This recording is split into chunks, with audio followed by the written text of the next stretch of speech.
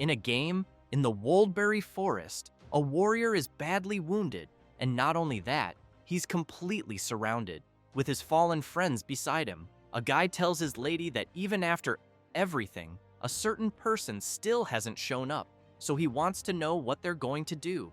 With a sinister look, she orders them to eliminate everyone. Thus, the executioner, without a second thought, charges at the warriors to wipe them out. The warrior looks back, expecting the worst, but someone moves swiftly in the shadows and with incredible agility and power, intercepts the attacking executioner. The warriors get excited when they see it's Jaehyun.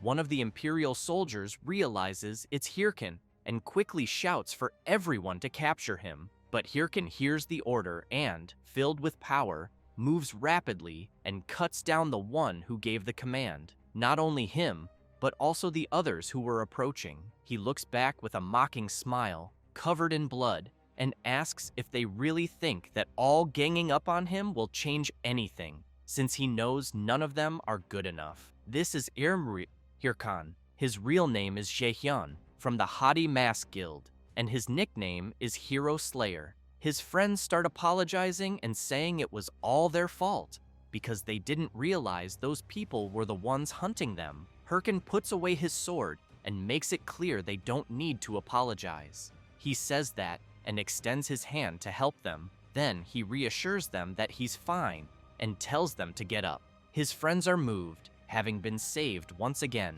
But Hirkan keeps emphasizing that, honestly, none of what's happening is their fault. And, looking at the person sitting and watching, he concludes that they're the real pathetic losers, since the real problem is people who can't fight fairly. With a sinister look, he asks the woman if he's wrong. She just smiles without saying a word, stands from her chair, and comments that it's all very exciting, but wants to know what's the point of their friendship. As she walks up to Hirkan with two people at her side, she makes it clear that trash coming together is still just a pile of trash.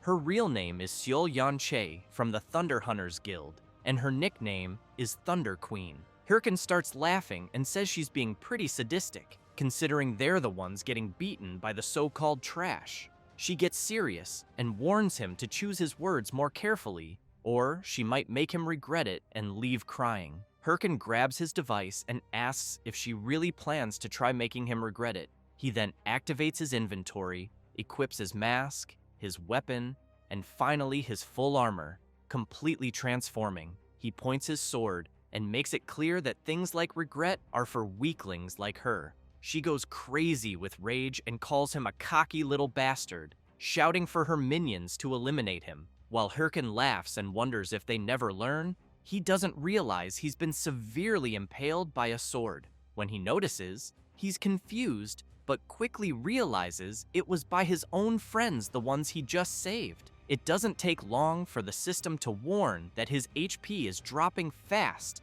and that his movements are being restricted because of it. As he collapses to the ground, he wonders what the hell just happened. His friend, upset by what he did, apologizes and explains that everyone there has to put food on the table in real life and that they have nothing against him. Hirkan wonders why his friends betrayed him like that. Meanwhile, Sil starts laughing hard and, unable to hold back, keeps mocking him, saying he's such a fool for believing in their act of friendship, as if that mattered when money is involved. She then starts walking toward him. As she reaches his fallen body, she calls out to him and makes it clear she's kicking him out of the game. She also emphasizes that if she kills him every time he logs in, she bets he'll eventually quit playing. While Hirkan is lying on the ground, furious, he hears her say that she heard he's a full-time warlord player and that without the game, he's just a useless piece of trash in real life. With a completely mocking expression, she wants to know if he really looks like he's gone back to being just trash. He becomes restless, claws the dirt with his nails, and charges at her, screaming for her to shut the hell up. But in an instant, blood sprays through the air, leaving him in disbelief. She's also surprised, seeing his friends stopping him with several swords stabbed into his body. She thanks them all, With the little strength he has left, Hirkin starts trembling and still insists on knowing why his friends did this, since the guild they had meant everything. His friend, guilt-ridden, simply asks Hirkan to die already. Then he says they were paid a few billion just to eliminate him. Hirkin remains disappointed in his friends, even after everything he did for them. He makes it clear that they once said they'd all be a family, but looking closely at their greedy faces, he realizes it was all just an illusion. Then, several system messages appear, saying that he has died and will receive a 48-hour login restriction penalty. He suddenly wakes up in the real world, terrified, screaming, and thinking he lost everything. The game in question is Warlord, a VR game that took over the world, highly profitable and powered by AI. Jaehyun thinks that game was what made him more than just trash. He remembers when he was playing and met the friend who betrayed him. At the time, he seemed really nice and even invited him to form a guild together. But every time he thinks about it, he gets even more furious, because what happened was unforgivable. He grabs his shirt, puts on some slippers, and runs through the city, thinking he must find and kill everyone involved. He grabs his phone and calls Dong-soo, wondering if he knew everything he went through and if they really think they can just move on alone. But as he runs like crazy, he doesn't notice the red light for him. At that moment, a truck comes speeding and gets dangerously close to hitting him. While he's thinking that if he had known things would end like this, he never would have wasted time caring about anyone. And now, unfortunately, he's about to be hit. Unable to dodge, he gets hit and thrown hard to the ground. While falling, he hears his phone say the number he called is unavailable and starts questioning how. Of all things, he ended up getting hit by a truck. He keeps thinking over and over that he can't die there. He also remembers the face of his friend who betrayed him and Sil, who totally screwed him over in the game. With the last bit of consciousness, he thinks he must get his revenge at all costs. Then something strange happens, and a system message says he's connecting. It says it's identifying the user. Finally, he receives a welcome message from the system. He opens his eyes, confused, and even more confused when he sees a huge monster in front of him, with several dead bodies around, and a large system screen asking him to complete the tutorial, where he must survive against the Minotaur, the Labyrinth Master. He tries to understand what's going on and what the hell kind of tutorial this is. Then he hears someone calling him a noob. Looking ahead, he sees two guys shouting at him, telling him to stop spacing out and wake up, and asking if he didn't see the alert because they need to defeat the Minotaur now. The creature doesn't waste time and lets out a huge roar. One of the guys says it's impossible to solo the front pocket since it looks like they'll need 13 of them to take the monster down. Hirkin asks them to wait a second and says he wants to know if the Minotaur is that tutorial boss type, because he remembers it was removed from the game 5 years ago for being too hard. The guy is stunned and wants to know what the hell he's talking about, since the game Warlord was released only 10 months ago. That makes Hirkin even more confused about the situation. He starts thinking about the release date, but soon says he understands. Hirkin crouches down and picks up the sword. Then he starts walking toward the Minotaur, while the others want to know where he thinks he's going. Ignoring them, Hirkin gets ready, and as he charges straight at the boss, the guys wonder if he's crazy. The Minotaur notices his opponent's approach and prepares his powerful attack. However, Hirkin manages to dodge it at the last second. Increasing his speed, he lands a fierce blow, completely slicing up the tutorial boss. As the Minotaur's pieces fall to the ground, the guys who were there are left speechless, unable to believe what they just witnessed. But they soon exchange sly smiles and call out to Hirkin. One of them reaches out and says Hirkin is really good, then asks if he wants to join their guild. But Hirkan sees this request as a replay of when his old friend first invited him, so he gets super frustrated again.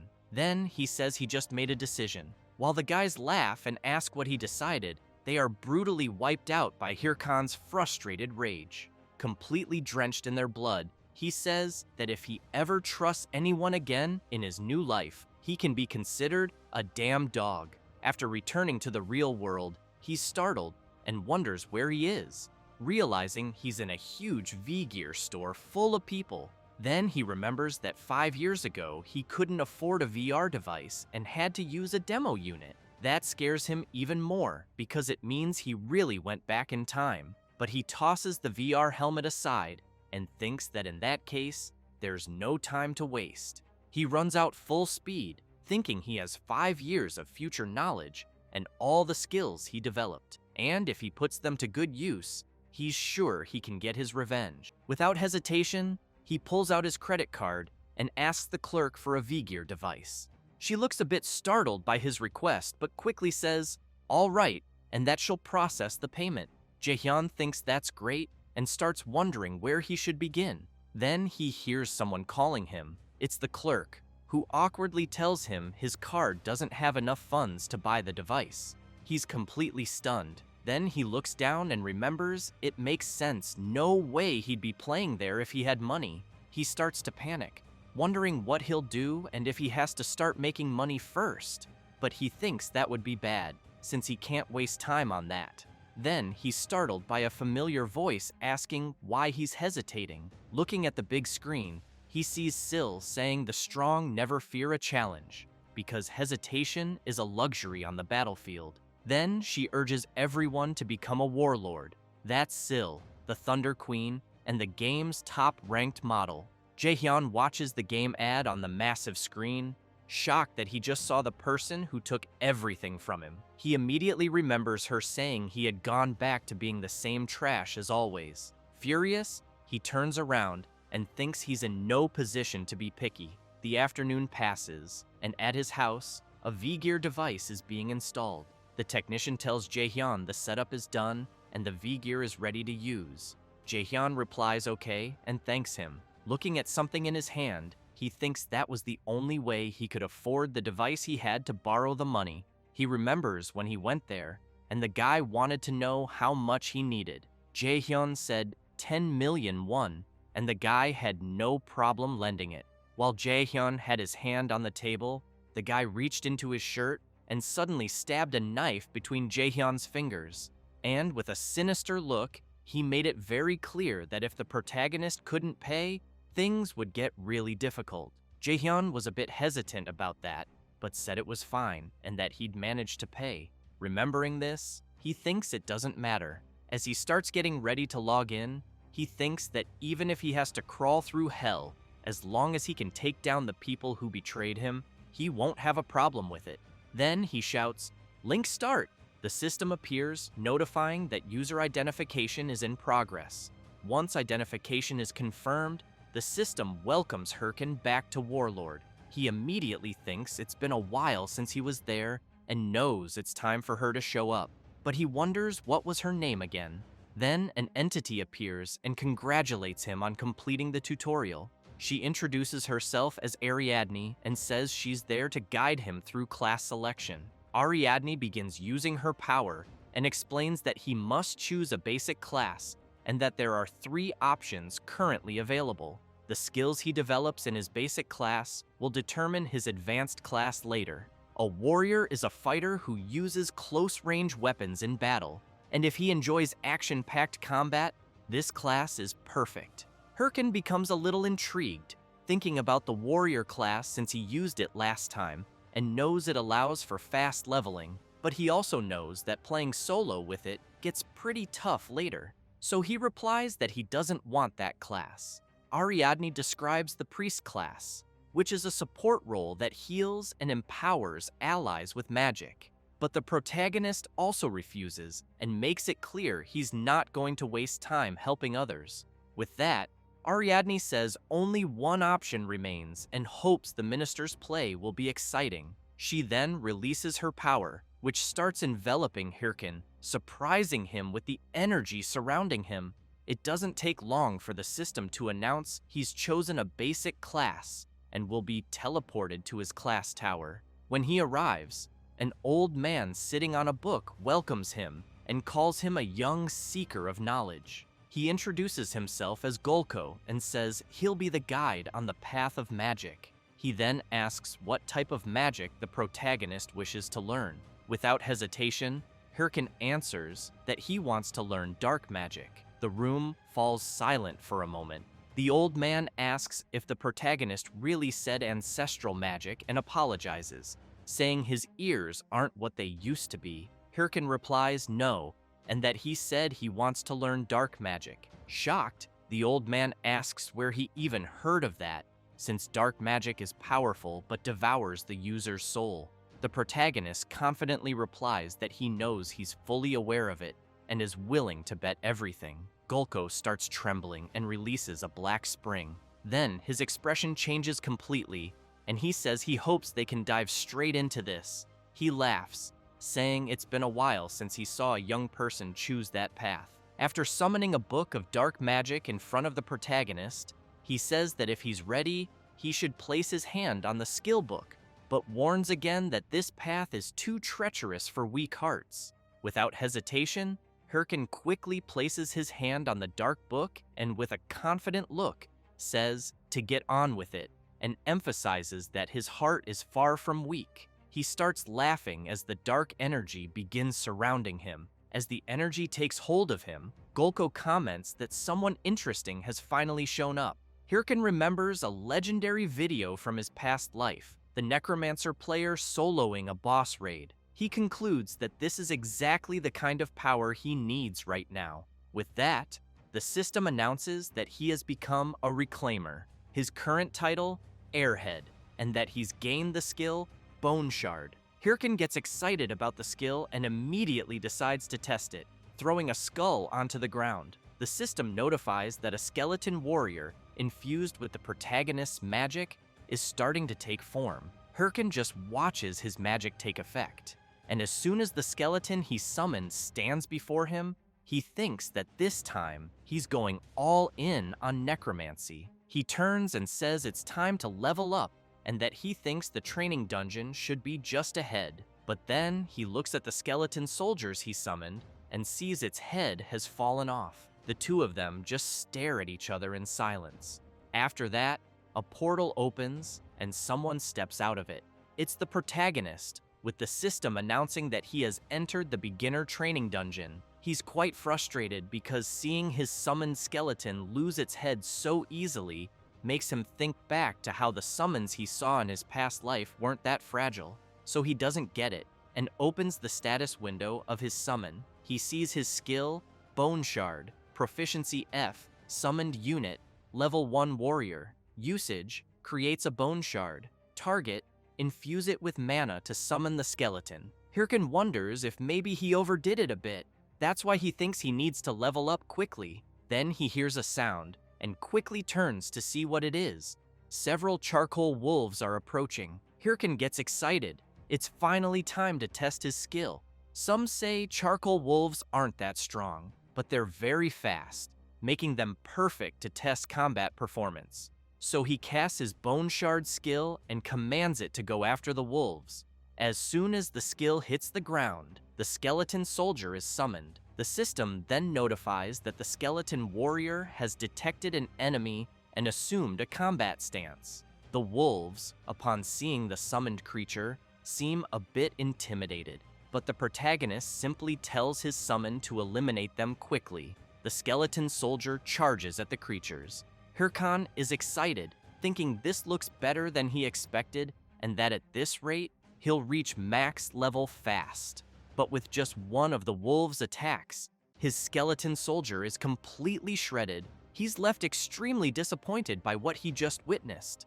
The skeleton's skull is thrown to his feet, making him furious and confused at the same time. He quickly opens the system screen and asks it to wait because this can't be right, and he wants to check the skills again.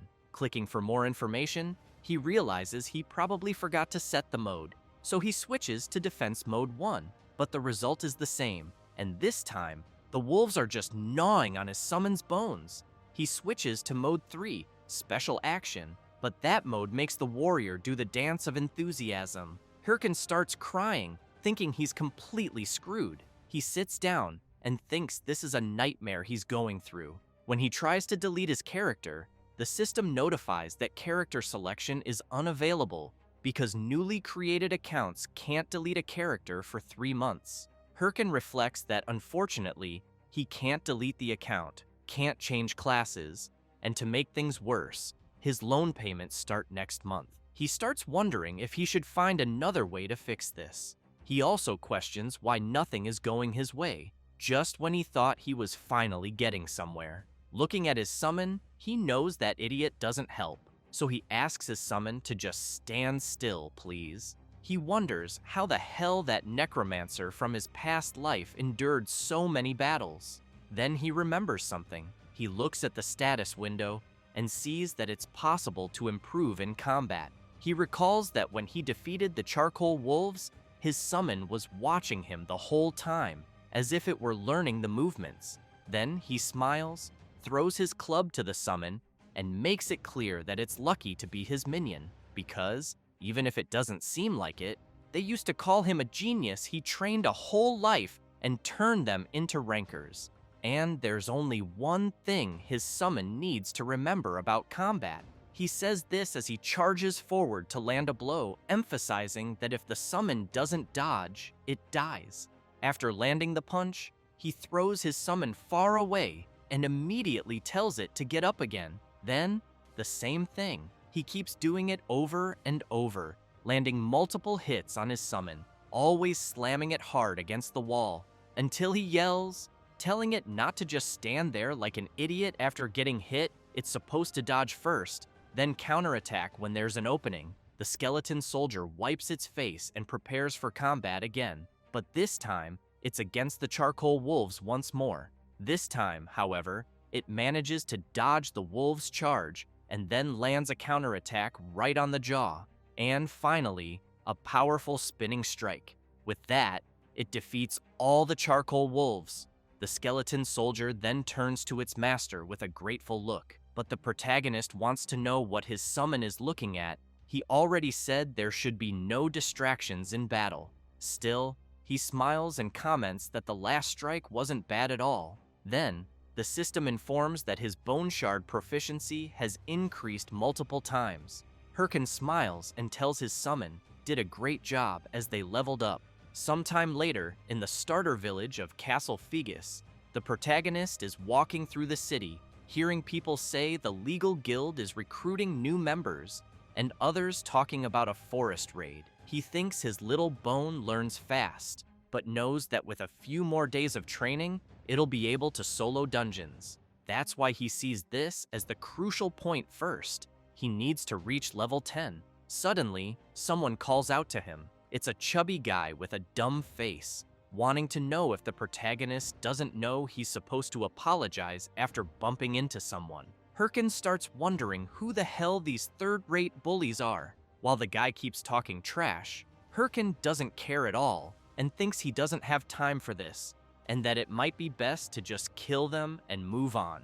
The chubby guy gets ready to punch him while shouting that the protagonist is ignoring him. But then, out of nowhere, a guy appears and blocks the punch. He immediately says the chubby one can't go around punching people. The guy gets nervous and wants to know who the hell just blocked his attack. Hirkin starts sweating cold as he remembers who that person is.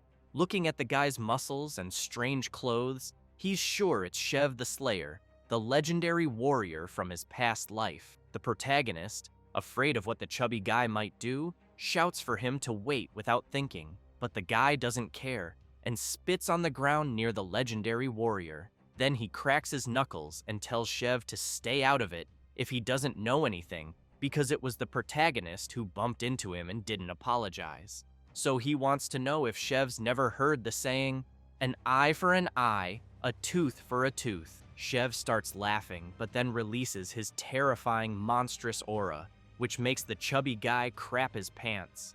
The protagonist is really impressed by the power he feels. Shev smiles, but with a terrifying look, and says that in that case, since the guy hit the palm of his hand, should he retaliate? The chubby guy's friend screams, warning him that the man in front of them is Shev the Slayer. Then he says Shev is the leader of the Red Bulls, one of the top 30 guilds.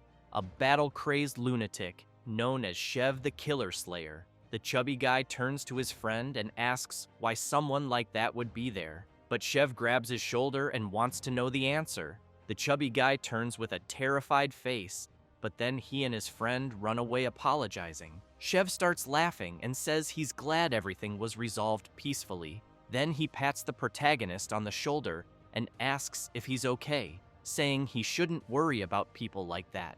But Hirkin quickly turns and brushes Shev's hand off his shoulder, making it clear that next time, he doesn't need his help. The Slayer is left confused, not understanding what the hell just happened. Smiling, he thinks that was pretty cold. As he quickly walks away, Hirkin thinks that for a moment, he was completely overwhelmed by Shev's power. But he clenches his fists and, furious, swears that the next time they meet, he won't be the same person he is now.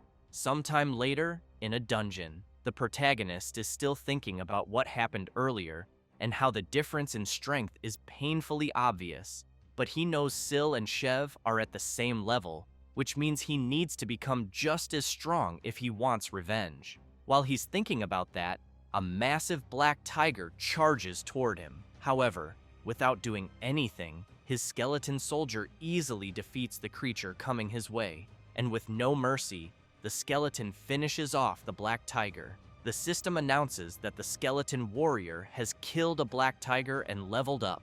While his summon looks pleased, Hirkin takes a deep breath and wonders if it really took him 3 days to reach level 10, thinking that it took longer than expected. That leaves his summon a bit upset, but after a while, the system finally congratulates the protagonist for reaching level 10. It says, monsters will no longer appear in the training dungeon, his beginner mark has been removed, and his rewards will be processed. Hirkan gets excited he finally made it.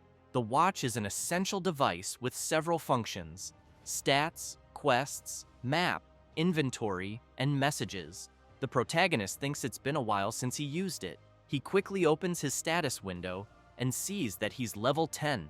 His class is Necromancer, with 3 points in strength, 3 in stamina, 5 in intelligence, and 5 in magic. He thinks it's a shame that his stats, but then the system prompts him to allocate his available stat points. He reviews his stats to decide what would best support his goals. He knows this is just the first stat distribution, so he needs to be careful. As a necromancer, the obvious choice would be to increase intelligence or magic, but he decides this time will be different and puts all his points into strength. With that, the protagonist's strength stat increases by 50 points, bringing his total strength to 53. His summon looks extremely disappointed. Seeing it upset, Hirkin asks what the problem is. Then he knocks on its skull and makes it clear he hasn't given up on necromancy, he's doing this to train it. He explains that increasing intelligence or magic right now won't make much difference,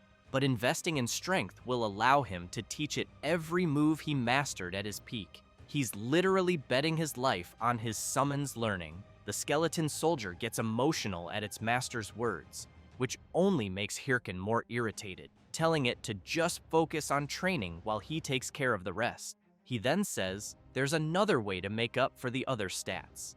The next day, he goes to the Monster Hunting Association at the Castle Figus branch. The mission distributor grabs an item and shouts to everyone there that fresh missions just arrived. While the crowd starts fighting to grab missions first, the protagonist calmly walks through them, thinking that missions this time of year are usually bad, but the guys are still hyped, so he figures they're all noobs. When he gets to the counter with the old man who gives out missions, he says he wants one and asks to see the list. The old man agrees but warns him that all that's left are the ones no one wants, either too hard or with lousy rewards. As Hirkin scans the available missions, he thinks most of them are really boring, but he notices one that catches his attention. After picking it up, he thinks he's found his ace. It's the Baima Mountain Cave, a basic mission with low-level monsters.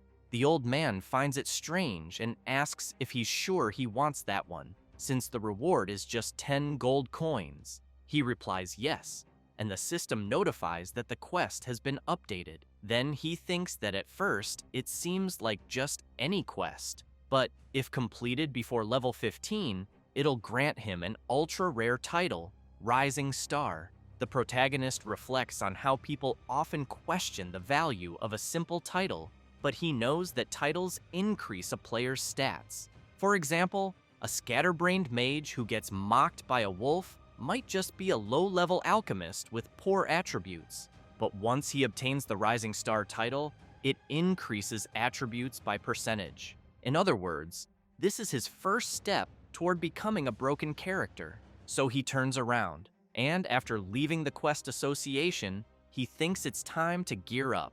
Sometime later, on Mount Bima, Hirkan isn't looking too pleased. He realizes he equipped himself with something ridiculous. He immediately starts complaining, wondering what the hell he just did, since after spending all his money on equipment for his summon, he only had enough left to afford cheap stuff, and now he looks like a fool. But he knows he just needs to finish the quest quickly and buy real clothes. So he runs off to complete the quest right away. Meanwhile, elsewhere in the forest, a bloodied hand rises. It's a man lying wounded among the plants, calling for help until he gets dragged back in. Sometime later, a warrior arrives at Mount Bima and declares that the grand adventure of the Great Multi is about to begin. He feels proud for being level 11 and thinks he might even become a top ranker in record time. Then he hears someone screaming for help, asking for someone to save their lost friend. The warrior rushes over and asks what happened. The priest says a monster started attacking them out of nowhere, but he barely escaped, and to make it worse, they ran out of healing potions. The warrior starts looking through his device and says he thinks he has some potions and tells them to hang in there. The priest starts crying and thanks the warrior, but it was a total setup. Another guy was ready to strike the warrior while he was off guard. After taking the hit, the bleeding warrior collapses and wonders what just happened. The priest thanks him again and, along with his friends, makes it clear to the fallen warrior that they'll make good use of his items. The warrior is crushed when he realizes he was tricked by such pathetic people. The priest drives his sword into the warrior, finishing him off, and says it was his own fault for falling into such a lame trap. The system announces that player multi has been eliminated and removed from the game. It also says the player's watch has dropped and is now up for grabs by the bandits. The bearded warrior laughs and says nothing beats messing with noobs. With several watches on his arm, the priest turns around with a sinister look and tells his friends to go find the next sucker. They are members of the Ralph family, part of the infamous player killer gang. Meanwhile, elsewhere in the forest, the protagonist's summon is ready to battle some fierce creatures that charge at it. Hirkan snaps his fingers and switches his summon to attack mode, making it rush at the creatures without hesitation, and with little effort, it completely obliterates them. The system reports that the skeleton warrior killed an ancient wolf and gained 375 experience. After another kill, 366 more, and finally, another 379. As Hirkan watches his summon handle the creatures, he thinks that now that he bought it a sword, it can defeat an entire pack of ancient wolves on its own. He also knows he made the right choice by prioritizing gear for the skeleton. Pleased, watching his creation grow stronger, he thinks that real gamers focus on performance, not appearance. The skeleton soldier looks back, sees his proud master, and immediately wonders why he's looking at him like that. However, Hirkan turns and replies that it doesn't matter if his summon is done dealing with the ancient wolves, then they should just leave already, because he needs to level up and get rid of the horrible outfit he's wearing. Little Bone runs after his master, but something suddenly comes flying, and an arrow hits the summoned skull dead on. This startles the protagonist, who wants to know where the hell the arrow came from. Someone approaches, apologizing. It's the same cheating players from earlier. The priest says he's really sorry, and explains that he saw the protagonist's creature from afar and thought it was a monster. They keep insisting they're sorry. Hirkan was about to say it was fine, But then he notices the blood-stained watches on the priest's arm, as well as the warrior's sword. He quickly concludes they're scum, so he starts acting, smiling and saying it's fine, but asks if they happen to have a mana potion. The priest apologizes again and says unfortunately they don't, but offers to help him level up, since his mana will naturally recover with each level up. The protagonist keeps pretending he doesn't suspect anything and says that sounds good. The priest insists it was their fault, so they'd be happy to help. Looking at the monsters ahead, he calls his group to battle. He explains that they'll weaken the monsters and the protagonist can deliver the finishing blow. As they move in, the priest quietly asks if everyone knows the plan. They all respond yes. The warrior whispers that he'll take aggro first. Then, the mage says he'll cast an attack buff second. And finally, they'll accidentally let the monster loose toward the clueless protagonist. That way, the poor idiot will panic when he sees the beast charging at him, so they all just wait for it to happen. However, they're quickly left speechless, unable to believe what they're seeing. The protagonist's summon easily defeats the creature. Hirkin then says he's fine and asks them to just keep going. They start wondering what kind of summon he's using, and maybe his level is higher than they thought.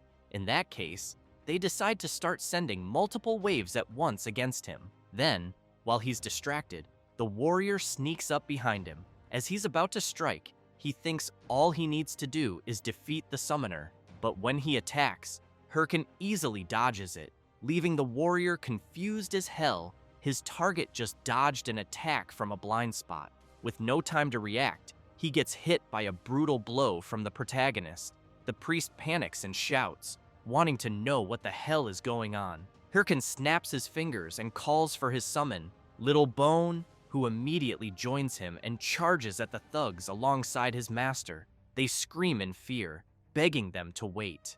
But with no chance to defend themselves, both are attacked by the coordinated strike of master and summon. After their bodies crash to the ground, Hirkin makes it clear he knows their kind all too well. As he walks toward them, he says they're the type who earn people's trust just to stab them in the back and take their loot. But he admits that if he still thought like before, he might have fallen for it. The blood-covered priest starts screaming in desperation, begging the protagonist to wait a second and just take all his items and go.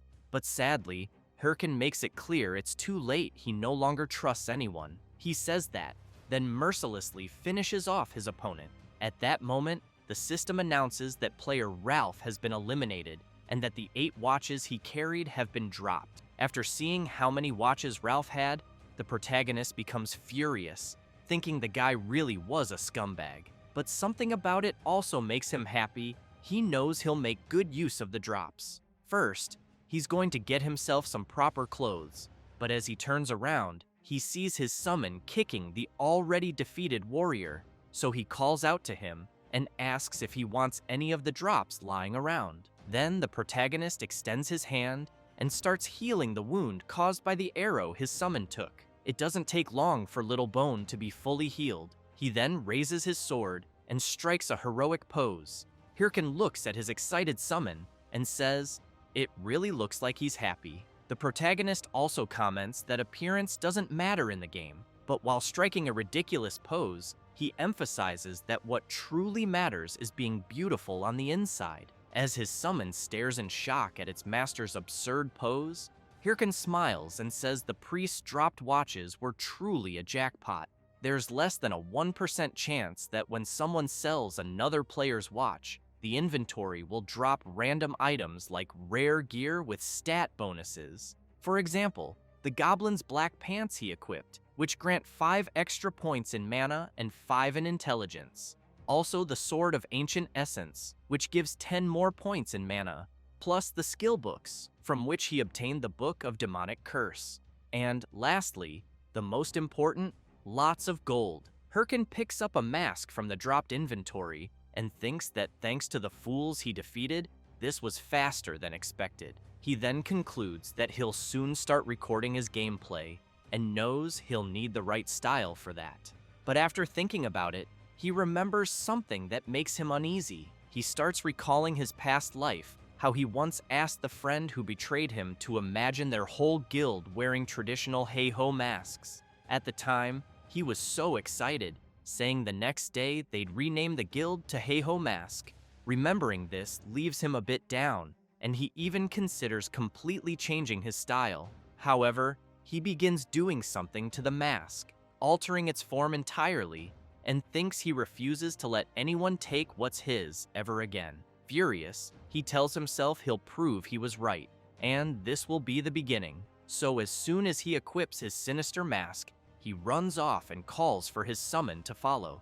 Sometime later, in a different dungeon, the protagonist and Little Bones step through a portal, and the system announces that he has entered the Bima Mountain Cave dungeon. Hirkin examines some markings on the rocks and thinks he clearly remembers that in this dungeon, there are blue werewolves. He also knows they're tough monsters, but with his new gear, he believes he'll be fine and might even clear the dungeon in 10 minutes.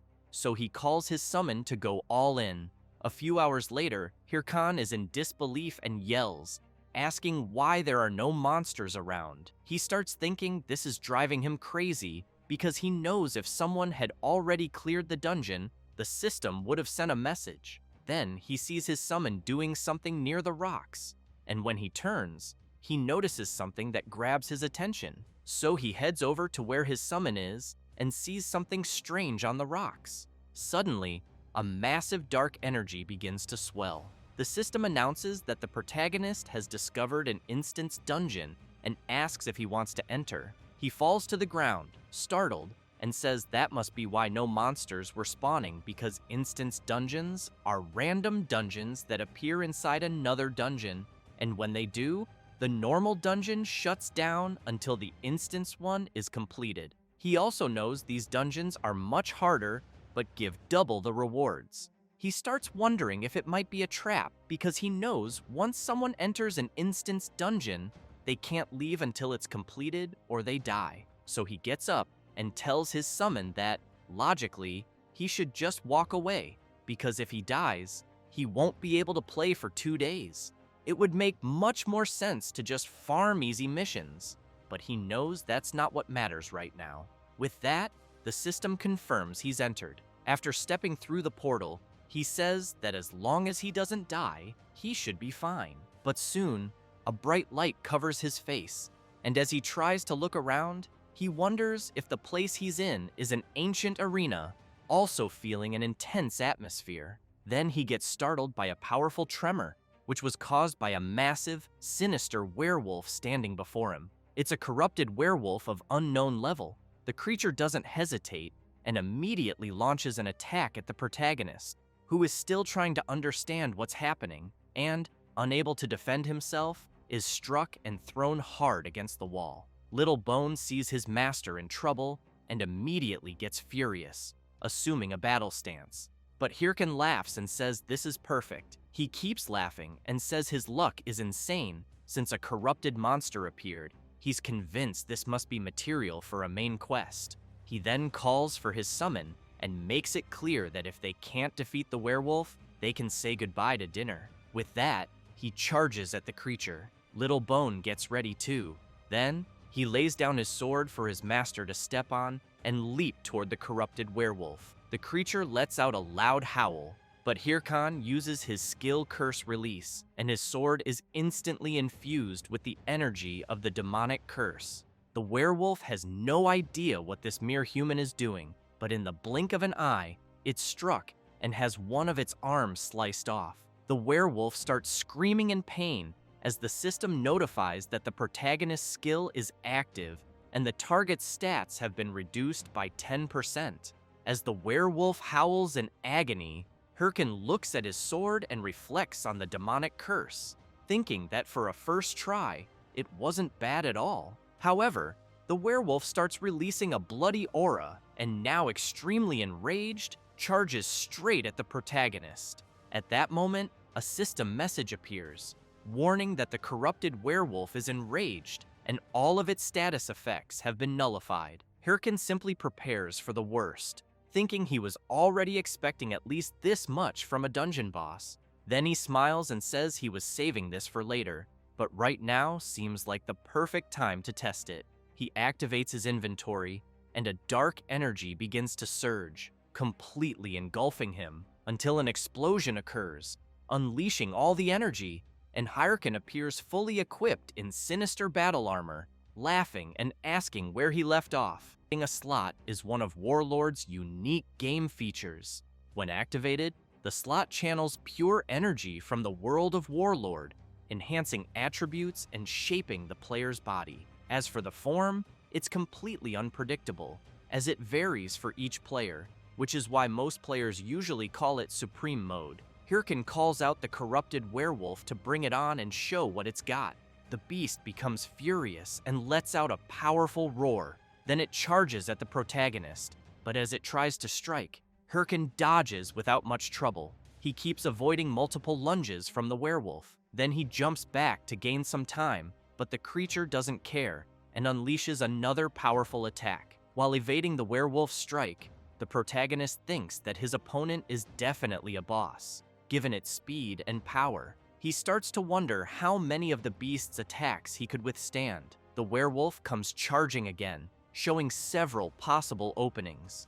Noticing one of them, Hyrule, with his sword radiating energy, lands a powerful slash on the werewolf, making it scream in pain. He then smiles and says that this is why he finds the game so fun, but he's startled by a tremor, as the werewolf is still not defeated and is attacking again. Hyrule takes a deep breath and realizes his opponent is still enraged and that he can't afford to relax in battle. While airborne and the werewolf about to grab him with its claws, the protagonist looks to the side, wondering if his summon is just hiding something. Then, Little Bone jumps onto the werewolf and manages to cut off its other arm. Hyrule immediately shouts to his summon, saying it's time for the attack they practiced. The werewolf is left confused and helpless as it's hit by their combo attack. The attack was so fast that they managed to land several simultaneous strikes, slicing the enemy completely, and the system announces that they have defeated the corrupted werewolf. Hyrule then deactivates his slot and comments that it wasn't bad at all. Next, the mission card the protagonist selected starts spinning and glowing brightly. It reveals that the Mount Bima Cave mission, Defeat the Monsters, has been completed, and the protagonist received 10 gold coins as a reward. The system also announces that the skeleton warrior defeated a high-level monster, and the skill, Bone Shard, has been upgraded to rank E. Additionally, the protagonist also obtained the werewolf's skull and hide. While his summon celebrates, Hyrule notes that it seems like instant dungeons really do have the best drops. The system continues by announcing that the protagonist obtained the Corrupted Tracker's Necklace, a unique chronicle item. It boosts all class-related attributes, plus 18 to all stats. It's bound to the user, non-transferable, with only one requirement: the user must have the Corrupted Tracker title. Hyrule is quite surprised by this drop. He knows he can't sell it, but it's still a higher class item than any standard one. He gets even more surprised as he also earns 3 new titles. Rising Star, which grants plus 3% to intelligence and mana. Hyrule knew he was going to get that one. The next title is Hero Challenger, granting plus 3 to stamina. Hyrule comments that he even got a group title, since he soloed an instant dungeon. And finally, the Corrupted Tracker title. He's quite surprised and wonders if this is the introduction title for the first chapter of the main quest, the Corrupted Count. Hyrule knows that the main quest is the foundation of the Warlord game world, being a crucial storyline, and because the rewards are insanely good, every player wants in no matter what. It's the core content of Warlord for players. While trembling from all the rewards he received, he thinks that even in his past life, he barely made it to Chapter 4. He gets excited and thinks that what he got wasn't luck, but a jackpot. So he yells to log out immediately. Back in real life, he sees a breaking news live stream, with a player announcing that his guild, Hydra, has officially entered the final phase of the Corrupted Count scenario, and that they aim to complete it within 3 months. Jaehyun pauses the live stream and feels really down, because what he thought was a jackpot in-game turns out to be nothing in the end.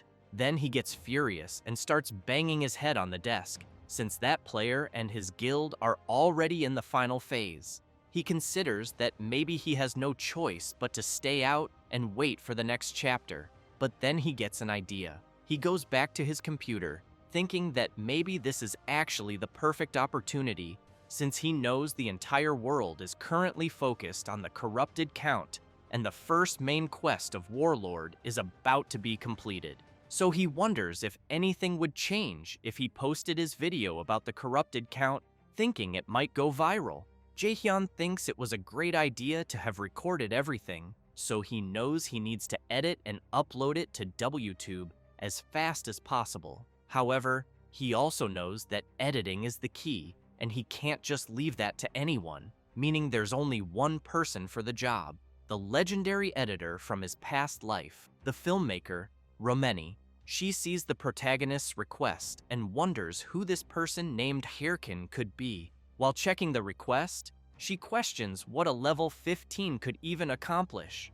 Maybe the starting cave, guessing it's just some rich newbie making a flashy video for social media, until something catches her eye and she ends up genuinely shocked, remembering a certain person.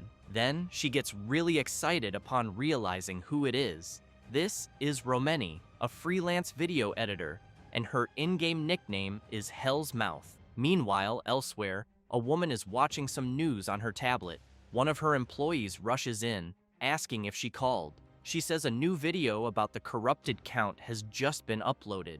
She hands the tablet to her employee and says it's quite interesting, since a level 15 defeated a corrupted werewolf solo. The four-eyed guy laughs and says her team also saw him, but made it clear that corrupted werewolves are low level, so they didn't think it was worth tracking. She smiles and says she liked it. Then she asks her employee to bring the person from the video to her. This is Sholyon Che, heiress of the Thunder Corporation, the biggest business conglomerate, and her name in Warlord is none other than Thunder Queen Syl. The next day, the protagonist is quite surprised looking at something on his phone. Seeing the video he posted the day before, he notices it already has many views. To be exact, over 6,000 views. He feels awkward, knowing it took him months to reach that many views in his past life. Looking at the message Romeni sent, asking if he saw the view count, he realizes something else has changed. She contacted him first. He knows that normally she never reaches out first, as she's supposedly a very mysterious person. Then she asks when he'll send the next video. Jaehyun lies back in his pod, takes a deep breath, and says he's wondering that too, since he has no idea what to do for the next video, and there's no way he's going to find another monster like that werewolf with the ear again. So he thinks it's better to start making videos only once he reaches level 50. That said, he turns on the VR device, begins logging into the game, and thinks he needs to strike while the iron's hot. Meanwhile, Shev the Slayer is watching the protagonist's video. He comments that no matter how many times he watches it, the protagonist's moves always seem impressive. However, he becomes intrigued by something while watching the video and wonders if he doesn't already know him from somewhere, as he seems very familiar. Then a beautiful woman arrives. This is Yell, affiliated with the Red Bulls. Shev tells her he's talking about Herkin, the one with the ha-ho mask, and that he's one of the trending topics right now. She wants to know if her friend is watching the video again, saying it would be strange if he weren't familiar when Shev watches it all the time. The blonde guy takes a deep breath and, all excited, shouts that the game makes you feel like you're moving in real life. So when people play for the first time, they tend to be shy with their movements. But that's not the case for the protagonist. Then he asks if she saw how the protagonist trained his summon, since it's on another level compared to other necromancers. Yell starts getting annoyed with her friend's chatter and yells at him to shut up. Then she starts pushing him and tells him that if he's going to keep talking nonsense, he should go back inside because they're going live in 5 minutes.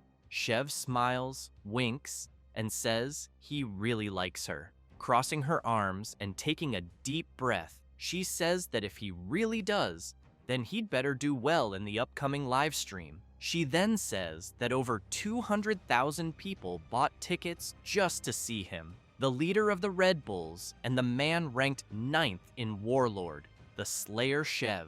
With that, as the live stream begins, a dungeon portal appears, and both he and the members of his guild get ready to enter. Shev smiles and, pointing his blade, tells everyone to prepare for battle.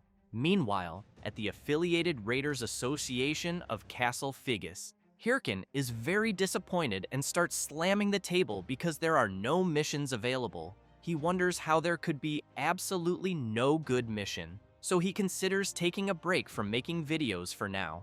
The old mission man approaches and says he knew the protagonist was the adventurer who cleared the Mount Bima cave dungeon. Hirkin remembers the old man. He introduces himself as Hotan and wants to know if the protagonist has a moment. After going to a more private place, the old man says he's heard everything and knows the protagonist even encountered a mutant in the Mount Bima cave. Hirkan is puzzled, thinking he doesn't remember any such quest, so he says he just saw a werewolf with strange eyes. Hotan turns and says that's what he thought, as he believes there's a strong chance the monster the protagonist faced had been exposed to the power of the corrupted. Hirkin finds this odd and wonders if the old man has lost his mind, but Hotan emphasizes that he doesn't know exactly who it is, but it's certain that the protagonist's power is causing monsters to go mad, and several are becoming victims. That's precisely why the Raiders Association has placed a bounty. But before he can finish speaking, his arm is suddenly grabbed. Hirkan, eyes gleaming, says he'd like to help capture this wicked bastard. He says this thinking it might be a hidden quest, and that he needs it as soon as possible. The old man tries to explain that he thinks it's too early for the protagonist to take this on, but Hirkan doesn't care and makes it clear everything will be fine. Hotan gets a little embarrassed and says that, in that case, he'll give the protagonist a chance, depending on how well he does. Then, he says there's someone named Ahimbri in Castle Bangsu, east of Castle Figus, which surprises Hirkin when he hears the name. The old man goes on to say that this person will be able to guide him, and that he'll also write a letter of recommendation. Thus, the quest Ahimbri's Teachings is created, with the objective of finding Ahimbri and showing Hotan's letter of recommendation, with a skill book as the reward. Hirkan leaves the Raiders Association and shouts in joy. Then he wonders if this is really happening, and if, by any chance, he actually got a quest to become Ahimbri's student, knowing that this person is one of the 7 disciples of the Grand Mage Bokan, since all mages want to meet him because he provides rarer skill books. In other words, he's a very important NPC in the game, so he runs off happily, thinking he probably got this opportunity because the Rising Star title combined with the main quest of the Corrupted Count, and that if things go well, he figures he won't need to worry about video material anymore, until he stops and realizes he almost forgot something he needed to do first. Then he heads into a forest, uses his bone fragment skill, and summons it. After Little Bone appears, he realizes he hasn't checked the rewards from the last battle, so he decides to start by using the werewolf skull he didn't sell. The system asks if the protagonist wants to use the werewolf skull to enhance the skeleton warrior. He says yes. The system then informs that the skeleton warrior gained werewolf traits and received 2 extra points in toughness. Hirkin knows it's now time for the Corrupted Tracker's necklace, so he wastes no time and equips it.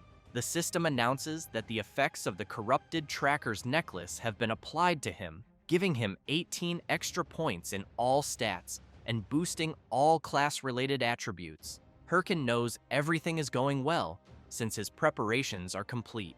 Next, he grabs 2 more bone fragments and throws them on the ground, summoning 2 more skeleton warriors, which leaves his primary summon confused. Hirkin tells Little Bone that from now on, there will be 3 of them, and they'll fight as a unit, so they'd better get along with each other. As the protagonist sets out with his 2 new summons, wondering what kind of monster might be in the area, Little Bone goes crazy, thinking he was supposed to be the master's only pupil. Doesn't take long before they encounter a level 25 forest bear. it starts attacking repeatedly, forcing the protagonist to dodge them all, until the wild bear finds an opening and charges. Hirkin panics, thinking he won't be able to dodge in time, but then he smiles, snaps his fingers, and says he grabbed the bear's aggro. With that, one of his summons leaps at the enraged bear, but unfortunately, the summon takes a heavy hit and is thrown back violently, several bones shattered. Hirkin gets angry and questions if the summon really thought such a predictable attack would work, since it needs to strike from the bear's blind spot. So he tells the summon to try again. It leaps at the beast once more, but again gets hit and slammed into the ground. Hirkin loses it and starts yelling, cursing his summon. Then he points out he already said to attack from the blind spot, and wants to know why the other summon did the exact same thing. However, the third summon walks forward and strikes a ridiculous pose, which actually makes its master smile, thinking maybe this one will do better. The final summon jumps at the bear, sword ready to strike, but the bear, without much effort, just swats it with its massive paw and knocks its head off. This leaves the protagonist even more furious and frustrated with his summons. So after some time, and after defeating the bear himself, he wonders if his summons even have brains because frankly, he doubts it. Then he tells them to put their heads back on. While they do that, he tells them to listen carefully and explains that when monsters are attacked, they obviously turn toward the direction of the attack. Then he draws a diagram on the ground and says that's why his summons need to go for the monster's blind spots. He then asks what would happen if they charged from where the monster is looking. The summons just make faces like they didn't understand anything, which makes him even angrier, and he tells them to just forget it. Even so, he thinks it's great that the skills rank has increased, and that he can now summon 3 skeletons at once, thanks to the effects of the corrupted tracker's necklace. But he knows the problem is that his summons can't work together. They just repeat what was told to one of them before, but since they haven't learned to fight as a team, they don't know how to do it. So he finds himself in a dilemma, knowing that his summons cost triple the mana, but are even worse than before. Then he gets up and says whatever, since he already reached level 20 like he wanted, and it also seems like he won't be able to make combat videos for a while. So he turns around and tells his summons to get up too, because they're going to train all the way to Castle Bangsu. He thought he'd leave the fighting to his summons while he sat back and relaxed like a necromancer should, but it seems he won't be able to avoid the front lines. So he concludes that he's totally screwed. After a while, he returns to the Raiders Association branch at Castle Bangsu. Inside, it's full of players. Then, a guy walks out of a room, and everyone immediately gets excited to see that a certain player has come out. They desperately want to know what quest that player accepted, and that's when the protagonist enters, thinking everyone there is like a bunch of hyenas. He covers his face and concludes that clearly, you can find people like this anywhere, knowing they don't even try their best on their own and just want to leech off others. Then he hears someone call him. A bald guy wants to know if the protagonist has a good quest, suggesting they could do it together. But Hirkin couldn't care less and tells the guy to fuck off. As he walks up the stairs, he reflects that he can't let anyone find out he's doing a Himbri's quest. At the top of the stairs, he hands over Hotan's letter of recommendation. The player inspects it, confirms everything, and politely asks Hirkan to head to the second floor. Meanwhile, people keep acting like parasites and desperately try to get in, claiming they're in a party with Hirkin. As he walks, he wonders what kind of reward a Himbri might give him, thinking it must be good, since it's a hidden quest, and that he'll try to build a long-term relationship with him. As soon as he walks through the door, he politely asks to come in, but is shocked to see tons of books and a huge mess. A person among the clutter wants to know who the protagonist is, since he doesn't remember scheduling anything. This is the NPC Ahimbri. Hirkin hands over the letter of recommendation, introduces himself, and says he's there on Hotan, the old man's recommendation. The NPC looks at the letter and comments that the protagonist seems to be a novice dark mage, and therefore assumes he must be pretty skilled for his level. Hirkin laughs and says it was just luck, but he thinks it doesn't matter as long as he gets the reward. Ahimbri says he understands and proceeds to give the protagonist his rewards. Hirkin gets excited after receiving the Bone Armor Skill Book and the Helm of Madness book. Then he thanks Ahimbri for giving him 2 super rare books. Ahimbri says that's it for business and asks the protagonist to leave. The system then announces that the Ahimbri's Teachings quest has been completed. He tells Hirkin to be careful on the way back. Hirkin finds it odd and asks the NPC to wait, wondering why the quest ended so quickly, and if he doesn't have another one to give, he knows he didn't come all this way just to get a couple of skills. So he starts yelling for Ahimbri, saying he'll do anything. The NPC then grabs the protagonist's hand and asks if he really will do anything. Hirkan replies yes. With a very suspicious expression, Ahimbri thanks him. With that, Hirkan receives the quest, the nest's egg, which requires him to retrieve the egg from the nest. And to make things worse, there's no reward. This leaves Hirkan in shock, thinking the NPC tricked him. Meanwhile, a knight walks through the city, causing people nearby to grow visibly nervous. Then they begin to wonder if the knight's gear isn't some kind of very expensive type. He continues walking and heads to the Affiliated Raiders Association. Then he wonders if that's where the player Ha-Ho Mask might be. Meanwhile, the protagonist, after leaving Ahimbri's room, feels very disappointed, thinking it's really possible to get scammed by an NPC.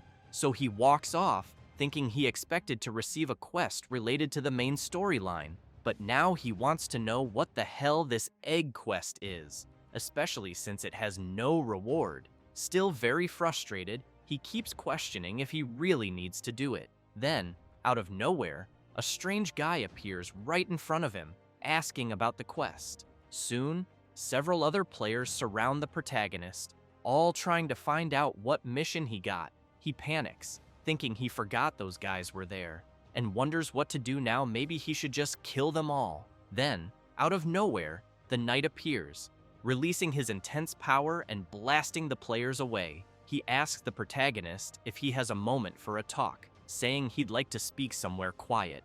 Hirkin finds it strange and wonders who the hell this guy is who just showed up. So he tells the knight to fuck off, but the knight gets really close to the protagonist's face and whispers, calling him Ha-Ho Mask and asking him to cooperate. That really scares Hirkin after hearing himself called by that name. So they go to an alley in the city. The knight says he's sorry for causing trouble. Then he taps his watch and says he felt like they couldn't talk properly out there. After unequipping his helmet, Hirkan is confused, thinking that based on the player's gear, he must be at least a ranker, but he doesn't recognize him. So he wonders who the player could be and how he knows the name Ha-Ho Mask. The knight asks if the protagonist really is Ha-Ho Mask. Hirkin starts getting nervous and thinks that in situations like this, the best thing to do is pretend he knows nothing. So he asks who this Ha-Ho Mask is that the knight keeps talking about, saying he just followed him there for a chat, but really wants to know who the hell Ha-Ho Mask is. The knight, a bit frustrated, wants to know if the protagonist didn't just receive a quest from an NPC named Ahimbri. Hirkin steps up to the player and demands to know who he is and why he should share any information, especially since he dragged him there. Still pretending he knows nothing, he flips the player off and asks if he's looking for a fight, but he thinks to himself that he has absolutely no clue who this guy is. All he knows is that he needs to keep pretending.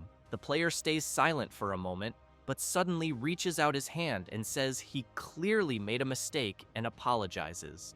Hirkin breathes a sigh of relief, shakes the player's hand, and says it's fine. Then he turns around to leave, making it clear he'll let it go just this once.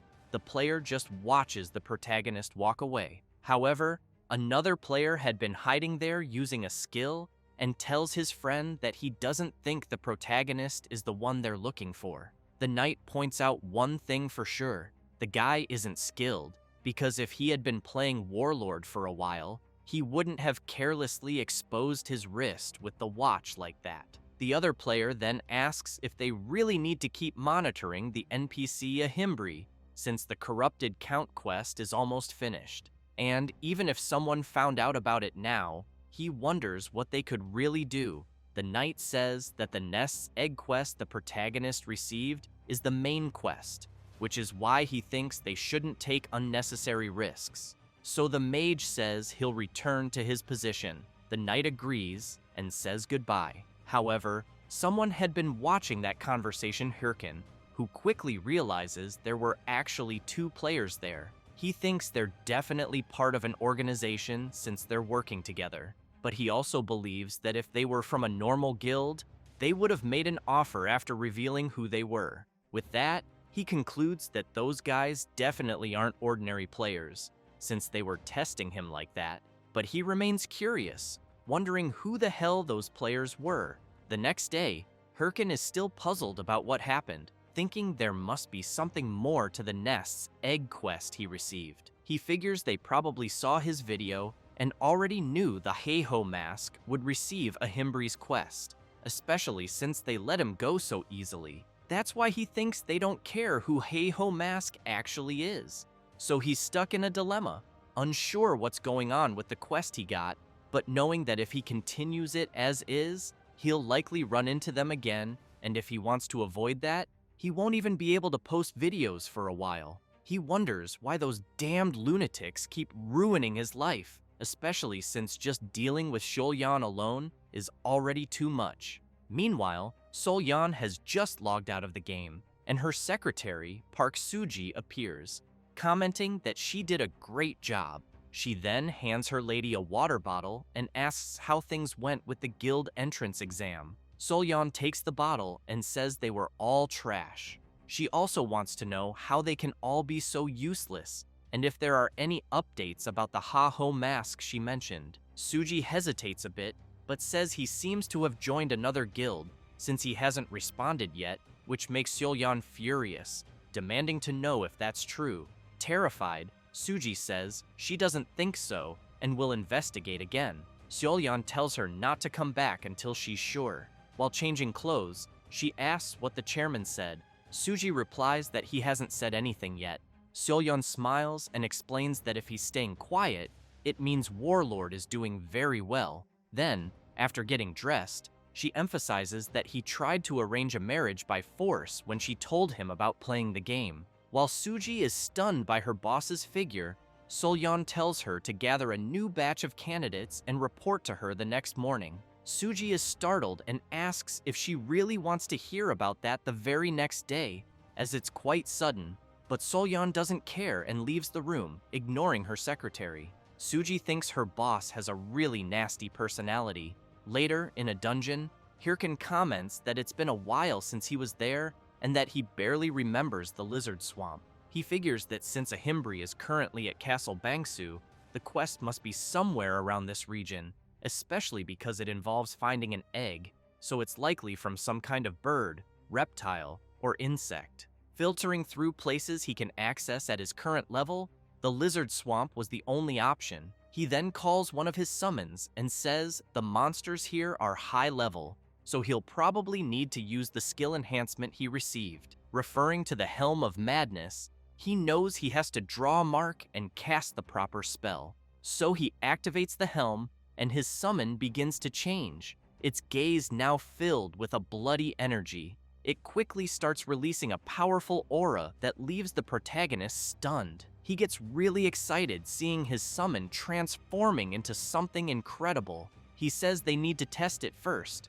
so he tells the summon to attack him, but he forgets the note in the skill that says there's a chance the summon might lose sanity. One of them takes a deep breath, eyes full of bloodlust, and charges at its master, who is now terrified. But Hirkin lands a solid punch to the summon's skull, launching it high into the air. As the skull crashes back to the ground, he demands to know how the summon dares to scream. Then he decides to review the skill more closely to check for a bug, but finds nothing. He figures maybe he got hit by his own skill somehow, but doesn't notice something emerging from the swamp behind him.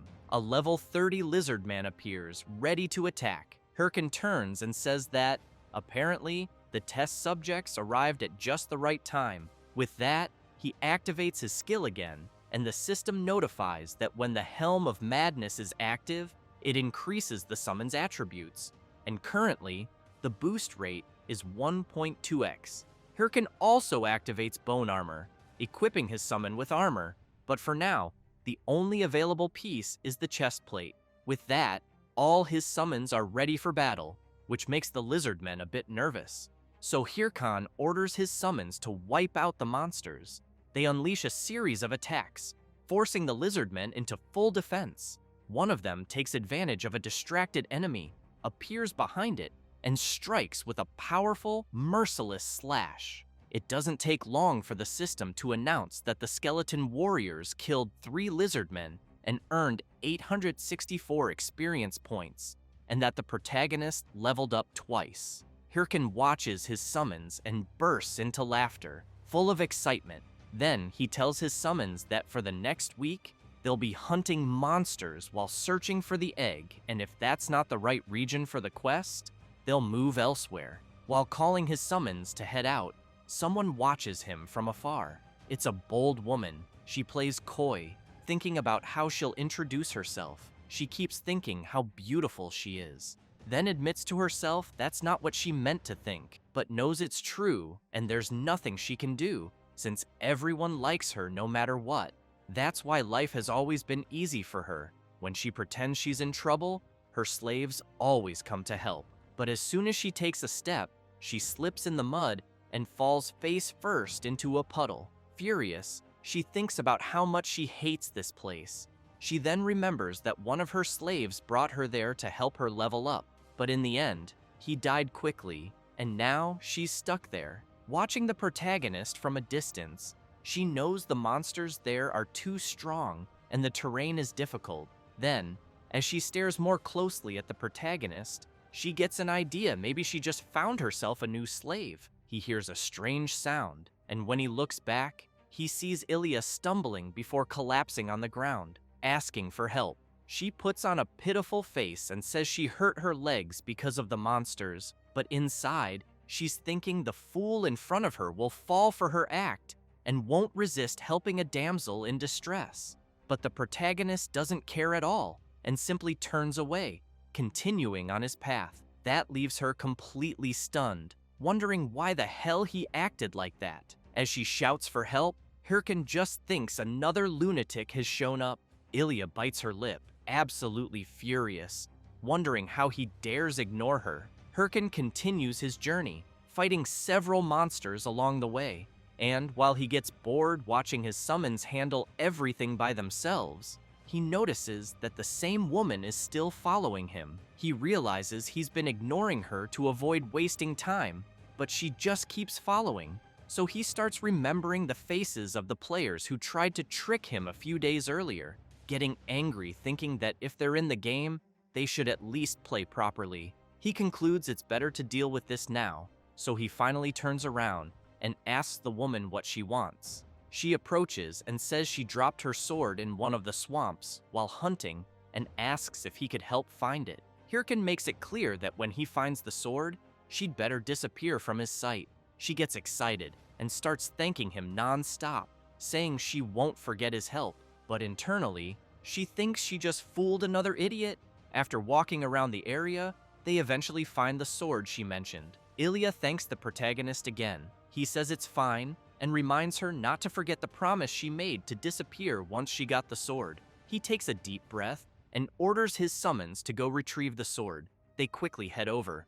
While laughing, she thanks him once more, but he knows that necromancers are nothing without their summons. So she takes advantage of the fact that the protagonist is distracted and attacks him. Just as she's about to succeed, Hirkin quickly turns around and tells her she's really slow.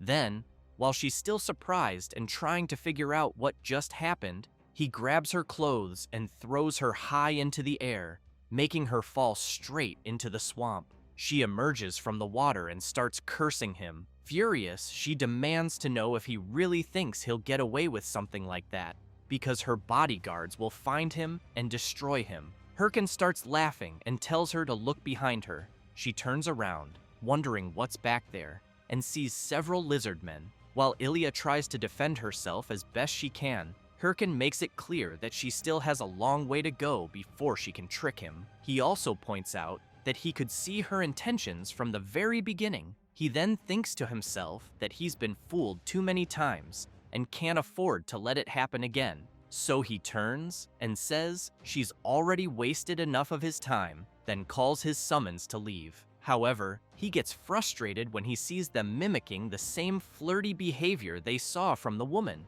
Hirkin gets angry and orders them to stop learning weird things, or he'll eliminate them completely. Then a system message pops up, informing that the player Ilya has been eliminated. The protagonist gets excited and says he wasn't expecting to earn points for that, since he didn't eliminate her himself. Then he remembers her yelling that her bodyguards would come after him, and figures they probably don't even exist. He'd even bet someone like her doesn't have anything like that. However, a group is watching the protagonist through a recording device, and they are furious. Sometime later, still in the swamp dungeon, someone is injured and has a sword pointed at them. Hirkin, while leaving his sword stuck in the player, tells the protagonist to screw off and calls him an enemy of Lady Ilya.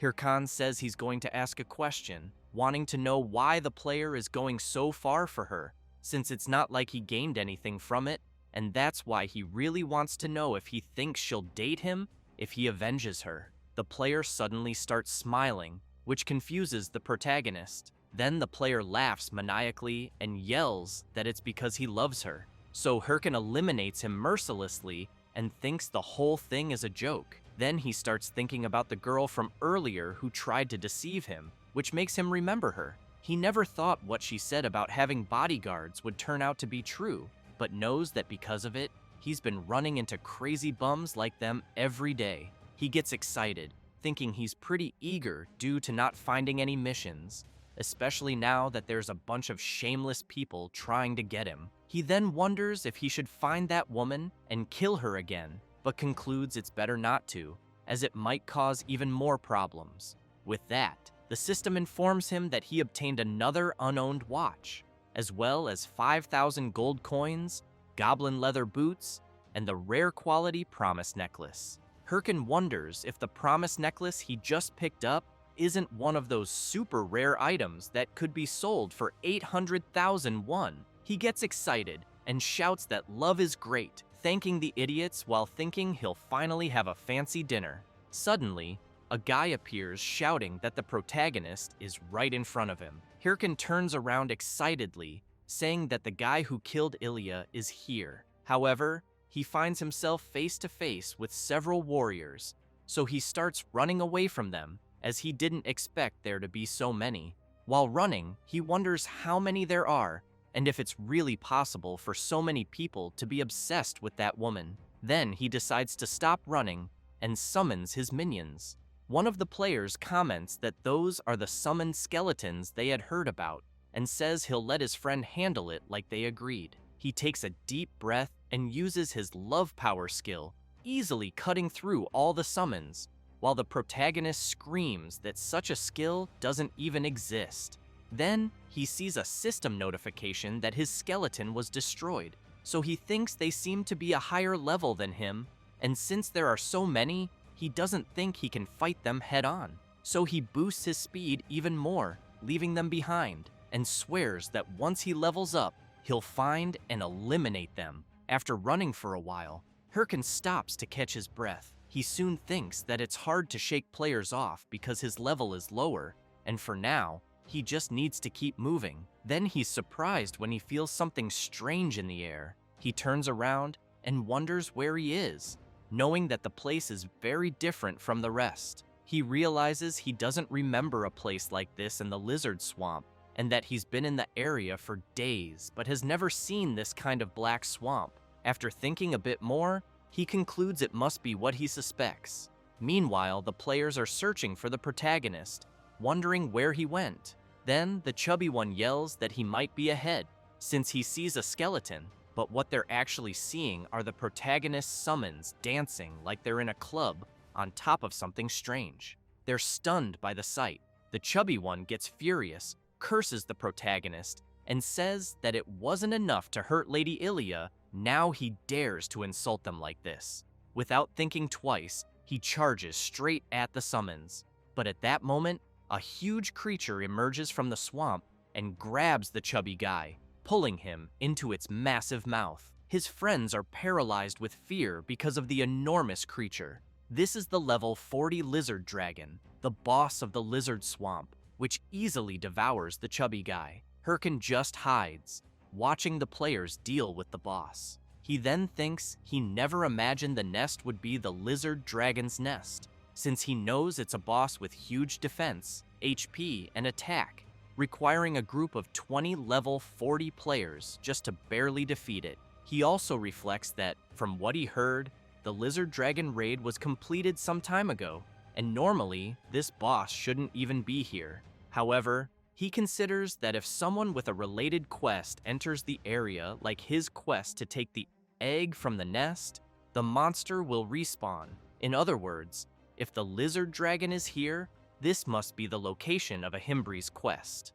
That makes him even more curious, wondering if Ahimbri really sent him there to defeat that thing and take the egg back, even knowing he's only a level 20 player. He gets furious, thinking that NPC is a real scumbag, but he also knows that luckily, he managed to gather some good comrades, so he figures it should be fine. One of Ilia's love slaves yells that the lizard dragon is too much and they better retreat, but Hirkin shows up and says they can't do that. He then uses his bone fragment skill and summons his skeleton warriors. The players, seeing the protagonist's summons, comment that they're surrounded.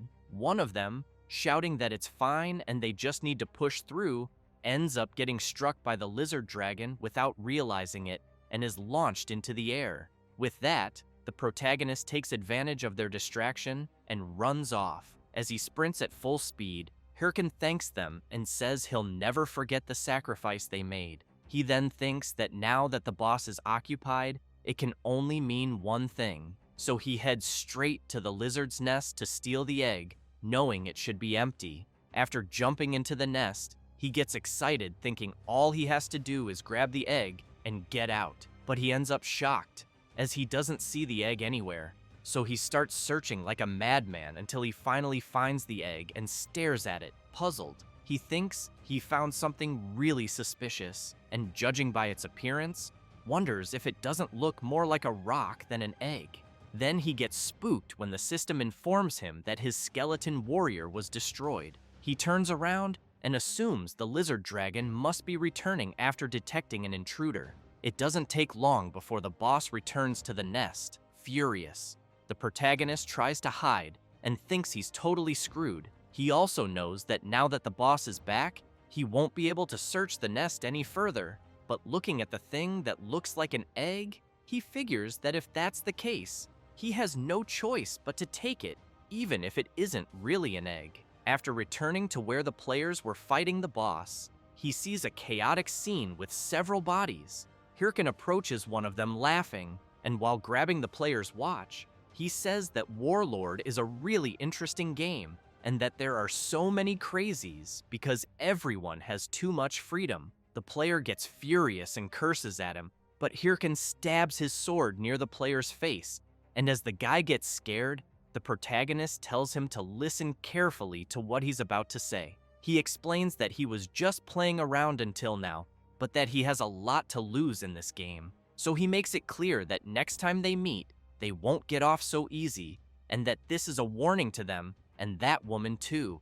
After saying that, he turns and runs off at full speed. After walking a bit, he thinks that he swears. If those players keep bothering him, even after his warning, it'll be all-out war. Then he thinks it's time to make some extra cash with everything he got in the swamp dungeon. So he posts on the game forum that he just found a lizard dragon in the lizard swamp and wants to sell the exact location for 100,000 won.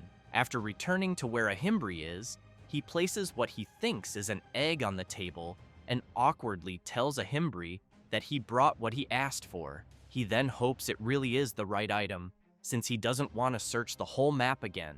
The NPC observes it closely, which makes the protagonist anxious.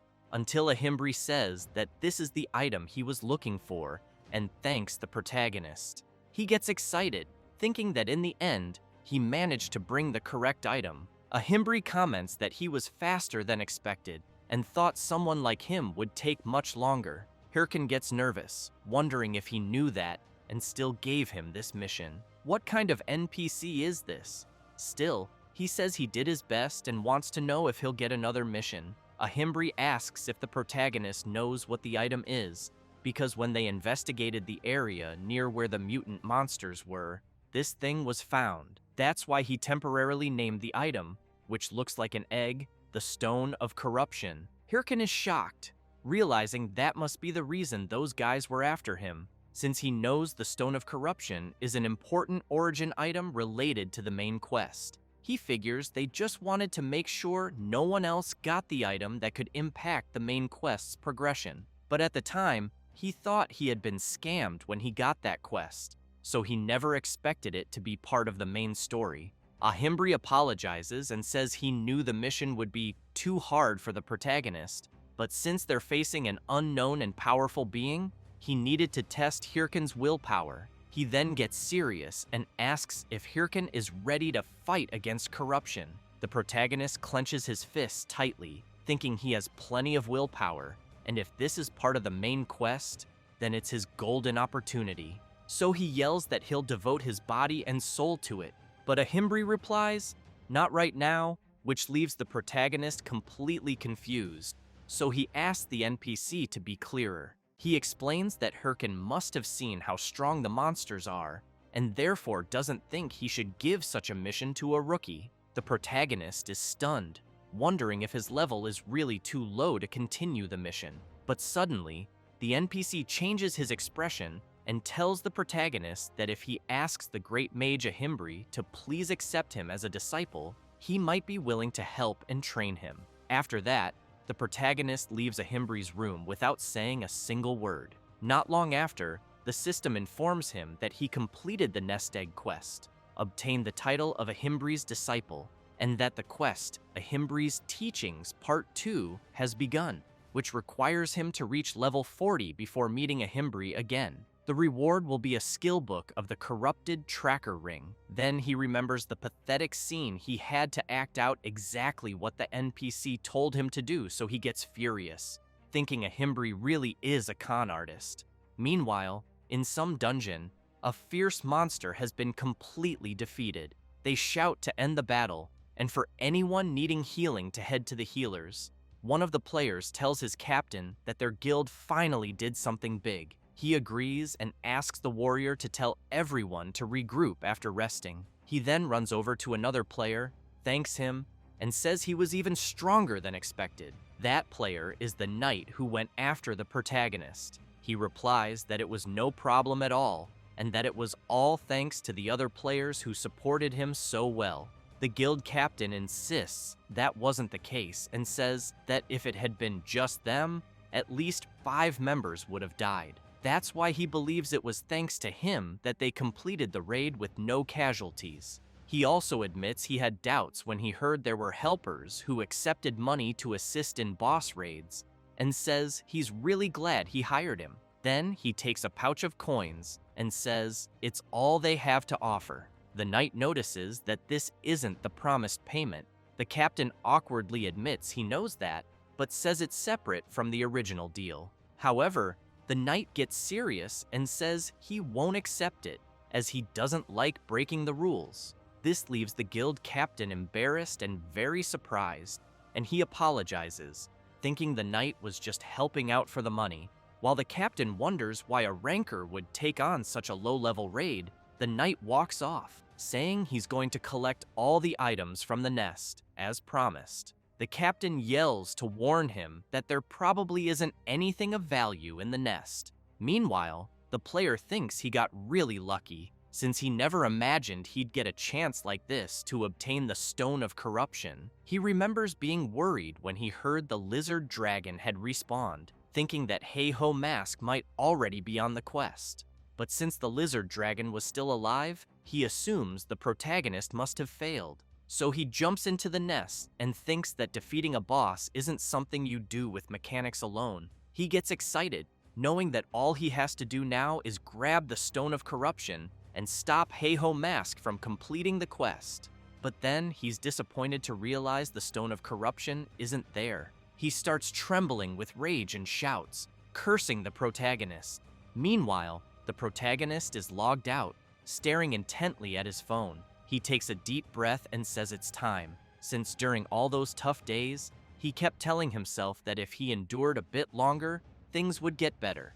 But he gets nervous and decides that ends now. He builds up confidence and says he's going to do it. He's going to order steak. He grabs his phone, starts jumping around like crazy, and says he was trying to save on gas and food just in case. But now that he's completed the main quest, he figures it's okay to treat himself to a juicy steak, especially since he earned some extra money. So he thinks it's a fitting reward and time to convert it into real money. As soon as he does, he sees his massive balance in the account and gets excited, saying, "It's finally time for steak." But then he watches several deductions hit his account: debt payments, utility bills, and rent. His balance drops to 856.1, leaving him stunned, since that's not even enough to buy instant noodles. He starts pounding the floor and wonders why he works so hard and is still broke. Then he gets a message from Romeni, asking if he's still alive and if he quit WTube for good. He picks up his phone and thinks he forgot to update Romeni about his situation and that he can't make videos anymore because some lunatics are after him. But then he gets nervous and wonders if he really needs to be so cautious when he's practically starving. What did he even do wrong? He's just an innocent player enjoying the game. Frustrated, he gets up and decides he doesn't care anymore. He'll do whatever he wants. So he logs back into the game and goes to a creepy place that looks like a graveyard. The system notifies that he's entered the field of the forest of the dead. As he walks, he tells his summons that no matter how many times he comes here, it's always scary. He figures this is probably the best place for him to grind some experience, and the creepy atmosphere is also great for attracting views on his videos. With that, he turns around and calls his summons to hunt. But first, he says they've got a new teammate now, and he's in charge of strategy from now on. He tells them to get along. His new summon is a skeleton mage, a skill that the con artist Ahimbri gave him. He knows that the more his mastery improves, the more advanced the effects they'll be able to use. So he concludes it's a great skill, but also one that consumes a lot of mana. Then, looking ahead, he sees a hand emerging from the ground and says, that's their next target. Several skeletons begin rising from the ground as well, all at level 33. This leaves his summons confused, as the enemies look just like them. Hirkin looks back and wants to know what his summons are doing, since they're supposed to be out there hunting monsters. But they're clearly terrified of fighting copies of themselves. Still, the protagonist couldn't care less, and makes it clear that his summons will realize once the fight begins that undead monsters have a different trait than normal ones. However, he sees his summons hiding in fear and immediately demands to know what the hell they're doing. Frustrated, he snaps his fingers and tells them to stop wasting time. They have a lot of work to do. Boney wastes no time and charges forward, striking a skeleton with pity. He then watches the enemy stand still for a moment, but it soon keeps moving even after being hit, leaving Boney confused. Hirkin comments that, yes, that's right, normal attacks don't work. So he pulls a warhammer from his inventory, one that adds 35 strength and lands a simple hit on the skeleton, shattering it completely. He follows up with a blow to its skull, sending it flying, and thinks it was a perfect home run. He turns around and asks his summons if they saw what he just did. They just have to smash the skull. But what he sees instead is all of his summons holding their heads in fear of him, terrified that he might do the same to them. Hirkan then says the goal is to hunt 100 skeletons in 100 minutes, because he's recording a timed attack video. With a sinister smile, he makes it very clear that if they fail, he won't let them leave. That instantly makes them dash off at full speed to hunt. After some time, The system reports that the protagonist has eliminated several skeletons and leveled up. He compliments his summons on doing a great job and thinks he expected them to take longer to get used to a weapon they'd never used before, but in the end, they're doing better than expected. Because of that, he believes the video will be a success, but he'll need to talk to Rameni first. That's when he senses a strange presence, and a massive level 35 skeleton warrior appears right in front of him. Hirkin gets nervous, realizing this is a rare monster that spawns randomly. He also knows there's a chance it might come back in a bovine form, so he runs at full speed with his summons toward the boss, thinking that he's finally going to get steak. As he charges, he wonders what he should eat first, grilled or roasted. But then he sees the skeleton warrior swinging a massive axe and has to leap back quickly, or he would have been wiped out by the monster's powerful blow.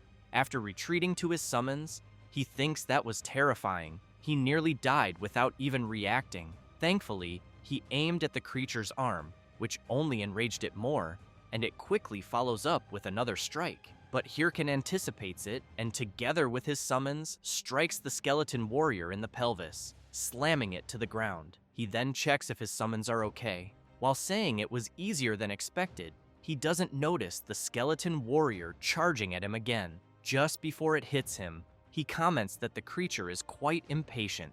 Then he yells out that there's still one last attack left from one of his summons. The skeleton mage begins channeling fire magic and launches it, hitting the warrior dead on and setting its bones ablaze. The system announces that the protagonist has slain a skeleton warrior and earned a large amount of experience. Hirkin takes a deep breath, thinking that was a close one. Looking at the flaming remains of the creature, he concludes he should get at least 10,000 views on that video. But he's still hungry and decides he's definitely grilling that steak. At that moment, the system alerts that the field boss has detected the death of one of the protagonist's subordinates, which leaves Hirkan confused. The system then continues warning that the field boss has found intruders, and finally, that the field boss is awakening. A massive magic circle appears right next to them. Then, its head begins to emerge, followed by its body, until a colossal creature fully materializes before Hirkin and his summons. He's left speechless, unable to believe what he's seeing. The level 40 golden skeleton boss has appeared. He knows that the golden skeleton is the Forest of the Dead's boss, and the first mage class boss, a powerful one known as the Rookie Killer. He also recalls that the condition to make it appear was defeating several skeletons. Though he hadn't considered that at the time, he thinks there's no way he can beat it, but if he does, it'll be a huge jackpot. Then he gets an idea of how to pull it off if he buffs his skeletons. Maybe there's a chance. So he calls his summons into battle, only to notice they've vanished. The system then informs him that his summons were dispelled due to lack of mana, which leaves him stunned. He starts to panic. He's all alone in this fight. He doesn't realize it's normal, since he had summoned all 4 and even made the mage cast all those spells. So there's no way he'd still have mana left.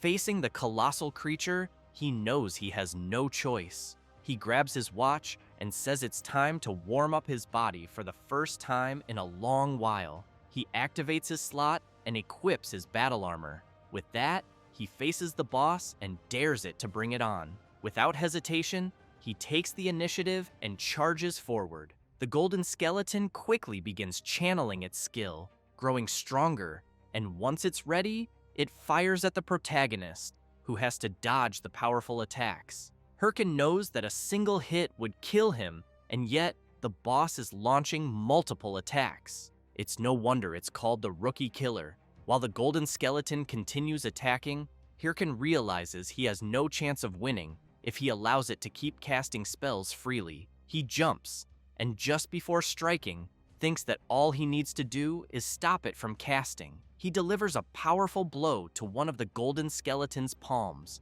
managing to delay its attack. Hirkin notices that the boss's hands are tied to its spells, so he figures he just needs to destroy all of them. At that moment, the golden skeleton begins to react strangely, and the system alerts that the field boss is staring directly at the protagonist. which confuses him. Then the system warns that the boss has seen through him and is evaluating the protagonist's skill level.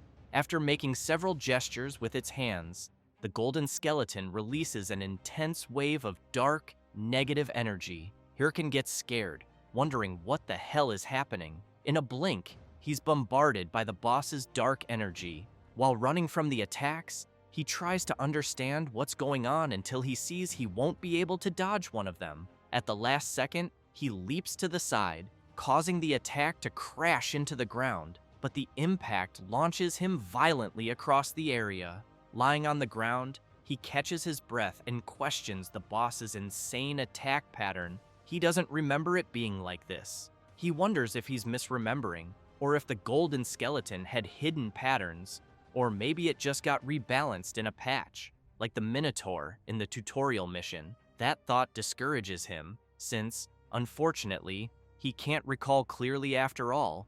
It's been years since he last hunted a golden skeleton. Still, he grabs his weapon and thinks how frustrating this is, having no skeletons to summon and not even remembering the boss's full attack pattern. Looking up at the colossal creature in front of him, he wonders how he's going to defeat it. The boss quickly launches another attack, forcing the protagonist to dodge again. He keeps doing this with every attack the golden skeleton makes.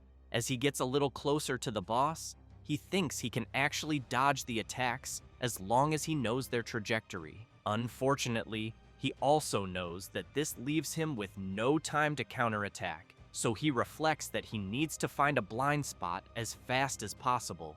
That's when he gets startled. The boss grabs him with one of its arms. It pulls him in and lets out a tremendous roar right in his face. Hirkan thinks he's completely screwed. Watching the creature channeling an attack right in front of him, he wonders how many attack patterns this thing has. But he smiles and says he has a trump card too. He uses his demonic curse skill to inflict a debuff on the boss. The system announces that the target's stats will be reduced by 13%. With that, the protagonist breaks free from the boss's grip and charges at it. He comments that he didn't know how he'd get an opening, but the boss ended up giving him one. Then he channels power into his fist and delivers a powerful punch straight to the golden skeleton's face. A huge explosion follows from the impact. The skeleton's bones begin cracking and breaking at once, which gets Hirkan completely hyped. The golden skeleton starts to fade away. Not long after, the system informs the protagonist that he has defeated the golden skeleton, earned lots of experience points, received a hefty sum of gold coins, obtained the title Skeleton Slayer, and leveled up. He breathes in relief. As he deactivates his slot, he thinks that was a close one, certain he would have failed if it had lasted 10 more minutes. Then he pulls up his status screen and sees that he's currently at level 36 with 9 titles. His stats show 109 strength, 35 stamina, 101 intelligence, and 141 mana. He gets excited knowing he's reached level 36. However, he also realizes that things will get dangerous from here. Even though 141 mana is a decent number considering he invested the bare minimum in that stat, he knows it's still not enough. So far, he's been pushing forward thanks to his titles and level ups, but now that he has more skills to use, it's just not sufficient. After all, he increased his strength for his skeleton warriors, but what's the point if the skeleton warriors vanish? He hangs his head, thinking he's already earned all the mana-related titles he can at this point and wants new gear, but unfortunately, he has no money for that. Then, out of nowhere, he smiles and says he doesn't care and doesn't even know anymore. He skips off saying that, for now, he'll send the video to Rameni and focus on reaching level 40, and that later, for sure, he's going to eat beef ramen. Sometime later, after he sends the video he recorded in the Forest of Monsters dungeon to his editor, she watches it.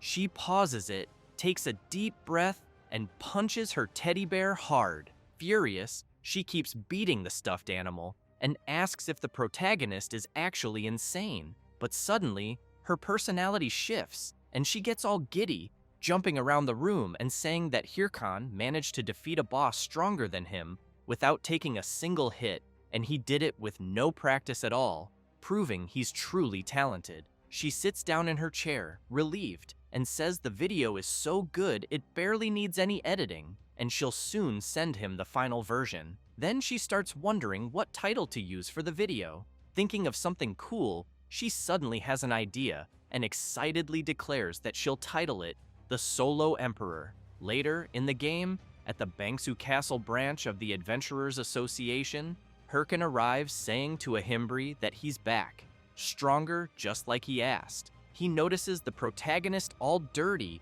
and asks what happened and why he looks like a beggar. Hirkin laughs and just tells the NPC to hand over the reward already. The NPC agrees and says he'll give the promised reward. The system then announces that the protagonist has completed the quest, Ahimbri's Teachings Part 2, and has received the skill book, Osteology. He's very impressed by the skill book, knowing it's a very rare necromancer ability not found on the market.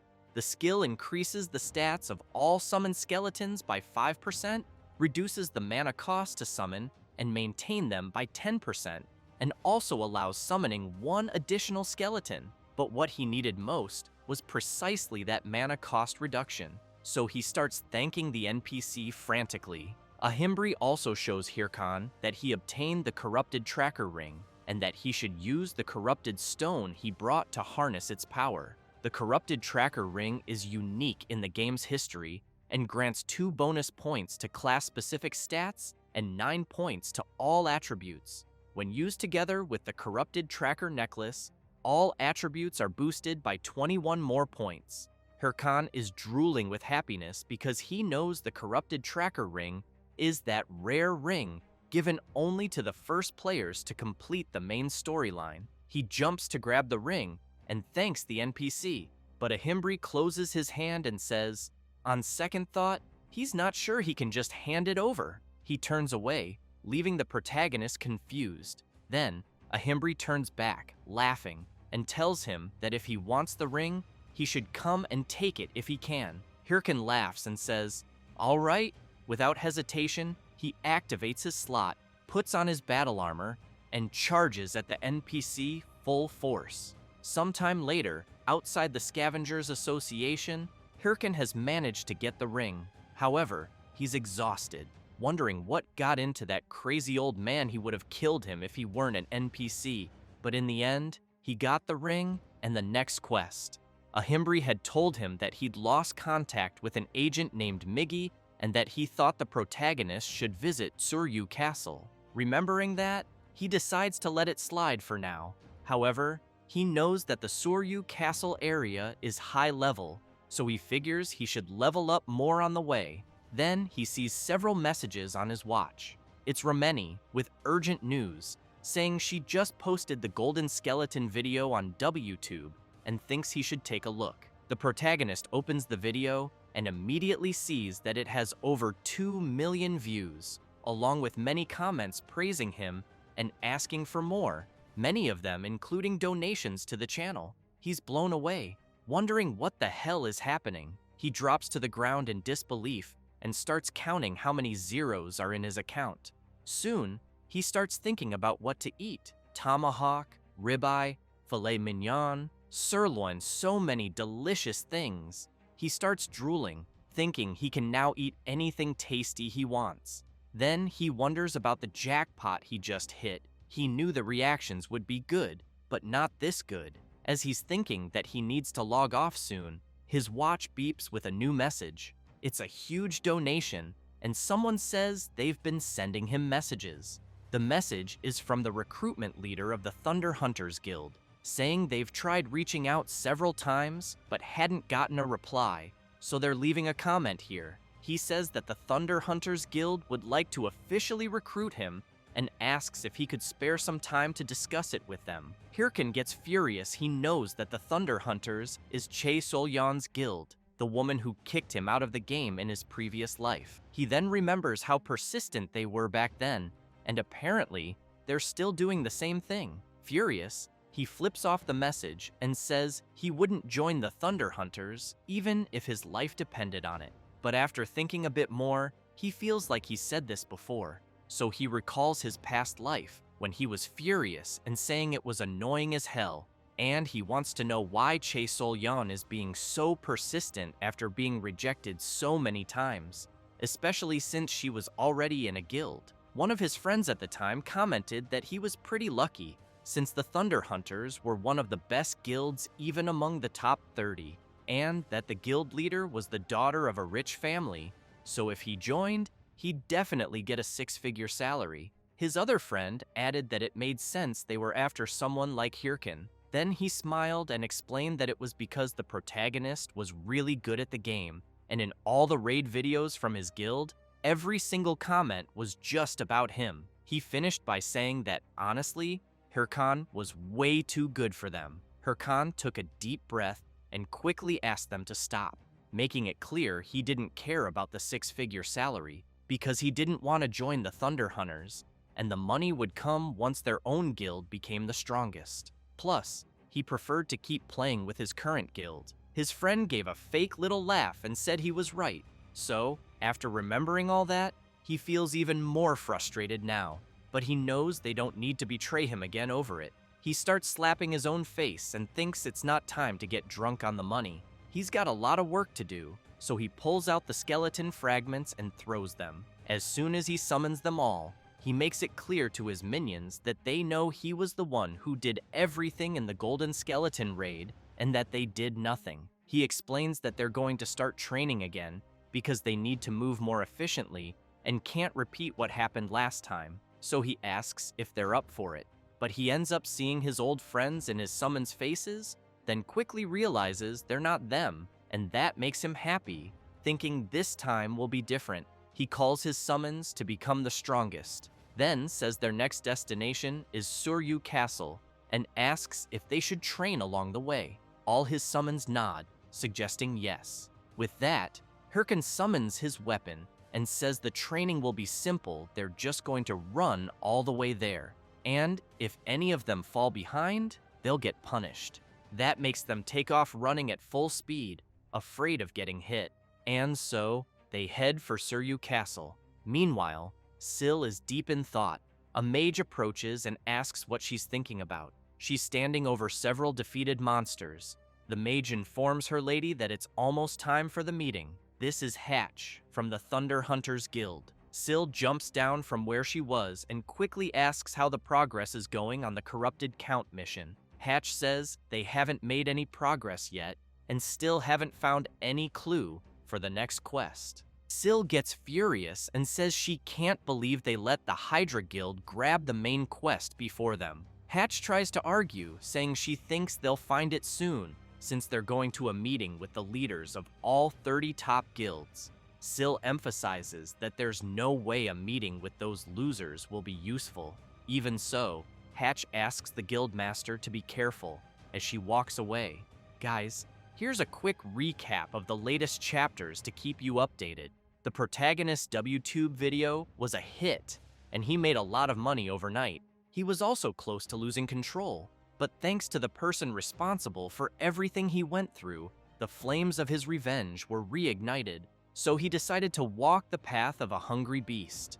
The first thing he did was go to the loan shark he had borrowed money from, and as soon as he got there, he threw down his money bag and made it clear he would pay the full debt, principal, and interest in cash, which surprised the loan shark. Jaehyun, as he's called in real life, after handing over the money, asked if everything was okay. Next, the protagonist bought rare skill books, which made him quite happy. However, once back in the game, he knew he was broke again, with his account balance at 0. Surrounded by his summons, Hirkin lamented that he thought he was ready for this, but admitted that seeing his bank account still hurt. He quickly decided to forget about it and learn the new skills he bought. He wasted no time and learned them. The system then informed him he had acquired the skin grafting skill, a level F mastery passive that increases defense by attaching monster remains to his skin. If he takes too much damage, the material must be replaced. He decided to test it right away, and the system asked if he wanted to use the skeleton warrior's horns to enhance it. He said yes, and the system notified that he had gained the essence of a skeleton warrior and 5 defense points. Curious, he equipped a sword and tested it by attacking himself. He was pleased and commented that he was perfectly fine and that it was much better than expected since nothing happened to him. Then he moved on to the next skill. The system notified him he had acquired the Curse of Sloth skill, allowing him to cast a curse that slows the target's movements. The larger, faster, and stronger the target, the more mana it consumes and the shorter the duration. Hirkin found it interesting, looked to the side, saw his summons, and tested the skill on them, concluding it could be useful in battle. Finally, he opened his last book. The system then informed him he had obtained the Golem summoning skill. Hirkin knew this was the hardest skill to get and the one he wanted most. He tested it immediately, which even surprised his summons. He smiled, and seeing his summoned golem, said he could finally summon it. Then he shouted that a necromancer is nothing without golems, and judging by the size of his new summon, he knew it was more reliable than any of the tanks there. He smiled and snapped his fingers, activating his copy mode, passive, on the golem. He then created a bond with the summon, knowing it had a copy mode that could sync its movements with his. By combining the golem's strength with his own movements, he believed it could be ridiculously effective. However, the golem just stood still, shocking the summons and driving the protagonist crazy, wondering why it didn't work. He questioned whether it was a bug, but then the golem mimicked his earlier movement, leaving everyone speechless. Hirkin wondered if this was faster than his other summons could react, then laughed and asked himself what he should do next. Meanwhile, elsewhere, someone mentioned they thought everyone had arrived and asked if they could start the meeting. This was Nergal, leader of the Ares Guild, who thanked everyone for coming despite being busy. Shev the Slayer, leader of the Red Bulls Guild, laughed and said he recognized a few familiar faces there. Berg, the leader of the Big Smile Guild, just takes a deep breath, while Syl, the leader of the Thunder Hunters Guild, remains silent. Berg wants to know if 29 were invited, and only 4 showed up. Shev laughs and says more people came than he expected, since they're talking about the top 30 guilds. Nergal points out that this was really sudden, then explains that normally the top 30 warlord guilds are fiercely competing, and it's very rare to have a meeting like this one. However, he becomes serious and reveals that the Hydra Guild discovered the identity of the corrupted Count and is planning a final raid in a month. Shev starts laughing and says that's insane, knowing none of the other guilds even came close. And if that's true, then Hydra pulled something off. But he's quickly interrupted by someone slamming the table.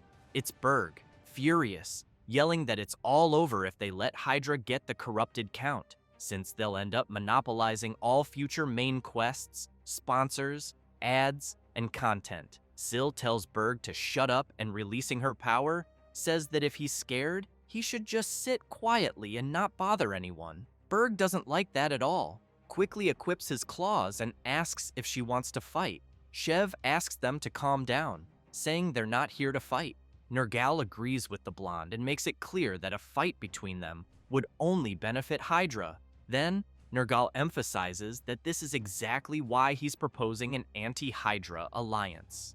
The 4 guilds present will agree not to fight until the corrupted Count missions are finished, and will share all info about him. He then asks if anyone opposes his idea. Shev says he's not a big fan of alliance schemes, but thinks there's no other way. Berg makes it clear that if they don't stop Hydra, they're screwed. Nergal concludes the meeting, but Syl, without saying a word, clearly didn't like any of it.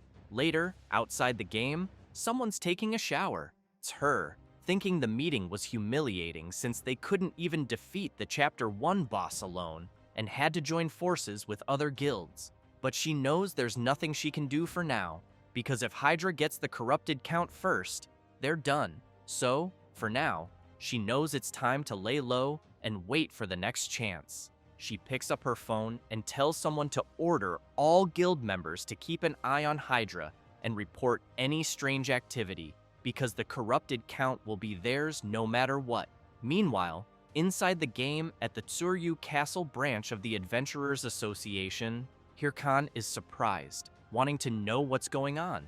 A guy says he already asked him to go to the Bobaru forest. He explains that's where Agent Miggy disappeared and that the protagonist should search the area for traces. Hirkan says he knows the Bobaru forest is full of level 70 monsters, a dangerous area, and that he could die instantly if he goes there now.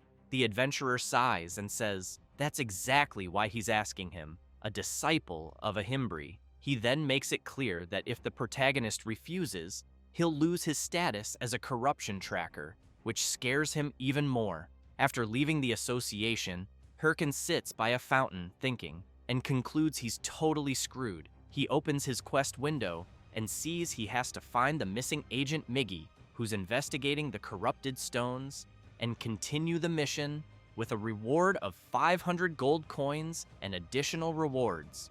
The penalty is losing the corrupted tracker title. If the quest isn't completed in time, he has 29 days, 9 hours, and 33 minutes. Hirkan gets furious, knowing that if he loses his corrupted tracker status, he'll be kicked from the main quest. Scared, he realizes that accepting all those high-level quests backfired, since he normally wouldn't be able to complete them, but somehow managed and advanced to the next stage.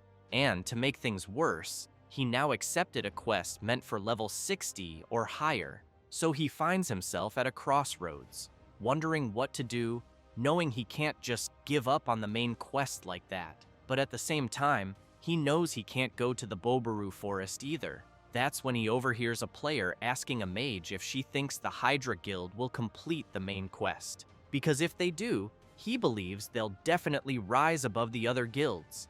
The mage emphasizes that the rest of the top 30 guilds haven't even managed to start the main quest. The player then asks what'll happen to the other main quests if the corrupted count is defeated, which scares Hirkan quite a bit, but he quickly smiles, looks at his watch, and realizes that maybe he doesn't need to go to the Bobaru forest after all. Meanwhile, someone is observing a huge castle from afar, reporting that nothing special has happened and that his and his friend's mission is finally ending, since having to sit and watch the castle for hours every day was starting to drive him crazy. He asks if his friend agrees.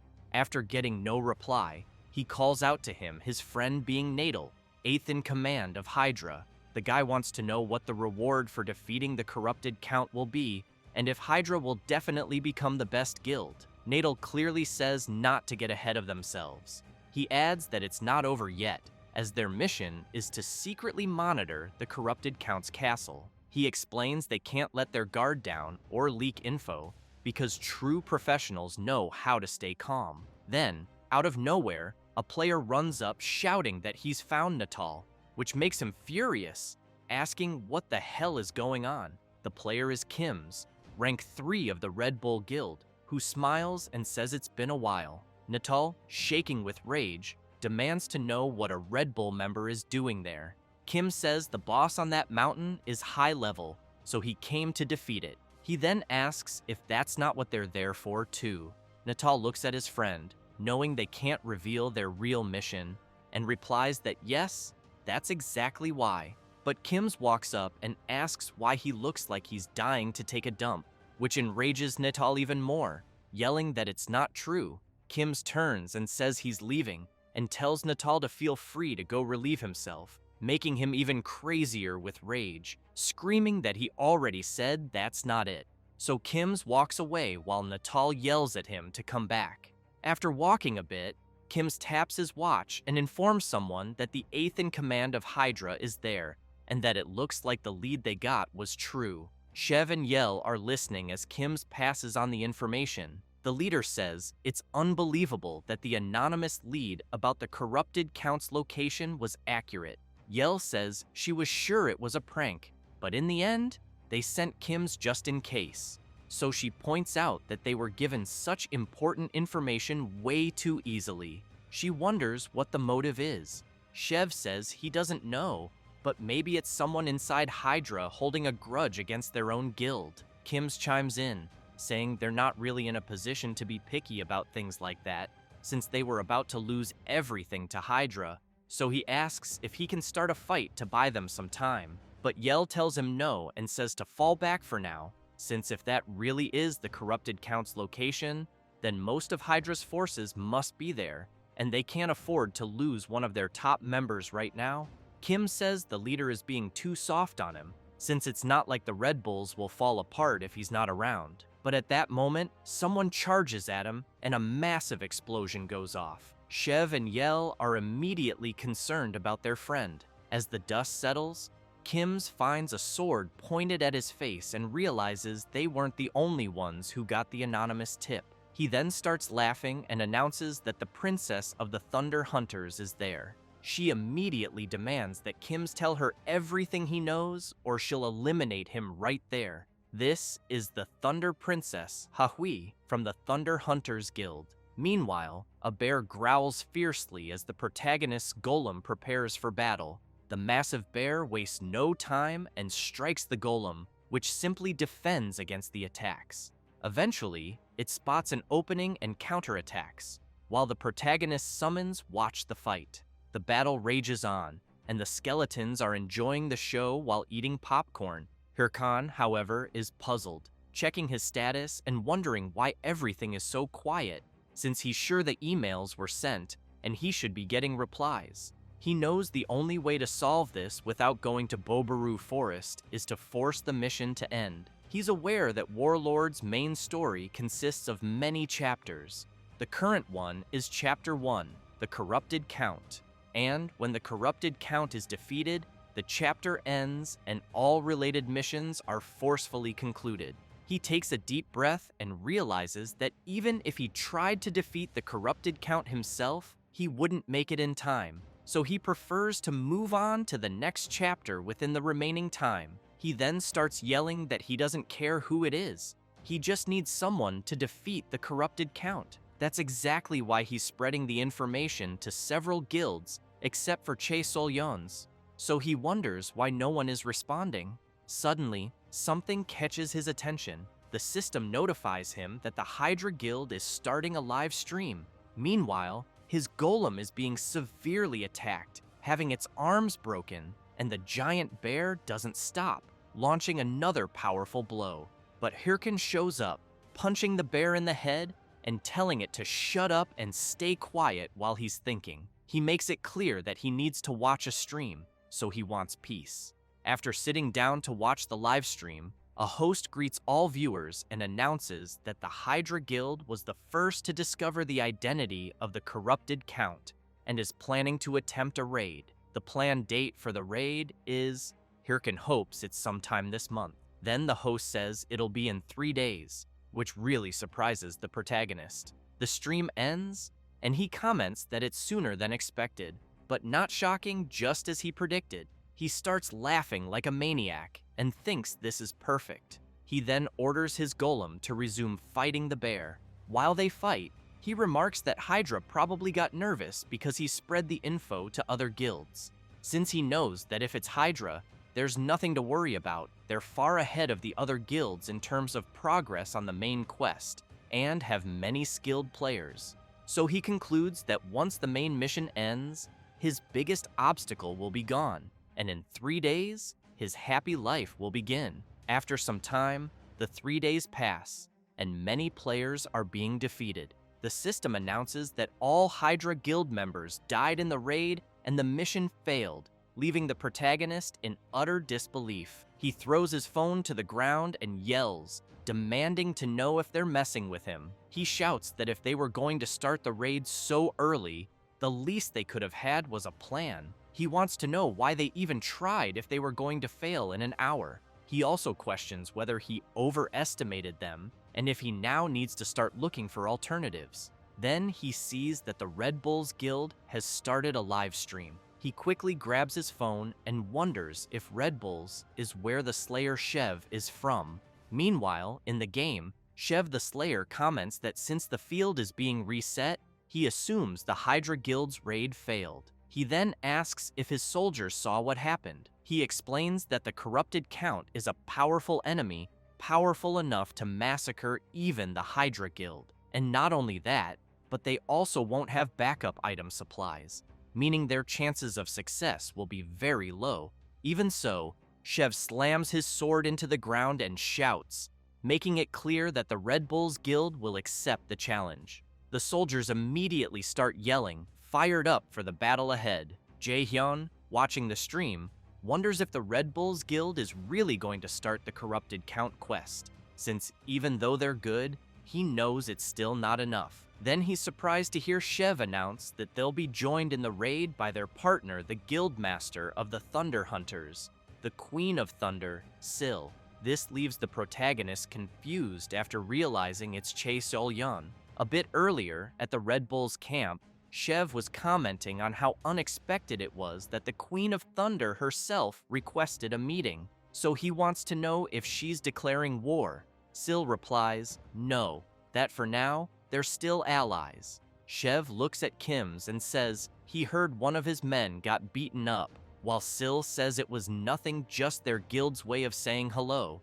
Hahui sticks her tongue out at Kim's, teasing him. Chev then gets serious and asks to cut to the point, saying he heard they have info on the corrupted. He pretends not to know what she's talking about, but Sil says she doesn't have time for games, and that she's confirmed some members of the top 30 guilds received information about the corrupted count, and that since someone like him, who couldn't even begin tracking the count, suddenly started doing it, even an idiot would notice. He laughs and admits she caught him, saying it's true, but notes they don't know who provided the tip. She gives a sinister laugh and asks if he really thinks the Hydra Guild will succeed. Chev says he's not sure. Sil replies they'll fail, and that they moved up the raid date just to be first. But she knows the corrupted count is the first boss, so it won't be that easy. They'd have better chances if they let others go first to gather information. Chev gets serious and says he's sure she didn't come just to talk about Hydra, so what's her real point? She gives a slight smile, then slams her sword hard into the table, even surprising the Red Bulls leader. While Kim's gets ready for the worst, Chev signals him to stay calm. Sil asks if they can't work together on the corrupted count raid, and says she'll let him get the first kill. Chev is quite surprised and thinks she's bluffing, but now, with her in the raid against the corrupted count, he sees this was expected. Watching how she fights and slays raid monsters, he realizes she's not just talk. Still, he knows the corrupted count is no joke. As for the count himself, he laughs and says they're not doing bad for scum like them. This is the corrupted count, the main quest boss and final boss of Chapter 1. He then commands his creatures to attack without rest, and declares he'll crush their will completely. Thus, an intense battle begins, with the Red Bulls and Thunder Hunters alliance on one side, and the corrupted count on the other. As the fight drags on, Chev knows their allied forces are reaching their limit. Sil comments that the monsters just keep coming.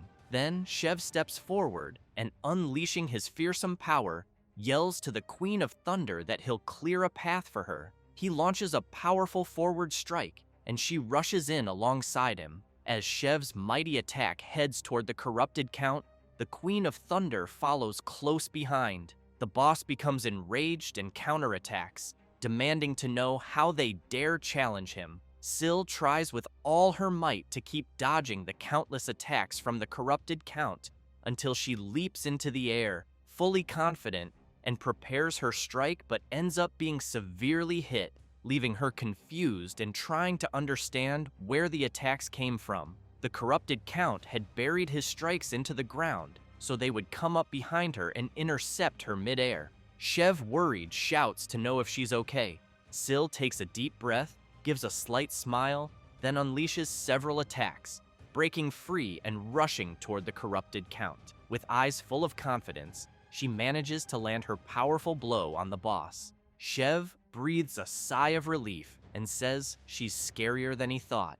And so, before the fallen body of the corrupted count, Sil sees the system message confirming that the Red Bulls and Thunder Hunters guilds have defeated the corrupted count. The protagonist is stunned upon hearing that Chae Sol-yeon defeated the boss of Chapter 1. He throws his phone to the ground and mutters that it doesn't matter, he only needed the corrupted count to be defeated, and it didn't matter by whom. He then hopes Sil enjoys it while she can, because the corrupted count will be the last she gets. After all, he knows that in the end, the one who'll win will be him. Sometime later, in the dungeon of the Bulkus Mountains, the protagonist is with his summons, thinking that his real name is Jaehyun, and currently, in the game, he's Hirkan. He's a warlord player who somehow reincarnated. His dream is to become the strongest in the game, to get revenge on the bastards who betrayed him. As he reflects on all this, he suddenly hears a tremendous noise around him, and before he realizes it, a herd of wild boars is charging straight at him, and he has to run to avoid being trampled. A few hours earlier, the protagonist arrived at the entrance to the Bulkus Mountains and saw that the field was blocked. While Littlebone is confused by the barrier, Hirkan explains that it's a locked field until someone meets a certain condition. Since he hasn't met it yet, entry is restricted, but he knows that the Bulkus Mountains are the main stage of Chapter 2's storyline, and that when the main quest of Chapter 1 is completed, entry is automatically granted. So after crossing the barrier, the system notifies him that he has entered the Bulkus Mountains and received the title of First to Set Foot in the Bulkus Mountains, increasing all his stats by 2 points and class-related attributes by 1 point. He gets excited and thinks, just as expected, no one else had discovered it yet. He calls his summons and declares that it's his time to shine, but he quickly comes face to face with several monsters.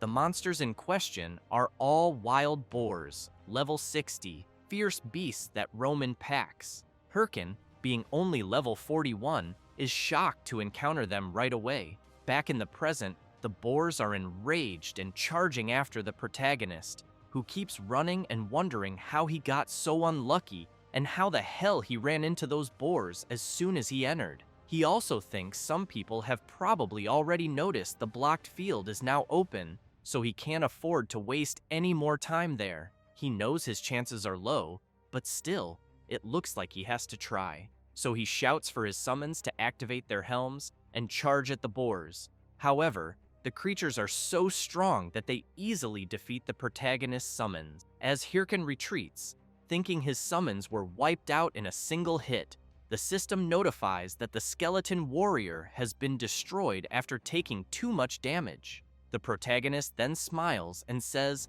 that was just bait. He activates his sloth curse skill on the massive wild boars. He approaches and tells them they won't be able to move for a while. Then, drawing his sword, he charges in and says it's time to pay for destroying his skeletons, until he steps on a banana peel and face plants right in front of the massive beasts. Then, another banana peel falls onto his head.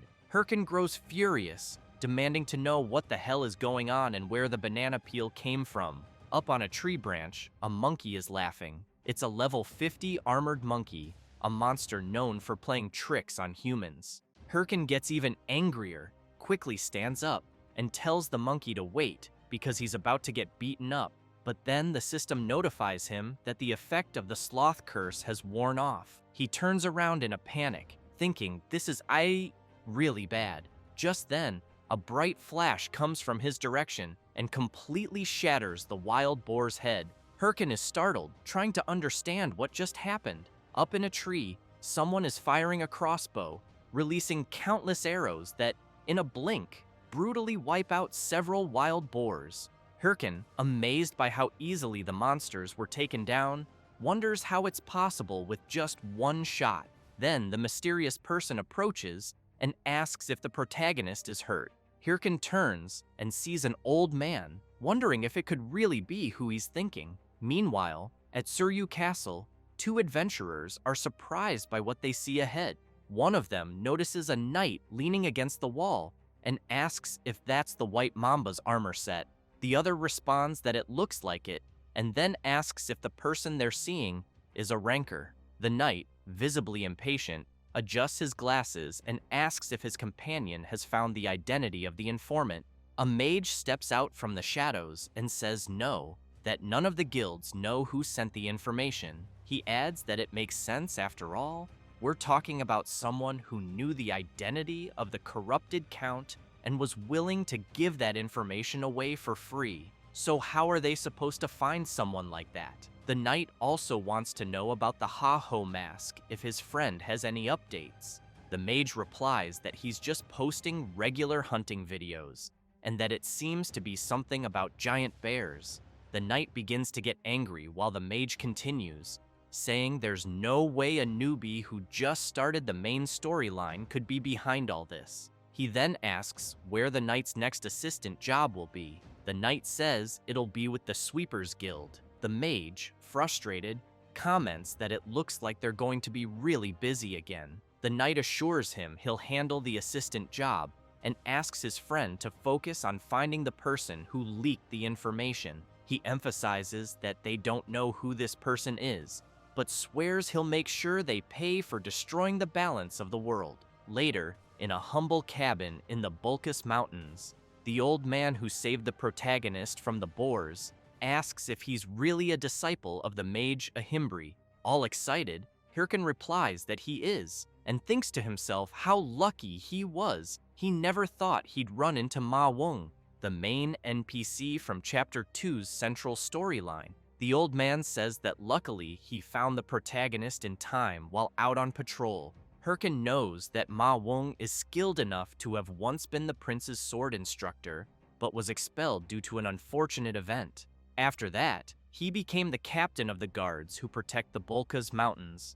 That's why Hirkan knows for sure he had to find this NPC in Chapter 2 and feels incredibly lucky. Ma Wong tells the protagonist that he should go back, which confuses him, so he asks the old man to clarify. Ma Wong explains that he doesn't know what brought Hirkan here, but there's nothing in that place except monsters.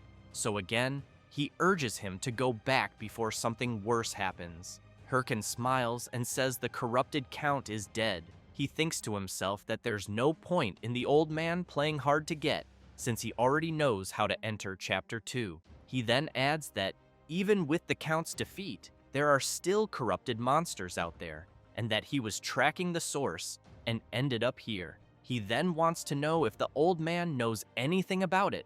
The old man says he has something in mind, but no evidence yet, which is why he asks if the protagonist could help him gather some. With that, the system notifies that Hirkan has obtained the title of First to Contact a Bulkus Watchman, and also the title of Initiator, granting him an additional 14 attribute points. Hirkan gets excited after learning he received 2 rare titles and tells the old man that he can indeed help.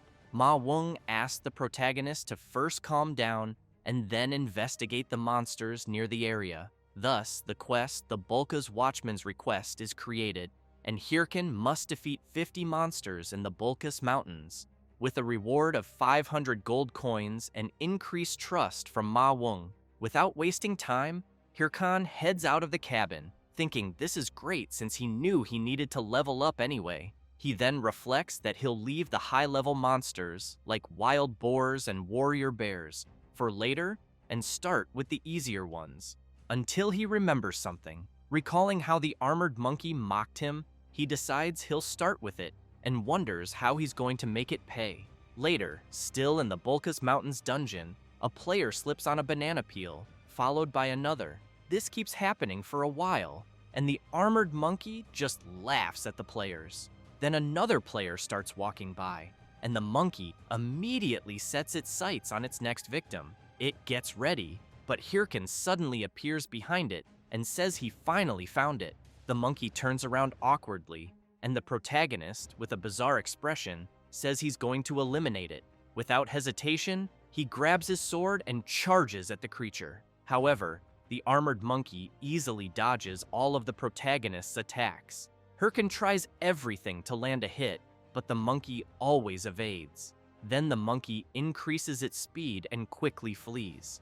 The protagonist chases after it, furious. While chasing the creature, he thinks about how annoying the monkey is so fast, and the trees keep getting in the way, making it hard to attack. So he stops on a tree branch, prepares an attack, and throws his sword at the monkey. The creature notices the attack coming and gets really scared. The protagonist's sword hits, but it lands right beside the monkey, scaring it even more. The creature starts laughing at the protagonist, but Hirkin makes it clear that the sword attack was just a distraction. Right then, his golem appears and delivers a powerful punch, causing massive destruction. Hirkin watches from afar, and it doesn't take long for the system to inform him that he has earned the title of being the first to hunt down and eliminate an armored monkey. Hirkin is pleased, and thinks it's time to start hunting more of them. Meanwhile, several cameras are snapping photos, as Shev the Slayer and Syl the Queen of Thunder are there. They shout out congratulations to the Red Bull Guild's Red Bull, and to Syl from the Thunder Hunters for completing the first chapter's boss raid. Then, a reporter player approaches the Queen of Thunder and asks if she'd like to say something. She gives a slight smile and says she thinks they were really lucky this time, but they'll keep working hard to bring good results in the future. However, off camera, she looks displeased. Hahui, walking with the Queen of Thunder, says she's the best. Then he admits he thought they were done for when the last wave of monsters came, but then she appeared, jumped in alone, and defeated the corrupted Count. Syl says she was lucky and emphasizes that they couldn't have done it without the Red Bulls. Still, she knows that to achieve a full victory, they need the skills of the player known as Heiho Mask. Disappointed, she asks Hahui to call Hatch. Shocked, he yells, wanting to know why the Queen of Thunder would need that loser. Syl becomes serious and makes it clear that there's something they need to hunt. Meanwhile, something is breaking, and the system soon informs that the protagonist's equipment durability has dropped to 0 and was destroyed. Hirkin looks at his sword in frustration and thinks it's time to look for new gear. But he knows the problem is that he has no money, so he concludes that his only option is to try for gems, since he knows they have a very low drop rate from monsters and are used to craft items. For example, the Green Goblin gem grants 1 extra point of dexterity. The Werewolf gem grants 2 extra points in the attack attribute.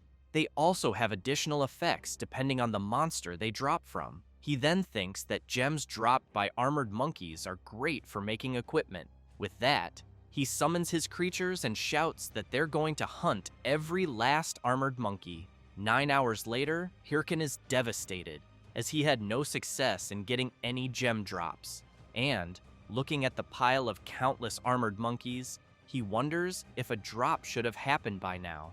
Then, with a crazed expression, he tells his summons that he'll try just one more, because he thinks maybe this time it will drop.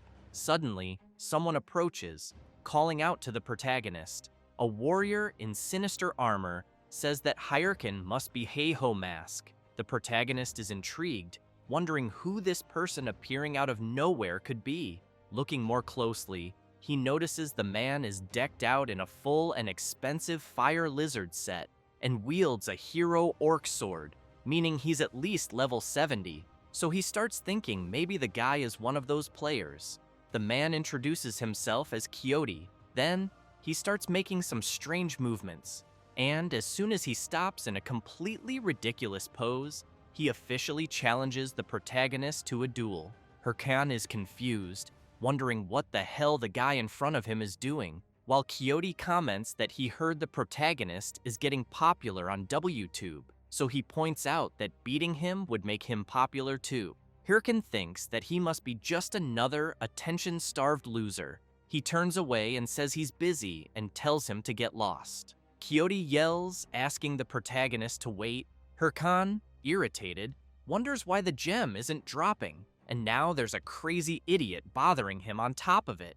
Quixote shouts that he'll pay 5,000 gold if the protagonist fights him. Hirkin stops when he hears that, quickly turns around and runs up to the player, saying he'll gladly accept the duel and welcomes him, calling him a customer, and thinking that he loves customers. A few hours earlier, Quixote was thinking about himself, believing he was the hero of justice, and that, thanks to his talent, he, Quixote, was a hero who was always the center of attention, no matter what game he played.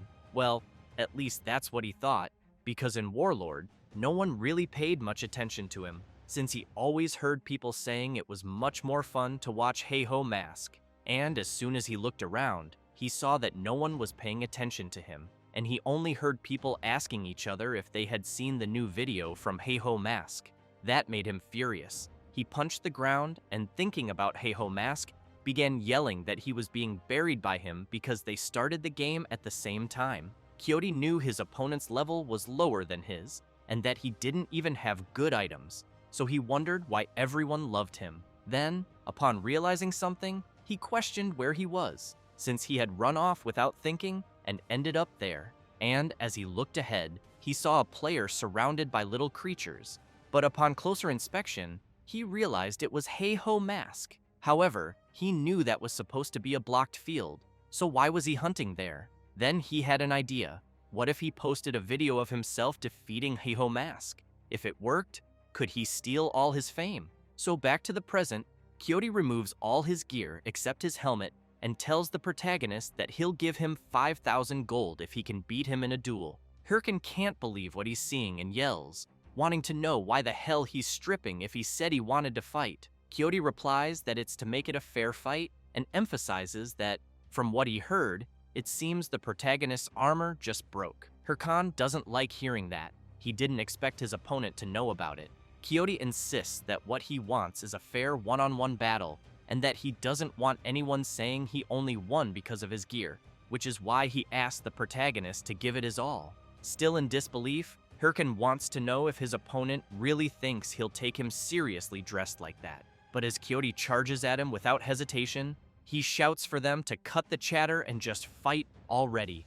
Hirkan dodges the first strike and points out that Kyoto should listen when people talk, but the player doesn't care and keeps launching a flurry of attacks, forcing Hirkan to dodge all of them. Kyoto gets irritated and demands that the protagonist fight back instead of just defending. While still dodging, Hirkan tells Kyoto to make him do it, which enrages him even more, prompting him to activate his booster skill and throw a powerful punch. Hirkan worries if he'll have time to dodge, but ends up getting hit and is sent flying. Lying on the ground, Hirkan realizes his opponent just used the booster skill, a warrior class ability that speeds up movement for a moment. Watching Kyoto from a distance and seeing his aura, he reflects that, although he may look like an idiot, his level seems higher than his own, so he concludes that facing him head-on is a bad idea. Then he gets an idea. He gets up from the ground, and Kyoto comments that it looks like the protagonist is finally ready to face him. He tells him to go all out because he'll surpass his best. As he charges again, yelling that he's going to show everyone he's stronger than Heiho Mask, he activates his booster ability once more. But Hirkan throws dirt at Kyoto's eyes, and while he's distracted, the protagonist sweeps his legs out from under him, making him lose balance and tumble to the ground. Hirkan makes it clear to his opponent that if his strength stat is higher, he just needs to overcome it with his own skills. That said, he lands a powerful kick to Kyoto's face, followed by a strong uppercut, launching Kyoto hard into a tree. The player trembles with rage, calls Hirkan a coward, and demands to know how he considers what he just did a skill.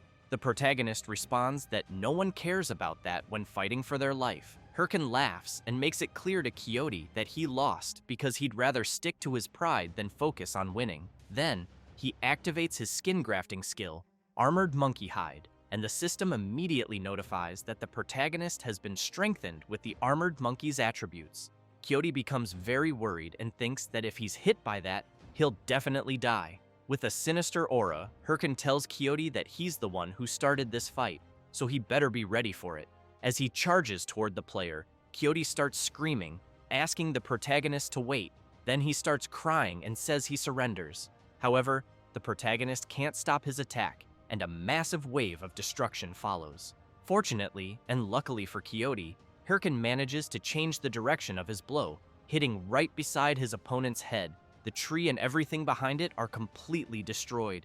Kyoto trembles in fear, thinking it was so terrifying that he almost forgot he was in a game. Hirkan laughs and tells Kyoto to hand over the 5,000 gold already. However, he adds that he's sure his opponent would prefer not to be forcibly logged out for 2 days, so he suggests they settle things peacefully from now on. Kyoto removes his helmet and shouts that Heiho Mask is an amazing guy. He also says the protagonist is so strong and impressive, which scares him, wondering what's gotten into this guy. The blonde emphasizes that he, Kyoto, admits defeat, and hands over the 5,000 gold he promised, along with his sword. Hirkan looks at the sword in his hand and realizes it's the hero orc sword, marveling at it, saying he knows it grants plus 66 strength, plus 66 vitality, and also ignores 9% of defense, and figures it must be worth at least 15,000 gold at auction. However, he tries to stay calm and asks why the blonde is giving him such a rare item.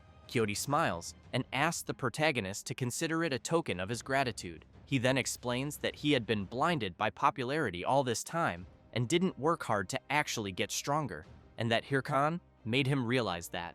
With that, he strikes a ridiculous pose and asks the protagonist to please accept it, emphasizing that he's truly worthy of becoming his brother.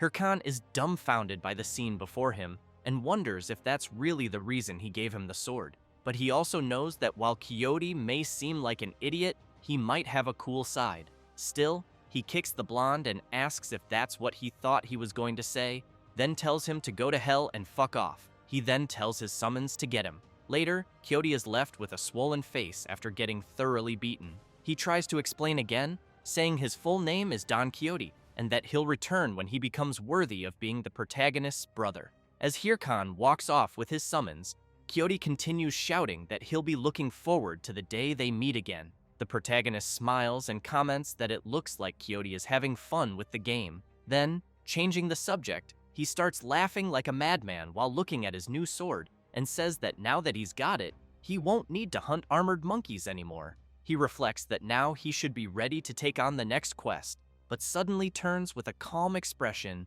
and asks his summons if maybe he should just hunt 100 more armored monkeys, because he feels like something really good will drop this time. All his summons hate the idea and start grabbing him, trying to stop him from going after that. After returning and handing in the requested items, NPC Ma Wung says it was 950 armored monkeys, 104 fang wolves, and 76 venomous lizards. He praises the protagonist, saying he did a great job, adds that the investigation is progressing well thanks to him, but wants to know what's with that expression on the protagonist's face. Hirkan gets embarrassed, apologizes, and says he was just thinking about how to spend the money he earned. Wung stands up and says that since the next quest will be especially dangerous, he points to the map and explains that near the mountain peak, a warrior bear has appeared. He adds that warrior bears are about 4 meters tall and are equipped with armor like human warriors. So he emphasizes that if the protagonist can find out where they're getting their weapons from, it would greatly help in discovering the identity of the corrupted one. Hirkan stands up from the chair and comments that, in other words, Wung wants him to defeat them and bring back one of their weapons. The NPC asks if the protagonist thinks he'll be okay going alone, since even guards have trouble dealing with them solo, and suggests he should look for someone else. But Hirkan makes it clear he'll be fine, and already knows how to handle warrior bears. Not long after, Hirkan arrives at a place near the mountain and thinks this must be the spot. He then calls his summons, and all excited, says it's time to spend a little. When he opens the auction window, the system informs him that he can now participate in auctions with other players. Hirkan has in mind that the best item he can buy at his current level is the skeletal snake set. He then buys the skeletal snake shoulder guard, followed by the boots, gloves, and helmet from the same set. The system informs him that his defense has increased by 70 points, mana by 34, and strength by 34 as well, and that his mana consumption will now be reduced by 10% when the full set is equipped. It also shows that he spent 37,996 gold. Hirkan tries to contain himself but can't, and starts spinning on the ground upside down, saying that, so this is what it feels like to have money, and that he'll buy all the skill books for his level with the gold he has left. Soon after, the system announces that he has bought the skill books for corrosive spirit, blindness, muscle modification, false heart, bone bomb, and hardening, and that the total for all those books was 17,593 gold. Even more excited, Hirkan says he knows he's still a bit below the warrior bear's level, but with all that, he thinks he'll be fine. Then one of his summons taps him on the shoulder, and when he turns to see what it is, he finds all his summons staring at him with a strange expression as if asking whether he's not going to give them anything. Hirkin turns back and admits he forgot about them and will look for something nice for them. However, the system informs him that he currently has insufficient funds, which makes him worried, wondering if he's already broke again. So, feeling awkward, he turns to them and says, "Looks like his money ran out." Hirkin immediately gets scared when he sees that the attitude of his summons has turned creepy. While he tries to explain that it wasn't on purpose, some creatures appear behind him. Without any warning or order, his summons charge at the creatures, while the protagonist shouts that maybe he'll get more money when they eliminate them. Hirkin feels a bit relieved watching his summons finish off the boars and thinks, thankfully, some wild creatures showed up at the perfect time. A few moments later, the last wild boar is tied up with a very sad face, and Boney is licking his sword with a very sinister look. Hirkin tells them to stop wasting time and finish off the boar already, as he'll equip them on the way. Then, out of nowhere, a powerful attack hits the big boar. The protagonist immediately turns to see who did that, and soon some players appear, demanding to know who he thinks he is, hunting there without permission, since that area belongs to the Apollo Guild. Hirkin pauses, and looking at the players in front of him, concludes that they're just another bunch of losers. The guys introduce themselves. One says his name is Ajang, the other Wang Zhang, and finally, the last one Iljang, and they declare they are the great trio of the Apollo Guild. Hirkin laughs and says he gets it, but without any mercy or pity, he quickly launches several consecutive attacks on all three. He then makes it clear they're just a bunch of losers trying to annoy him. Turning away, he wonders why he's been attracting so many people lately, and considers that maybe he needs to see a shaman or something. As he leaves with his summons, saying he just wasted his time there, the players are left trembling on the ground. But Wang Zhang, using what little strength he has left, thinks that the protagonist actually dared to lay a hand on his guild and that they'll make him regret it, so he taps his watch and reports everything that happened to his superiors. Not long after, a man next to a giant tiger, upon hearing about the earlier incident, wants to know if the protagonist really attacked his subordinates even after hearing his name. The guild member confirms it and emphasizes that's what Wang Zhang reported. The guild leader then tosses a gold bar to the member and orders him to bring the protagonist in, no matter the cost. He then makes it clear that he'll make him pay for disrespecting his name. Meanwhile, Hirkin is impressed, seeing a beautiful view and realizing he's reached the area where warrior bears spawn. He turns and calls for his summons, only to see them striking ridiculous poses, and quickly demands to know what the hell they're doing. After smacking each one on the head, he yells for them to stop fooling around. He then declares that they're going to hunt a warrior bear, which is level 70 and has 3 phases, so they need to prepare for this battle. He emphasizes that defeating the bear will put them ahead of the top 30 guilds in terms of main quest progress. He stresses that he expects no mistakes from his summons. They immediately salute, signaling that they understand. Hirkin then hears a loud roar, takes a deep breath, turns, and says, "Speak of the devil!" The enormous warrior bear appears right in front of them. Hirkin activates his watch and quickly equips his battle gear. Confident, he declares that he's going to claim this main quest for himself. Meanwhile, a guy thinks that this must be the Bulka's Mountains and hopes that Heiho Mask is still around, since he came to the location right after watching the video about the armored monkey. He takes a deep breath, starts banging his head against a tree, and wonders why the hell he has to go to the ends of the earth, since he was supposed to be someone important and ended up being ordered to fetch a rookie. As he starts shouting, wondering how he'll even manage that because it feels like a crime, a wild boar king is about to attack him. He turns when he hears the noise, but without doing anything dramatic, simply conjures a magic circle and unleashes a powerful hellfire attack on the creature, burning it completely. This is Ballista Hatch of the Thunder Hunters Guild, also ranked 5th among all mages in Warlord, and he's just hoping Heiho Mask shows up soon. Back to the protagonist's battle, the massive bear lets out a loud roar, and Hirkin remembers that before his regression, when he challenged the bear along with his guild members, they failed 6 times before barely defeating it. But he knows that if he fails again this time, he'll lose his lead in the main quest to someone else. So he reflects that to land an effective hit on the warrior bear, he'll need to aim for gaps in its armor and remove it. As he keeps thinking that he can do this, now that he's prepared with his new skills, the massive bear charges at him in a fury. Hirkin smiles and tells his summons to act on his signal. He then charges at the beast, thinking that his new passive skill, leg strength modification, will be highly effective. However, his speed is so high that he ends up overshooting and flying right past the bear. Hirkin tries to make sense of what the hell just happened, while the bear and the summons just watch him soar through the air. But without wasting any time, the massive bear attacks the protagonist's summons, and the system reports that the warrior bear completely wiped out the skeletons, which makes Hirkin furious. The protagonist looks into his leg strength modification skill, which boosts leg power, allowing faster and stronger movement. He gets even more enraged and yells that there's a limit to fast and strong. He then spots a nearby rock, heads toward it, and once again uses his acceleration, charging full force at the warrior bear. But he's so fast that he crashes straight into the bear, which is left wondering what the hell this crazy human is trying to do. Meanwhile, Hirkin marvels at the creature's fur. It's really soft, but he's quickly struck and thrown hard into a rock.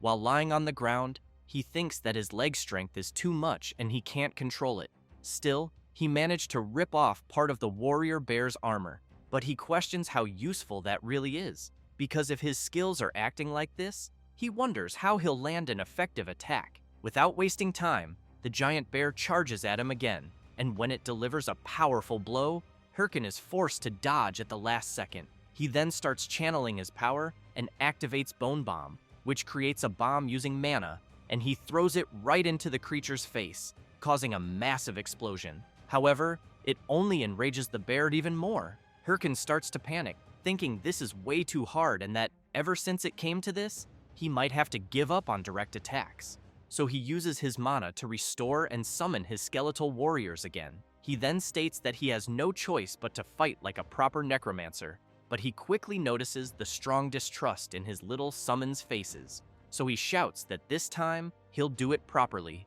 Next, he summons his golem, which immediately appears and attacks the massive warrior bear. The bear doesn't stand still. It strikes the golem with its powerful attack. Hirkin smiles, thinking he still has one last card up his sleeve. He then uses the harden skill on the golem, making it more durable. With that, he snaps his fingers and orders his summons to attack. They quickly charge at the bear, whose sword is being held back by the golem. The skeletal warriors manage to land their hits, but this only serves to make the creature even angrier. However, Hirkin makes it clear the bear shouldn't be mad yet. There's still one big attack left. He then yells for his skeletal mage to finish it off, but both he and the warrior bear get caught in the flames of the skeleton mage's attack. Hirkin can't believe he got hit too, so he turns furiously and shouts, calling his summon an idiot and saying it was supposed to wait until he got out of the way.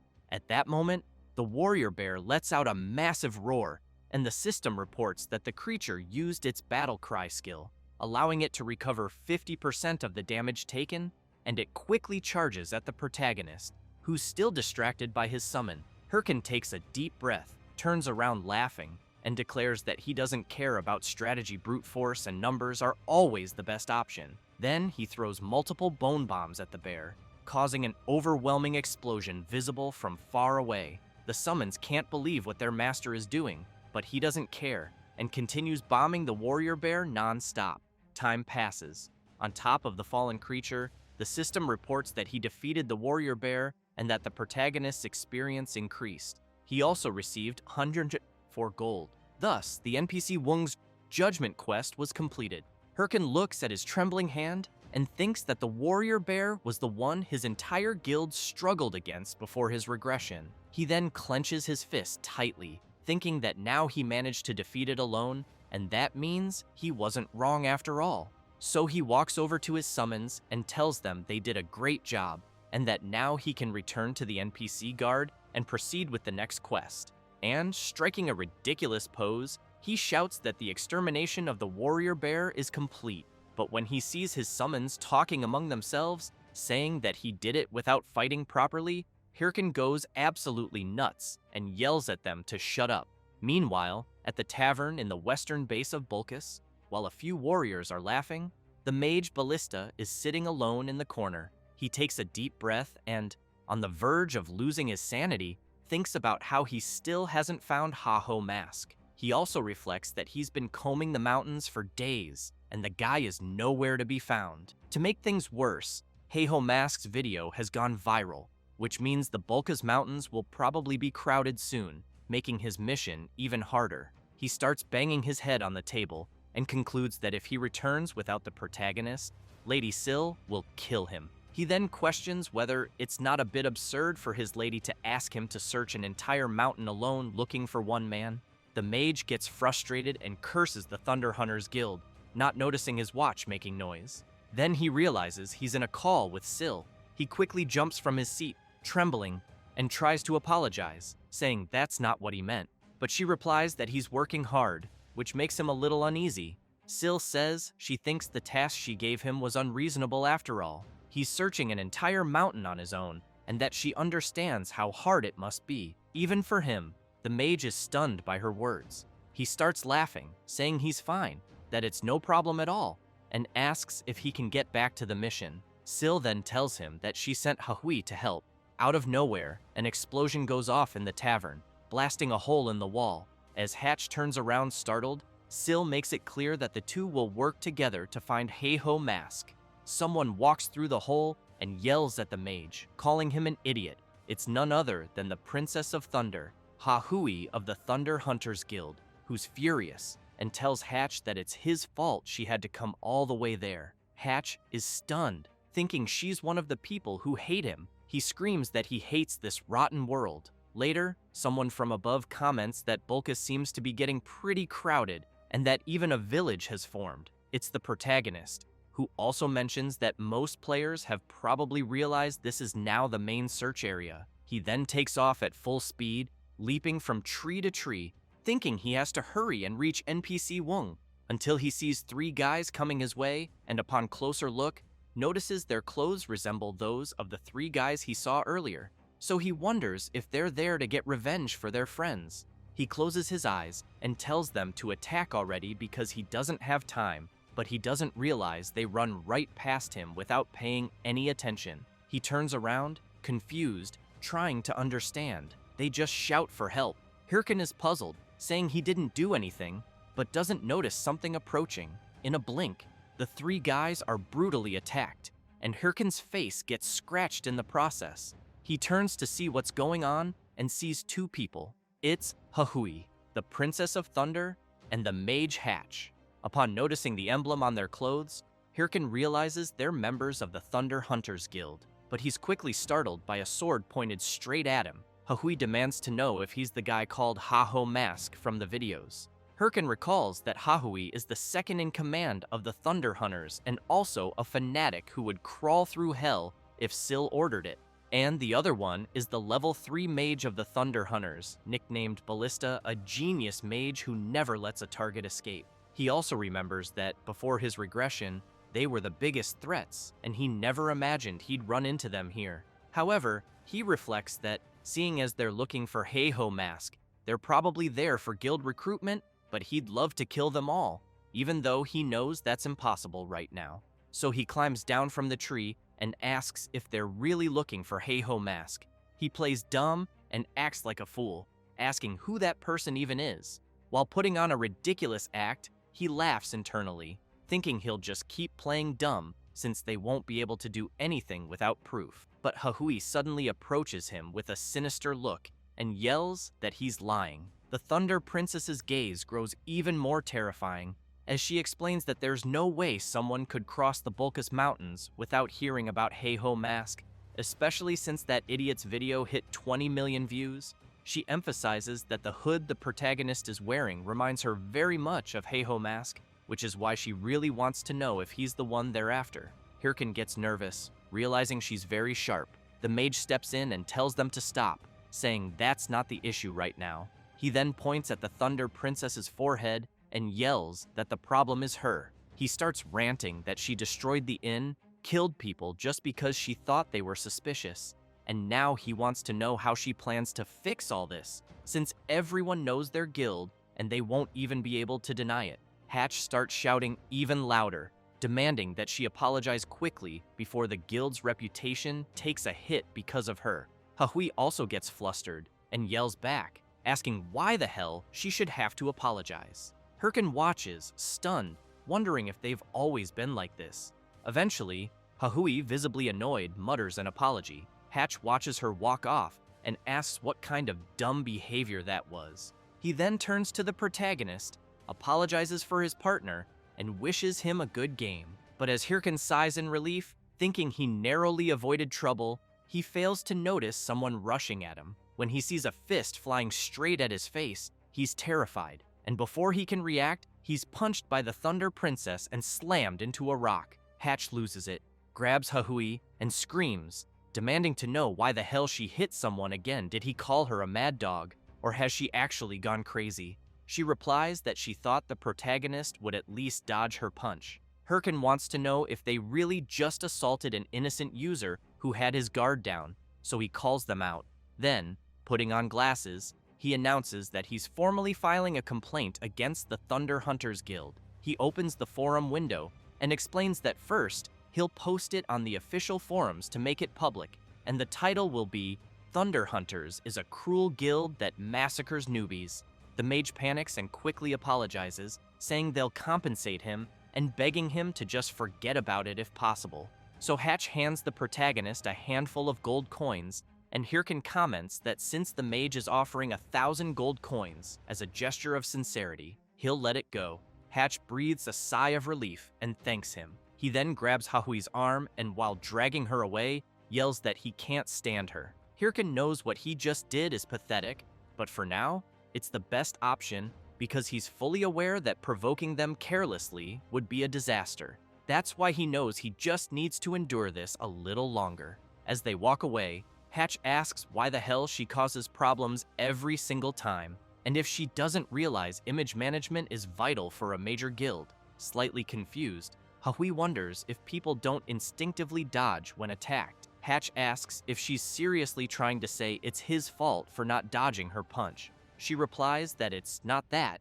it's just that guy. He looked like he was just annoyed seeing the attack coming his way, almost as if he thought he had no choice but to take the hit. Hatch says he's begging her and asks if she can just be quiet. She tells him to shut up and calls him a loser. Meanwhile, the protagonist returns to NPC Wung's house and hands over a piece of the warrior bear's armor. Wung comments that this was expected and that something is definitely going on. He thanks the protagonist once again and emphasizes that if it weren't for him, there would have been many casualties. However, he wants to know if he's okay, since he sees him trembling. Hirkin replies that he's fine, but is thinking that the NPC needs to hurry up and move on, because if there's any delay, the top 30 guilds will catch up. With that, the NPC grabs a chest and places it on the table. As he opens it, he asks the protagonist to pick just one. Wung explains that while he was active in the Bulkus Mountains, he marked maps of monster dens.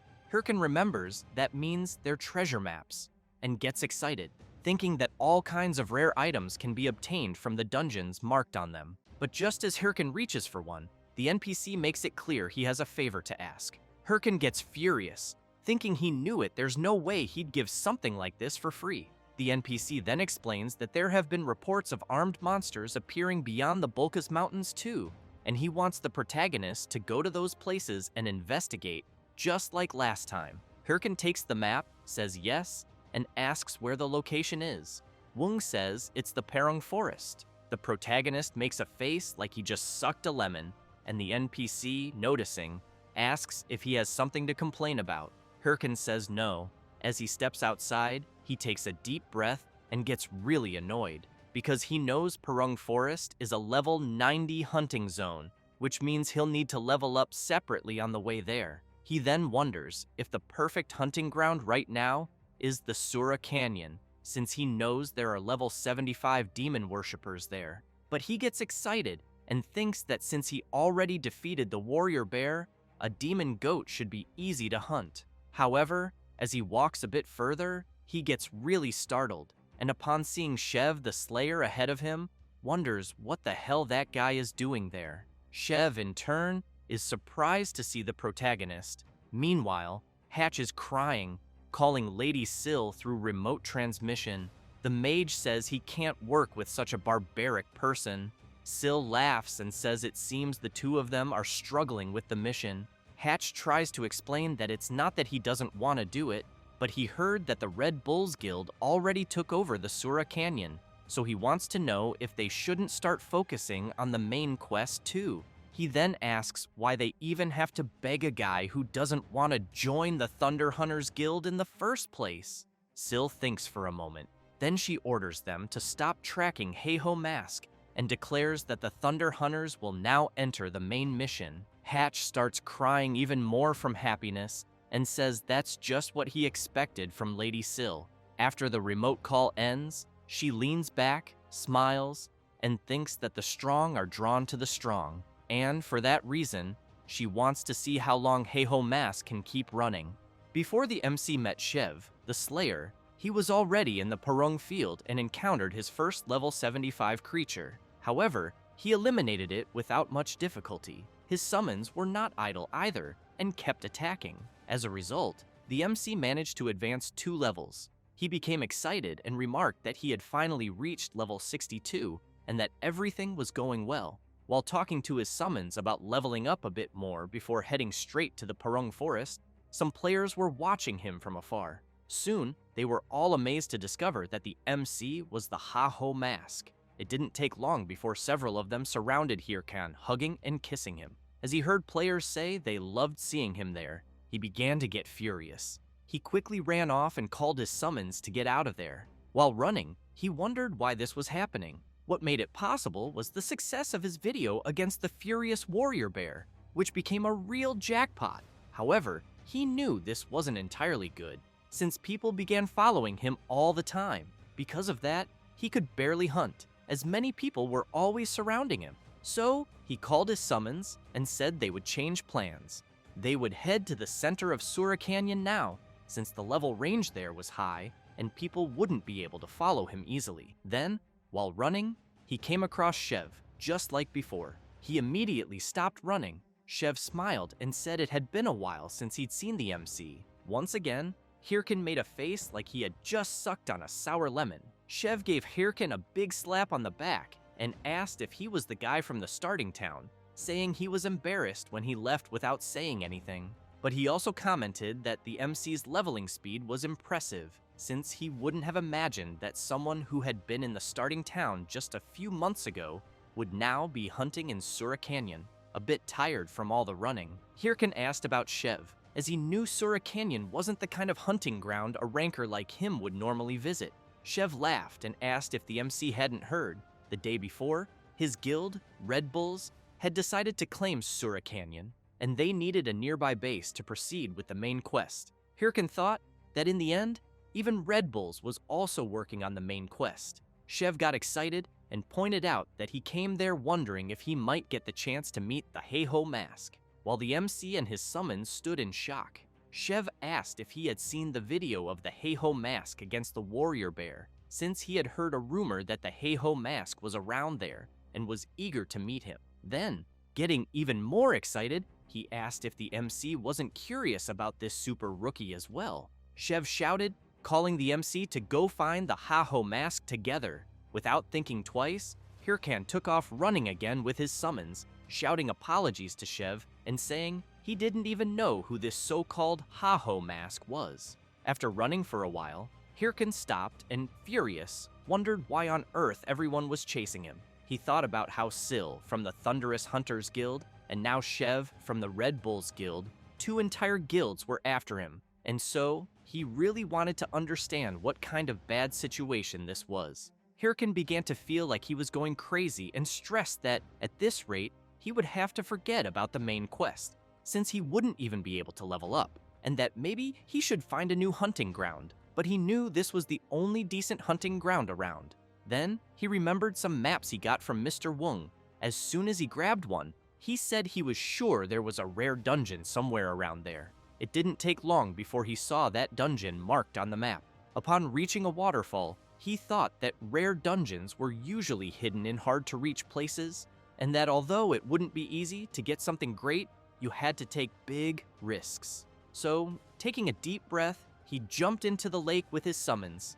The system quickly informs him that breathing is restricted underwater and that the available time will only be 20 seconds. Hirkan thinks that if the map he got from Mr. Wong is correct, there must definitely be a secret dungeon around there. As he keeps swimming and his breathing time decreases, he also knows that the question is whether he will make it in time until he finds the place. With only a few seconds left before his time runs out, he thinks it's quite far and fears he won't make it.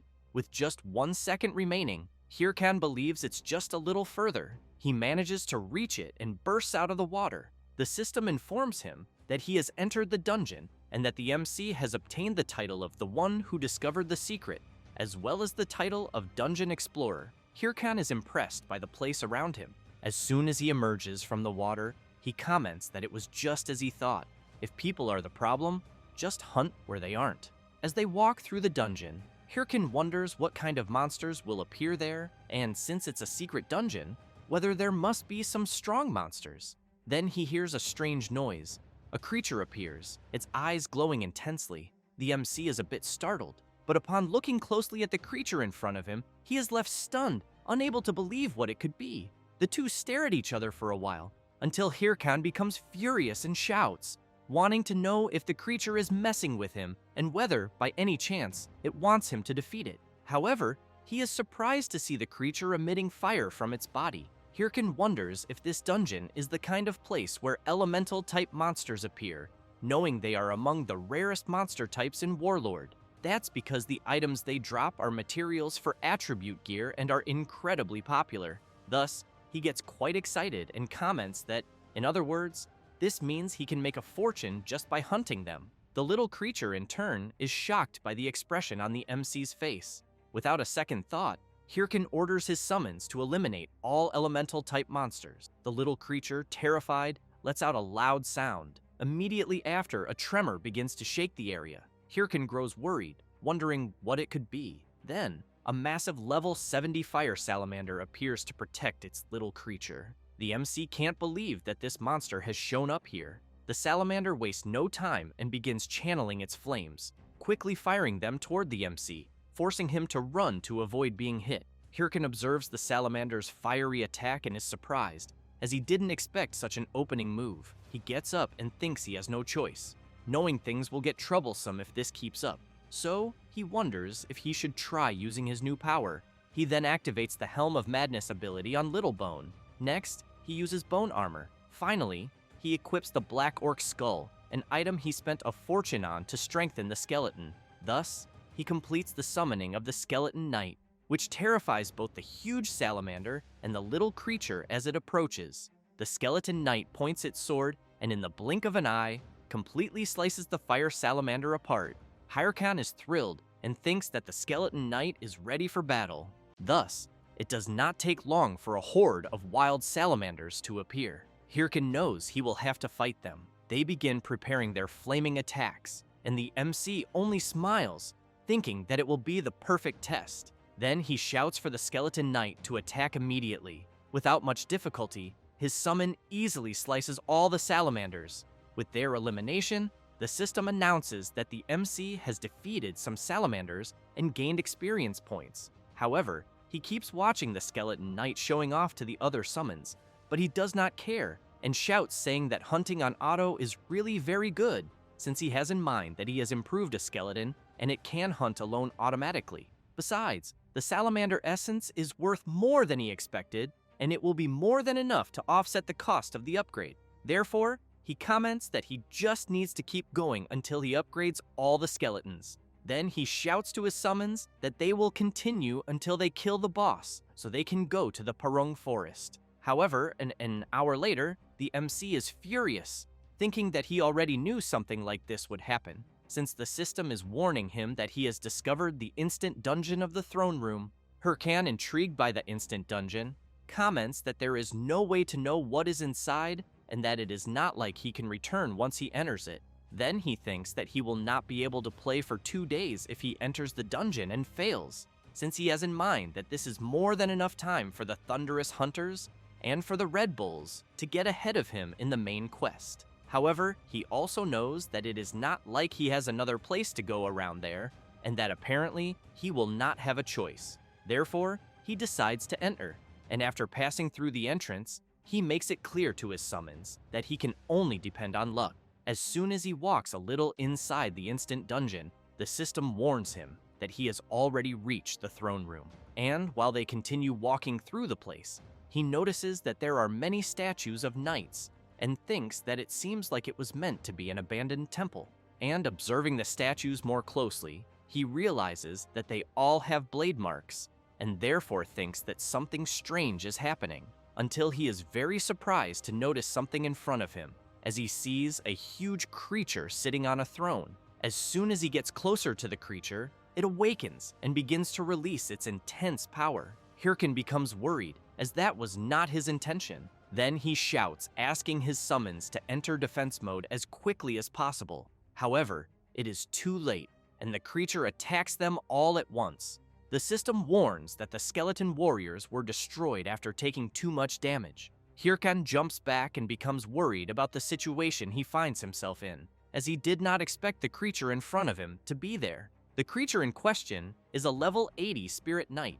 Hirkan has in mind that it is a monster equipped with the highest quality battle AI. He also thinks that he encountered one in his past life, and that he was more or less at the same level he is at now, and the entire Haho Mask Guild was there as well. But even so, they were all completely annihilated, and at the time, he knew he had no choice but to give up. However, he knows he cannot let this happen again. Therefore, he summons his skeleton warriors again, and they immediately go together against the Spirit Knight, who in turn prepares his enormous sword and delivers a powerful attack on some summons, but others, as well as the MC, jump over the attack.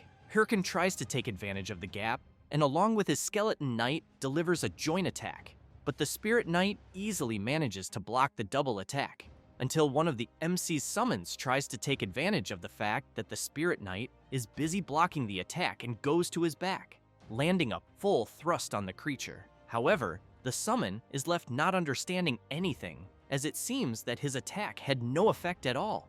Hirkan shouts, calling the skeleton warrior an idiot, and orders him to immediately get away from the Spirit Knight, but it is already too late and the summon is brutally attacked. With that, the system announces that a skeleton warrior has been completely destroyed. Hirkan and the skeleton knight take distance, and the MC comments that a stab in the heart is not a critical attack on the Spirit Knight. And observing the creature closely, he questions himself about what to do, since he knows that normal skeletons or the golem will not be useful there, until he begins to remember a moment in his past life of his old friend wanting to know why he attacked a monster 4 times bigger than him head-on. Hirkan does not know what to answer, but replies that he only thought that he would not have dinner if he did not catch the monster, and his friend could not believe the reason the MC used to attack the huge monster. After remembering this, Hirkan charges at the Spirit Knight, questioning since when he was the type to think while playing the game. And as soon as he strikes his attack,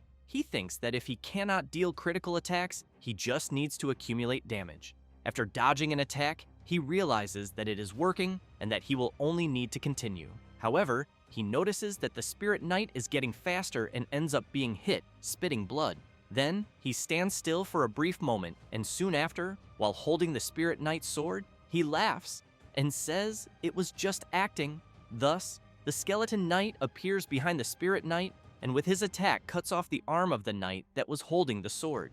The Skeleton Knight jumps close to his master, and while Hirkan observes the Spirit Knight, he makes it clear to his summon that they will not have dinner if they do not defeat the opponent. Meanwhile, in the village of Sura Canyon, Shev and Yell are walking through the village, and he comments that apparently the place is doing better than expected. Yell replies that it is obvious, since the Red Bulls Guild is in charge of the area, and that they secured a good supply route to ensure nothing is missing. Until suddenly, Shev starts laughing, and all excited comments that then he thinks maybe the Haho Mask could appear there. Hearing this makes Yell furious, and unable to believe what the idiot of her friend is saying. Thus, she emphasizes that he has been going crazy about this Haho Mask, and that she just does not understand it, since all this person did was hunt some low-level monsters. Shev makes it clear that the monsters may even be low-level for them, but for the Haho Mask, the monsters are high-level, since in the game they are in, where the person can feel pain, there are only two types of people who dare to challenge monsters stronger than themselves. That said, he becomes serious and says that they are either crazy or they are born warriors. And thinking about the Haho mask, he stresses that he is both types. Back to the fight between the MC and the Spirit Knight. The place where the creature had its arm cut begins to have a strange reaction, and it does not take long for a spiritual blade to be created in its place. Hirkan laughs and questions if the creature losing an arm means nothing, then calls it annoying. He then takes a deep breath and exhales, trying to stay calm. Thus, he charges at the Spirit Knight along with his summon. The creature prepares its attack and soon delivers a powerful slash, completely shattering the ground and forcing the MC and his summon to jump back. Hirkan jumps onto a rock and comments that apparently his opponent is really trying to bury him alive, but he does not care, and together with his summon, he keeps jumping from rock to rock, and they go against the creature. The MC delivers a powerful slash from one side and the Skeleton Knight from the other. Then both start running around the Spirit Knight, striking several consecutive blows. Hirkan gets excited when he realizes that it is working, and that they only need to accumulate a little more damage the way they are doing, and thus they will be able to defeat the Spirit Knight. However, the creature begins to emit a strange power and then releases a wave of fire around itself, forcing the MC and his summon to retreat immediately. Hirkan is surprised, questioning if the Spirit Knight has become even stronger, who in turn leaps and strikes at the MC, who is frightened by the tremendous strength of the creature. Hirkan, while trying to withstand the attack, thinks that his opponent's attacks are completely different from before. Then he begins to get irritated with all of this and strikes the Spirit Knight. Next, he shouts, calling his summon to deliver the next blow together. However, he barely finishes saying this and is severely struck by a counterattack from the Spirit Knight, being thrown far away. While lying down, Hirkan thinks that he focused too much on controlling his summons and was careless with his defense. At that moment, the Spirit Knight advances to deliver his powerful attack, but something moves quickly. It is the MC's Skeleton Knight who steps in front of the attack to protect him. While Hirkan is surprised to see that his summon saved him, the system announces that the Skeleton Knight has been completely destroyed. Before vanishing, the summon looks back and gives an all-good sign to his master, and as soon as the Skeleton Knight disappears, Hirkan begins to tremble with rage and leaps toward the Spirit Knight using his Bone Bomb skill. The creature begins to be bombarded all over its body, but still manages to block the MC's assault. Hirkan tries to resist and thinks that just a little more is missing. Thus, more bone bombs surround the Spirit Knight, and a huge explosion happens. Hirkan thinks that he knows it is still not enough, as he needs to do this a few more times. However, the Spirit Knight bursts out of the smoke of the explosion and stands right in front of the MC, who is very frightened because he did not expect this. But he gives a smile and wants to know if the creature knew that Spirit-type monsters do not take much magic damage. But what he really wants to know is if his opponent thought he did not know that when he was using the Bone Bomb. Then, he says that he mixed some of the skeleton fragments into the previous bombs. Thus, he snaps his fingers and activates his ultimate summon, Skeleton Fragment skill, causing several summons to emerge, grabbing the Spirit Knight.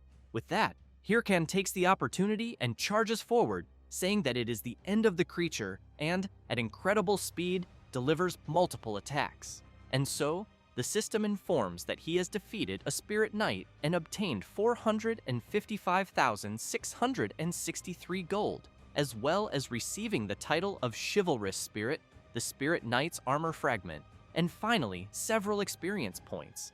In this way, he manages to level up once again. Hirkan begins to remember something and thinks that in the past, the members of his guild said that there was no way they could defeat a Spirit Knight and that the MC had led them to their deaths. However, seeing his summons all gathered again, he also sees the Skeleton Knight making a gesture that everything is fine. Then he thinks that now it is very different from that damn time. Thus, he tells his summons that they did a great job, but as soon as he sees them putting on a ridiculous act, he turns back and questions why he is not able to leave the instant dungeon. And, while the summons surround him, he wonders if perhaps another boss could exist, but does not notice something emerging right behind him.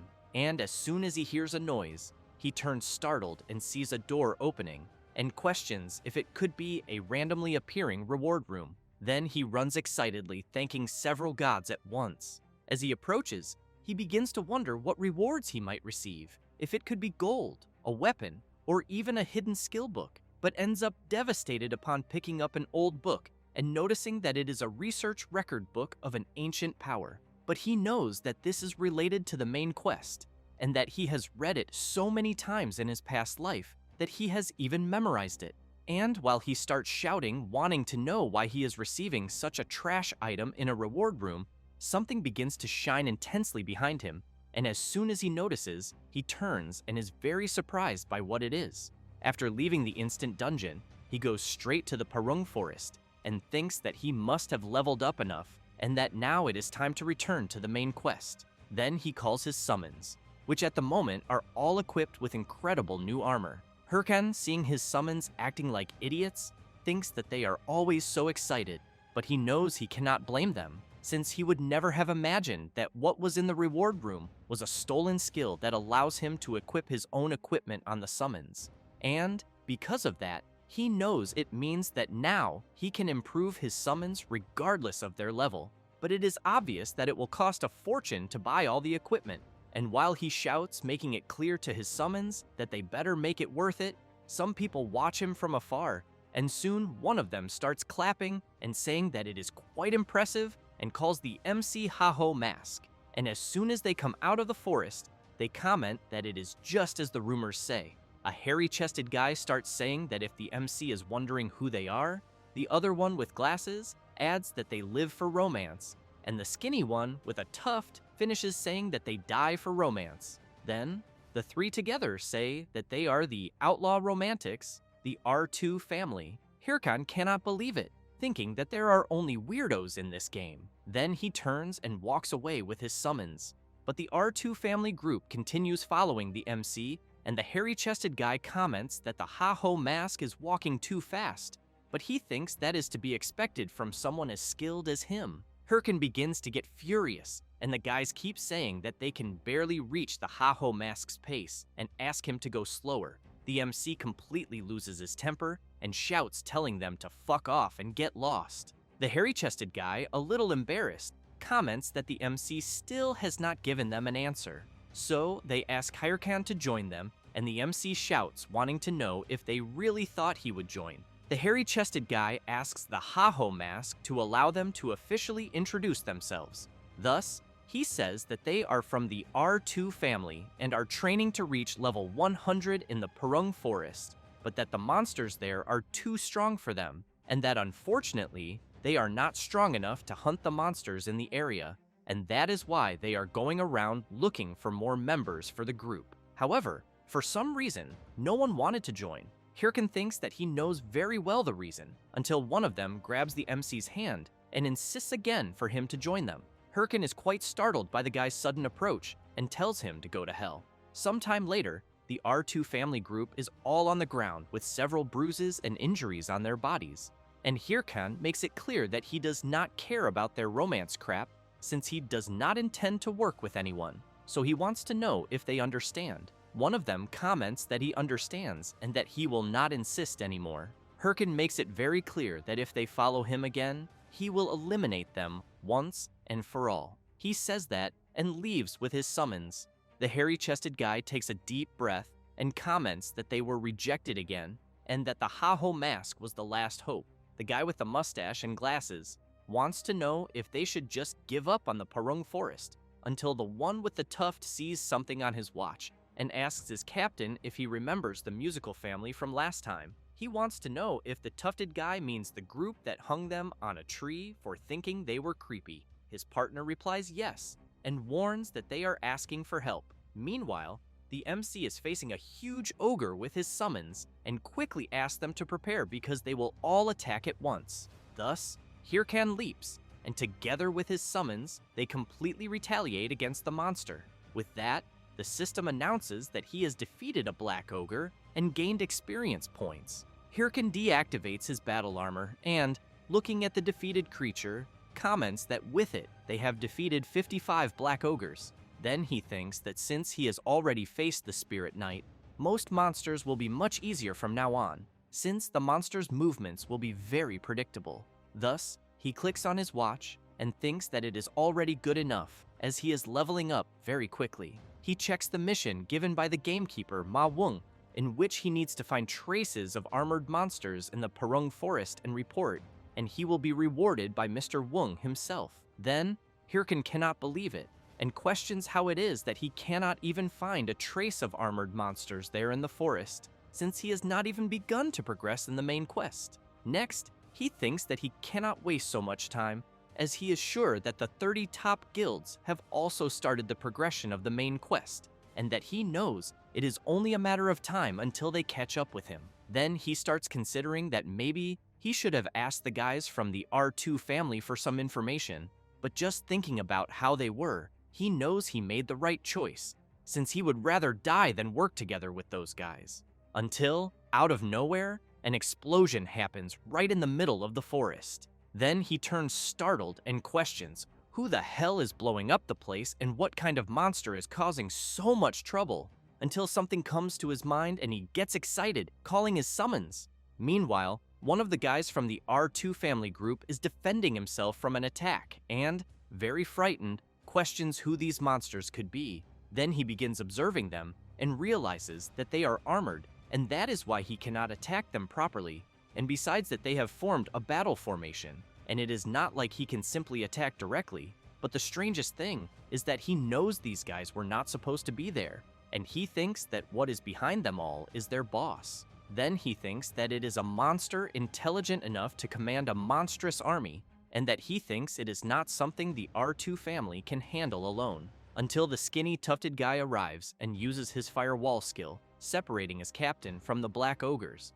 The mustached guy arrives too and asks his captain if he is alright. Next, the mustached guy informs that the musical family is practically exterminated, and that he also thinks they will not be able to hold on for much longer. At this moment, the tufted guy starts shouting in fear, wanting to know if they should just flee while they still can, as he thinks they will end up dying if they continue there. The captain thinks that his friend is right, since he knows that the chances of defeating them are tiny, until he remembers something, in which he was always asking for help, and people only told them to stay away. And it was always like that. Every time he asked for help, he never got anything in return. So in the end, it was always just the three of them. Thus, he takes a deep breath and orders his partners to use all the remaining mana to secure an escape route for the musical family. They do not understand this sudden request, but the captain turns and makes it clear that they know well what it is like to have people abandoning them all the time, especially when they need help. So he stresses that they must not abandon these people knowing that. Both the mustached guy and the skinny tufted guy are moved by their captain's determination. Next, the captain charges at the monsters, saying that he will hold them off, and that they will help the rest. Then, he starts delivering several attacks and finishes with a powerful charge strike to the black ogre's belly. He begins to get excited, thinking that it is working and that he just needs to keep up the pace. However, it does not take long before he receives a counterattack and is thrown hard to the ground. While lying down, he begins to feel great pain, and as soon as he looks up, he sees the huge black ogre preparing its kick and thinks that he will not be able to move. Thus, the creature delivers its kick, but something shining comes in their direction, telling the captain to stop trying to look like a nice guy. It is the MC who manages to arrive in time and block the black ogre's attack. The captain cannot believe the person who just saved him. Hirkan makes it clear that he only said what he just said so that he would not misunderstand. Then, he turns and emphasizes that he is not there to help him, as he is only there to make sure the captain's group does not steal his monsters. The captain does not understand anything, and Hirkan calls his summons. Then he orders them to attack the monsters immediately, and thus an incredible battle begins. The hairy-chested guy cannot believe the agility of the MC's summons and questions if they can really move the way they are moving. And observing Hirkan from behind, he knows that this is beyond what a normal necromancer should be capable of. Then he questions who the Haho mask really is. It does not take long for the summons to defeat several black ogres. Thus, the system announces that the MC has defeated several armored ogres and gained experience points. Hirkan breathes in relief and comments that now that he has finished with the small cockroaches, he points his sword at the ogre boss and calls him. Then he wants to know if he is sad for seeing his subordinates eliminated, but makes it clear that he should not worry, as soon he will be with them. Hearing this drives the boss mad with rage, but before that, the MC looks at the captain of the R2 family and asks his summons to take him out of his way, as he does not want any trash getting in his way in the battle against the boss, until the boss stomps on the ground with everything and makes the whole place shake. Then he stands before the MC and lets out a powerful roar. This is the level 80 Helmet Ogre. While receiving medical treatment from the mustached guy, the captain comments that he thinks it is difficult even for the Ha-Ho mask to fight the boss alone, but hears someone saying that they think it is an exaggeration even for the Ha-Ho mask. Then the captain turns and sees that it is a member of the musical family guild. The guy comments that the boss's eyes are marbled black and red, which means that it is a corrupted monster related to the progression of the main quest, and that normally corrupted monsters are 3 times stronger than normal monsters. Meanwhile, Hirkan tries to block the huge creature's strike, but has to jump back immediately to avoid being hit by the boss's powerful sword attack. The MC thinks that he is very resilient, and also that he seems better than his summons, until the guy from the musical family group shouts warning the MC that he must not get too close to the boss, who in turn begins to release his terrible corrupted aura and charges full force at the MC. The guy from the musical guild is worried, commenting that he thinks not even the Ha-Ho mask will withstand this. However, Hirkan takes his sword and while channeling power into it, laughs and wants to know why the boss does not try to block his attack. Thus, he delivers his powerful strike that opens a huge hole in the middle of the Helmet Ogre, who soon falls hard to the ground, completely defeated. Both the R2 group and the guy from the musical guild are stunned, unable to believe what they have just seen. With that, the system announces to the MC that he has defeated a Helmet Ogre and that he obtained gold, experience points, and leveled up. Hirkan deactivates his battle armor and comments that it was much easier than he imagined. Then the system announces that he has obtained a fragment of the ogre's helmet and that now the MC meets the requirements for the mission's completion. Hirkan looks at the mission and comments that now he just needs to return to Mr. Wung's house and continue with the main quest progression, but he knows that before that, he needs to figure out how to divide the drops. Then he thinks that it was 20 black ogres and 1 helmet ogre, and that he is sure it will be worth a fortune, since it is a rare monster. Watching them approach, he knows that normally the player who attacks the monster first can choose how to divide the drops, but ends up furious and questioning if he did not end up doing everything alone after all. Thus, he begins to remember some moments ago when the R2 group was cornered and he was going to wait for them to be eliminated, but ended up hearing their leader saying that he would buy time for other people to escape. Then, he ended up being surprised by this, and his body ended up moving on its own afterwards. The R2 group goes to the MC, and the captain thanks him, saying that they survived because of his help.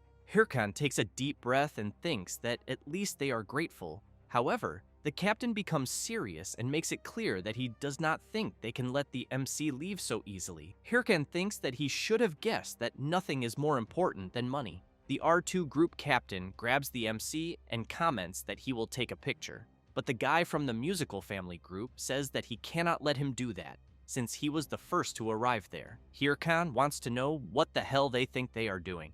The captain replies that they are trying to take pictures with him as proof that they were there during the attack, but Hirkan wants to know if they will not want to split the drops. This leaves the captain a little thoughtful, and then he asks the guy from the musical group if they will need any drop. He was about to answer yes, but the captain slaps his shoulder hard and with a sinister aura comments that he is sure he will not mind leaving the drops behind when they were all saved by the Ha-Ho mask. Embarrassed, he replies no, and that the MC can take everything. Thus, the R2 group captain gives Hirkan a thumbs up and says that he can take it all. Hirkan does not understand anything and thinks that he would ask himself what the hell romance means to these guys.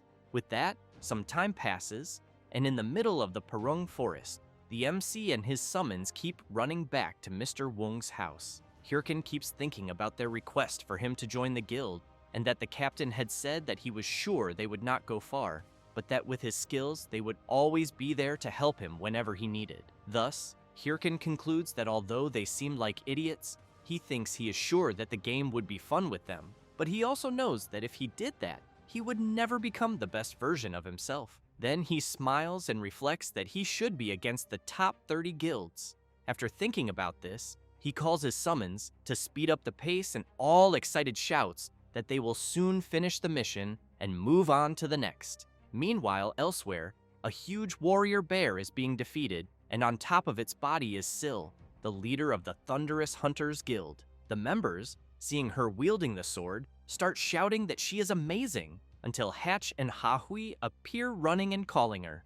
Hahui comments that her master was amazing as always, and that they were such elegant moves. Syl wants to know what the problem is. Hatch says that he has 2 new pieces of information to report, and that the first is that 2 of the top 30 guilds have started a war, and that the guilds involved are the Triple Wing Guild and the Big Smile Guild, in which it all started when Burke, an officer of Big Smile, started a fight with a member of the Triple Wing Guild when they met during an attack, and that since then, the 2 guilds have been investing an enormous amount of resources in the war, but that the Big Smile Guild especially has been the most affected. Syl comments that a war during such an important period in the progression of the main quest is something very foolish, and that she sincerely hopes one of them falls after this. Then she wants to know the second piece of information. Hatch feels a little awkward to say it, but informs that the Haho mask seems to have defeated the Helmet Ogre, and that it seems he is always ahead of the Thunderous Hunters Guild when it comes to main quest progression. Syl is stunned hearing this, but soon gives a smile, which leaves the Mage Hatch unable to believe that he saw his lady laughing, as he thought she would be angry. Syl only comments that she thinks they need to speed things up too. Thus, she makes it clear that they are to immediately receive the next mission from the monster hunter Wung, since the Thunderous Hunters Guild must take on the second chapter of the main quest progression. After a while, in Bangsu Castle, the NPC Ahimbri is very happy to see the MC, who in turn is very disappointed, questioning why he had to come back there. Ahimbri comments that he heard from the hunter Wung that the MC completed his missions well, and that the hunter had asked him to give something to the MC. Then he takes an item from his clothes and says that it is the Ring of the Secret Order, which increases all attributes by 77 points, increases HP and mana recovery by 20%, and finally attributes related to the job by 22 points. Hirkin, a little worried, thinks that everything is going well so far, since before, in Mr. Wung's cabin, he was all excited saying that he would join the Secret Order without problems. However, the monster hunter replied no, and stressed that the MC really should think about it, because as a member of the Secret Order, he must be prepared to put his life at risk. Hirkin, all excited, commented that he was not afraid to put his life at risk to fight evil, but inside he thought that if he joined the Secret Order, he would receive the ring that would give several attribute boosts. With that, the MC was trying to hold himself back from screaming with happiness. The hunter Wung commented that he understood, and that if that was what the MC wanted, he would not stop him. Then he commented that the MC should go meet Professor Ahimbri again, which left Hirkan in disbelief that he would have to see him again. Then he wanted to know why he should see him. Wung explained that Ahimbri was also a member of the Secret Order, and that he would give the emblem of the order. Hirkan was quite frightened, because he knew that bastard Ahimbri would not give anything for free, and he was not wrong in the end, since the NPC, making a bizarre face, asks the MC to say please for him to give the ring. However, furious, Hirkan slams his hand on the ground, which catches the NPC's attention. Thus, the MC wants to know if the professor is going to keep doing this every time. Then he goes upside down and, trembling all over, starts begging the professor to please give him the ring. Ahimbri just keeps laughing at the MC's face. After getting the ring, Hirkan knows that the reward is too good to refuse. The NPC then comments that now that the MC is part of the Secret Order, he will give him a mission. Then he summons something in his hand and makes it clear that now what the MC needs is a mission that will make him stronger, and that is why he will go to the war zone next. Hirkan looks at the mission in front of him and cannot believe it, since it is a place where there are several bizarre creatures, and the place is in complete chaos, being a true scenario of a chaotic war zone. Thus, after arriving at his destination, Hirkin is impressed since he is standing before the war zone because he knows that in this place there is an endless wave of monsters coming from beyond the castle walls, and that the creatures keep appearing for a certain time, which makes the raid more dangerous than normal ones. But on the other hand, the person is rewarded according to the amount they manage to kill, so it is possible to make a lot of money from it.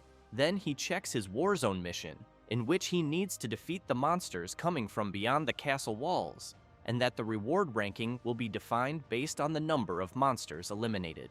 Thus, he thinks that he had been waiting to go there before he reincarnated but couldn't because the guild members didn't want to. While walking through the area again, he thinks that he will first make some preparations. Someone is watching him from afar. The person thinks they found him, and observing the MC closely, believes they found the Ha-Ho mask.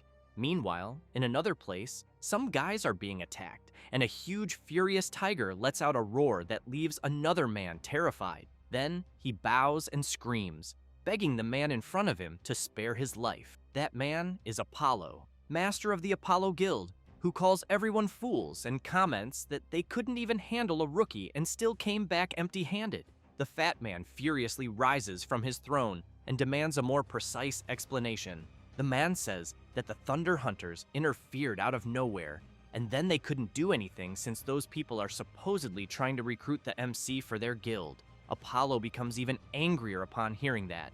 Then, he opens a system window and emphasizes that he thinks the Ha-Ho mask is acting arrogantly, believing that the top 30 guilds are supporting him, and that in this case, he thinks he will use a certain thing against him. In another place, Heavybean, an officer of the Big Smile Guild, one of the top 30, receives a message from Apollo. He takes a deep breath and wonders what the fat man wants now, then answers the call and asks what he desires. Apollo says he has a favor to ask and requests that he teach the player Ha-Ho mask a lesson. Heavybean wants to know if it is that rookie who has been rising recently and why. The fat man grits his teeth and says that the Ha-Ho mask dared to touch his guards and did not apologize. Then he yells that, in other words, he made a fool out of him. Heavybean is surprised by that, and, furious inside, thinks that means it is nothing serious, but apologizes to Apollo and emphasizes that he thinks he cannot do that because a guild like Big Smile should not get involved in such matters. The fat man becomes serious and makes it clear that there is no other choice since, from now on, he will stop sponsoring the Big Smile Guild. Then he wants to know if it was not thanks to his sponsorship that the guild entered the top 30. Heavybean begins to get angry, while Apollo continues saying that if he cannot fulfill a simple favor, then it makes no sense to continue sponsoring him. The guild officer slams the table and calls out Apollo. With a completely different expression, he says that now that he thinks about it, the Ha-Ho mask is just a piece of trash, and that he will teach him a lesson. Then he makes it clear that he will contact him as soon as the matter is settled. After ending the call, he goes crazy and starts screaming that rejecting this request would cost the guild a lot. But on the other hand, he knows that attacking the Ha-Ho mask would ruin the guild's reputation. Then he wonders why the hell Apollo is trying to make his life harder than it already is, until someone approaches, wanting to know if he needs help. That is Cho Wurung, a reserve affiliate of the Big Smile Guild, who wants to know if she just needs to eliminate the MC. Heavybean thinks that if he leaves this matter to her, who is not an official member of the guild, he might avoid tarnishing the guild's reputation. Then he wants to know if she thinks she can handle the Ha-Ho mask. Cho Wurung asks Heavybean to leave the matter to her and emphasizes that she owes her life to him. With a sinister expression, she emphasizes that to reward him, she will definitely eliminate the Ha-Ho mask. Back in the war zone, a soldier beats the drum and shouts for all participants to gather at the castle gate. Quickly, several contestants approach. Begley, captain of the Turb Castle Wall Administration, shouts explaining that they are opening the gate and makes it clear that he thinks everyone should be prepared. Hirkan thinks that he knows Begley is a main NPC. The administration captain emphasizes that outside the walls, it is a lawless zone full of monsters, and that the castle gate will open again after 144 hours, and that the reward will be based on the number of monsters killed. However, he makes it very clear that the gate will not open until then, and that everyone should keep that in mind. In addition, they will be giving a special mission, the Blue Giant one, in which they need to defeat the Blue Giant, a mutant that appears in the war zone, and the reward will be a unique skill book. Hirkan is quite impressed to hear that and wonders if the reward will really be a unique skill book, since he knows that such a thing grants a unique rank skill and that he only saw that a few times during his past life. So he really wants to know how they are giving that as a reward. Thus, he looks back and, seeing the expression of the contestants upon hearing about such a reward, also wonders if it is not too much. The participants begin to comment among themselves that they need the unique skill book. Then, they stare at the MC since they know he is the strongest among them and that this means they will have to join forces to eliminate him. Hirkan thinks that he doesn't believe it is a matter of being able to defeat the Blue Giant or not. Then, while he prepares, Bagel shouts asking everyone to get ready and open the gate. As soon as the gate opens, the MC rushes forward at high speed ahead of everyone and thinks that he just needs to be the first. The contestants can't believe the incredible speed of the Ha-Ho mask and start shouting that they need to chase after him as fast as possible, until Cho Wurung, in the middle of everyone, comments that she has an idea and wants to know why they don't form a team among themselves. One of the contestants goes to Cho Wurung, who is just a rookie, and wants to know if she thinks she can say anything about what they should do. Then he puts his finger on her forehead and tells her to get out of there right away. With a simple move, she brutally attacks the guy, and as soon as he falls completely injured to the ground, Cho Wurung wants to know why everyone is so nervous. While the other participants are afraid of her, she comments that she thinks it must be because of the unique skill book, but emphasizes that she doesn't care about it since she just wants to kill the Ha-Ho mask. Then she turns and states that if everyone listens to her, she will give them the book since, after all, they won't be able to get it with the level they have. And that's why she thinks it's a good deal for everyone.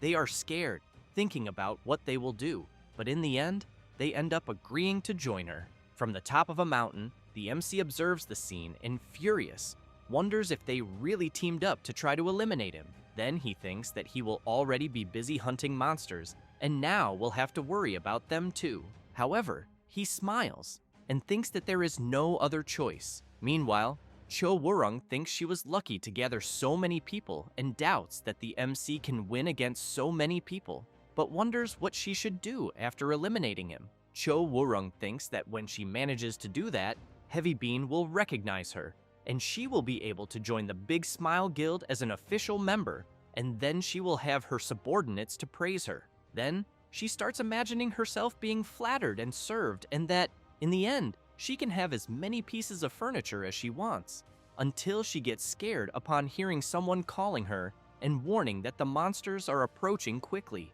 She gets ready and shouts for everyone to form up and deal with one at a time. One of the guys shouts that he thinks something seems strange since there are more monsters than usual. Cho Wurung has in mind that she knows they won't be able to maintain the formation this way, until she notices the MC sitting on top of the golem. He, in turn, wants to know how she dares to be in his return. Then he starts banging on a golden gong and shouting for everyone to fuck off. She can't believe what she's seeing, because clearly the MC is attracting the monsters.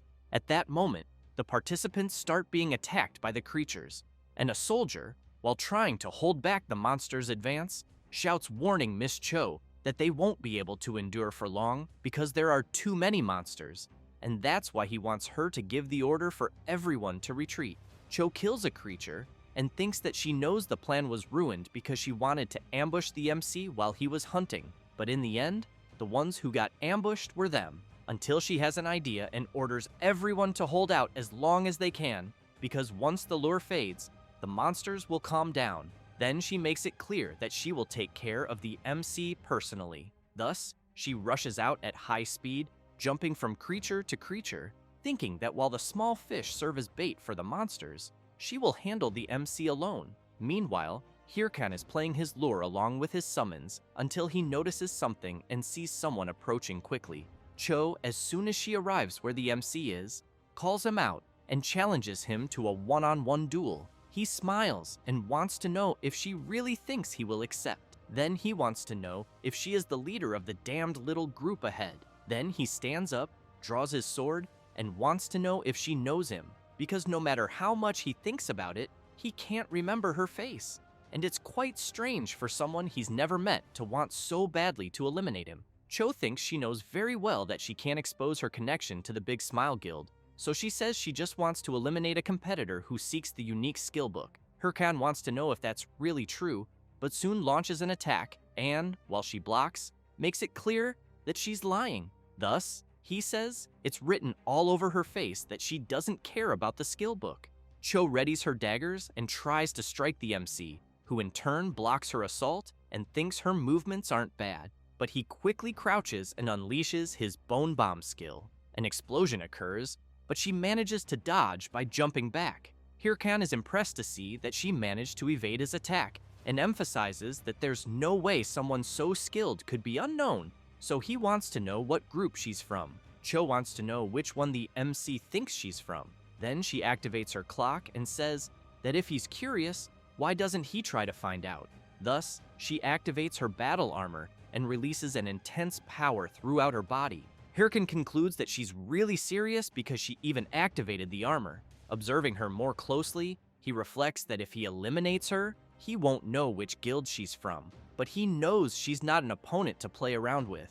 Then he understands he's in quite an annoying situation, but still prepares himself and tells her to give it her all. While Cho says she will start with everything right from the beginning, the MC's summons watch her while eating popcorn. She notices the summons and wants to know what the hell is going on. Hirkan tells her not to feel bothered by his summons because he ordered them not to interfere. Cho is intrigued and wants to know why. Hirkan wants to know if she didn't challenge him to a one-on-one duel, so why would he summon creatures for a duel? She becomes even more intrigued by the answer and thinks she had imagined he would just be a superficial guy based on his previous actions, but also seems to have an innocent side. Then she knows that because of that, his death will be inevitable. Thus, she charges at him with everything she has, but is very surprised to see her attack being blocked. Hirkan laughs and wants to know what she's doing because nothing has changed from before. However, she moves behind the MC in the blink of an eye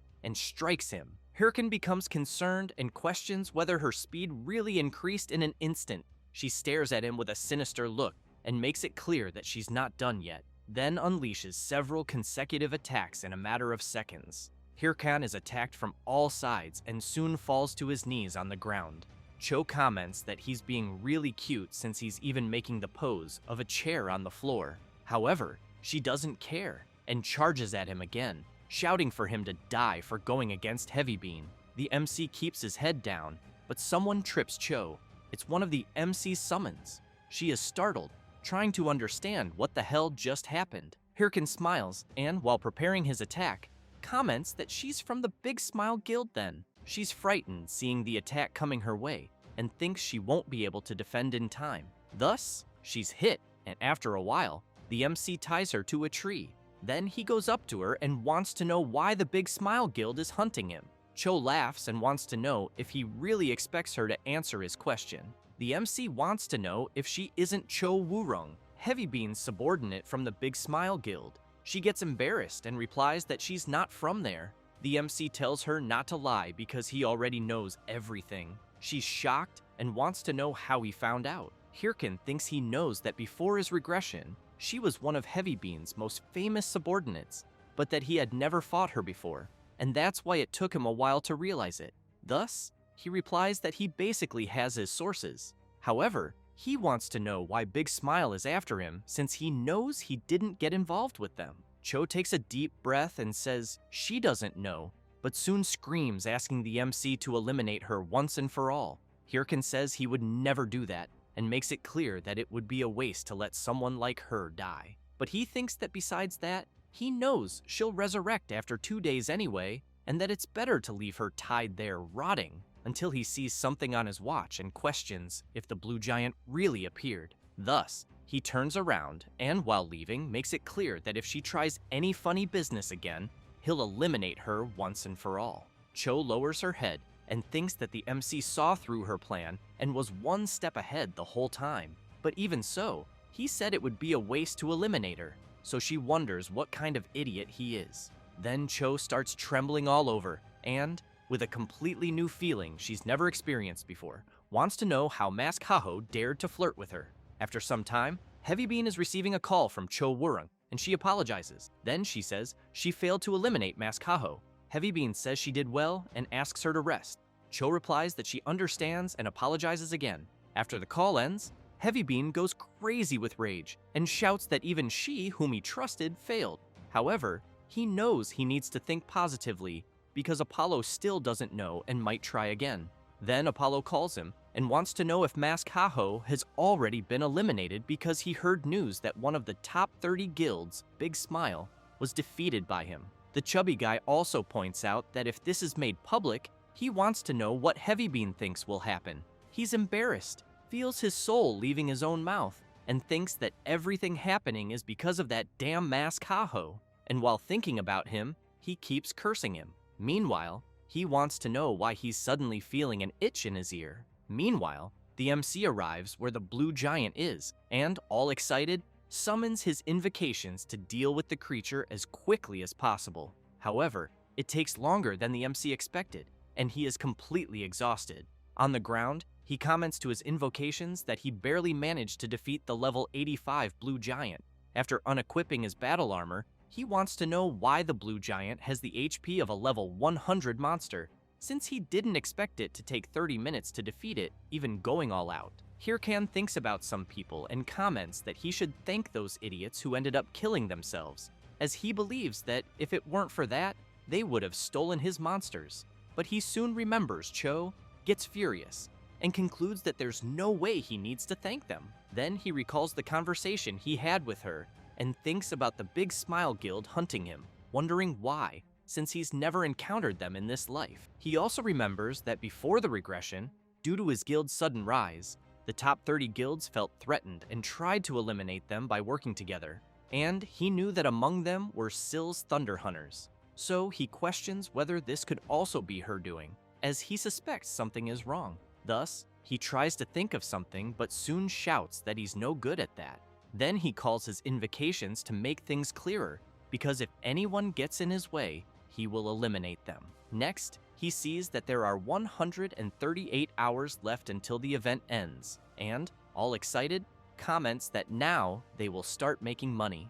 138 hours later, the castle gate opens and the participants return angry, saying that it was really difficult this time. One of them emphasizes that they shouldn't have messed with the Haho mask. His friend comments that it was all because he wanted to listen to that Cho Wurung. However, he gets nervous and yells, wanting to know how that was his fault. At that moment, the MC appears covered in cash and makes it clear to them that they don't need to fight since the day is beautiful. But upon noticing one of their faces, he quickly wants to know what's wrong. Then he starts mocking them, saying they're idiots who came back empty-handed.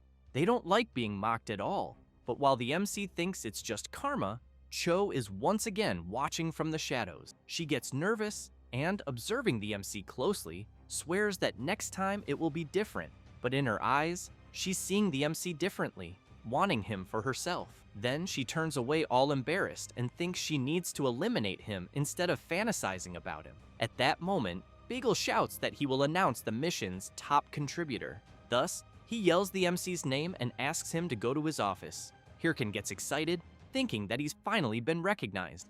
It doesn't take long for him to reach the office of the administrative captain, who comments that the MC was truly incredible since he defeated the most monsters and even the blue giant, so he thanks him for his efforts. However, he says that lately, more strange monsters have been appearing, blue-skinned monsters with ice energy, and some they had never seen before, like the blue giant that the MC defeated, and he firmly believes they are coming from the Ice Mountain. Then he emphasizes that if they had the opportunity, he would like to send an expedition to that mountain, but Bagley notices that the MC isn't paying any attention and quickly wants to know if he's listening. Hirkan replies yes, but thinks that he knows very well about the map of the Frozen Mountain Kingdom.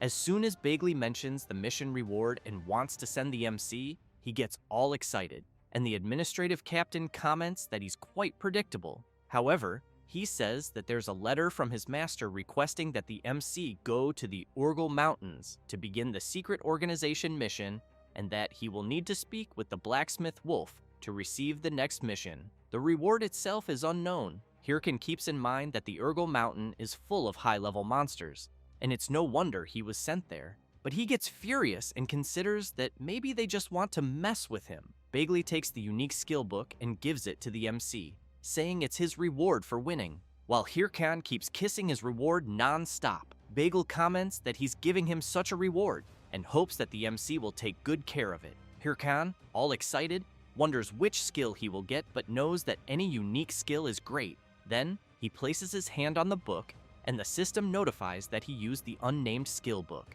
It then informs him that he obtained clay creation. Hirkan gets confused, trying to understand what kind of skill that is. Meanwhile, elsewhere, the Thunder Queen wants to know who it was. Hatch asks her to calm down, but she is extremely furious and unleashes her attack, completely destroying everything in front of her. The mage can't believe the extent of her destructive power, and while he's terrified, dying of fear of his lady, she remains furious, thinking about some idiots who appeared out of nowhere and stole her monster from the main mission her guild was doing in the raid. Syl looks back with a terrifying expression and asks the mage who those bastards were who interfered with her plans. Hatch says they aren't part of the top 30 guilds, and, judging by how they escaped their investigation, he thinks they must be quite high-leveled. Syl clenches her teeth angrily and orders the mage to find out what they looked like and place a bounty on them, as well as ensure that no one is around when the monster respawns again. Then she grips her sword tightly and with a murderous instinct makes it clear that she doesn't know who they are, but she's sure that if they dare to appear again, she swears she will eliminate them with all her strength. Meanwhile, elsewhere, someone is playing chess and wants to know if it wasn't too cruel to steal the monster from the Thunder Hunters, since the mission was quite dangerous and almost went wrong. The other person emphasizes that there was no other choice, as the Thunder Hunters' speed was faster than they thought. The warrior laughs and wants to know if the next target will be the Hydra Guild. The mage asks him to calm down, as she thinks that if that happens and their identities are exposed, it will be very bad, until someone appears saying that they agree with what she said. Then he emphasizes that the purpose of everyone gathered there is to balance the game through darkness, and therefore asks them not to forget the purpose of the guild. This is Singlet from the Hands Guild. The warrior Richard, affiliated with the Hands Guild, says that he understands well, as does Mikkel. Weaver also fully agrees. However, someone raises her hand, calls Singlet, and asks about the Haho mask.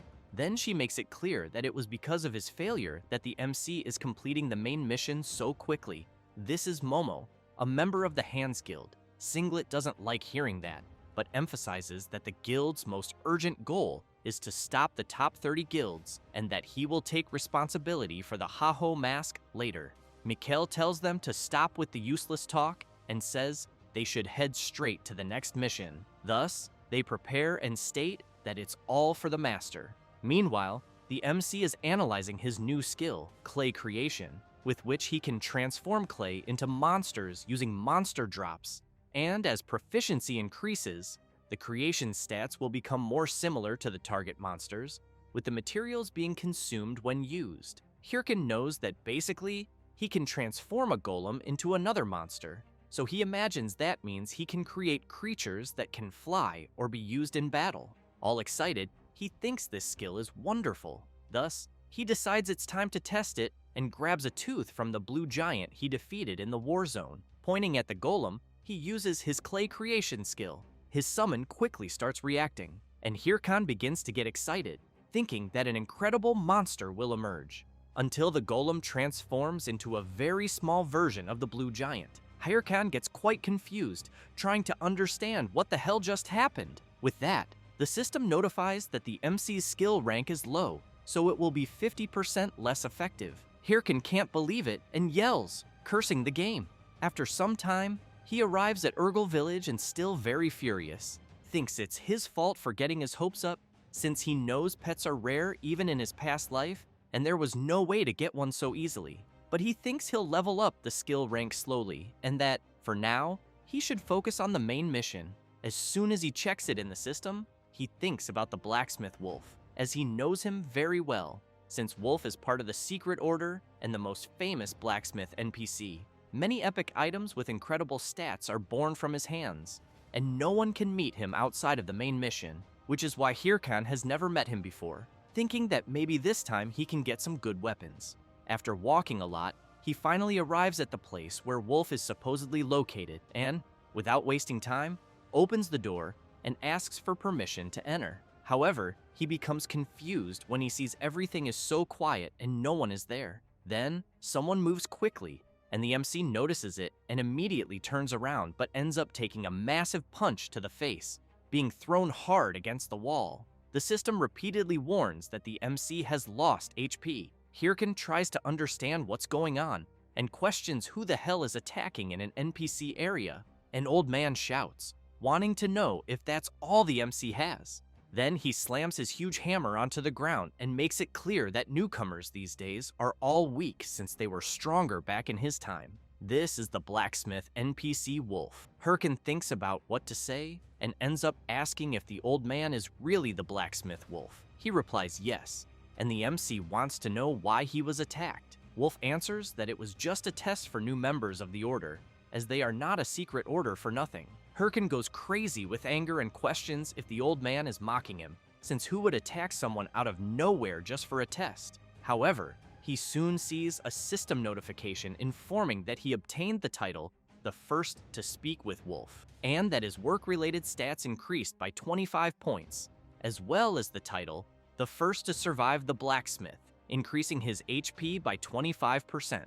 Hirkan is impressed and wonders if he really got 2 titles from this, as they are very good. Wolf wants to know if the boy is angry about it, since he knows that newcomers these days have no patience. Then the blacksmith sees the MC making a heart shape with his hands and saying that he loves him. Next, Hirkan grabs the blacksmith's leg and begs the old man to use him as he pleases.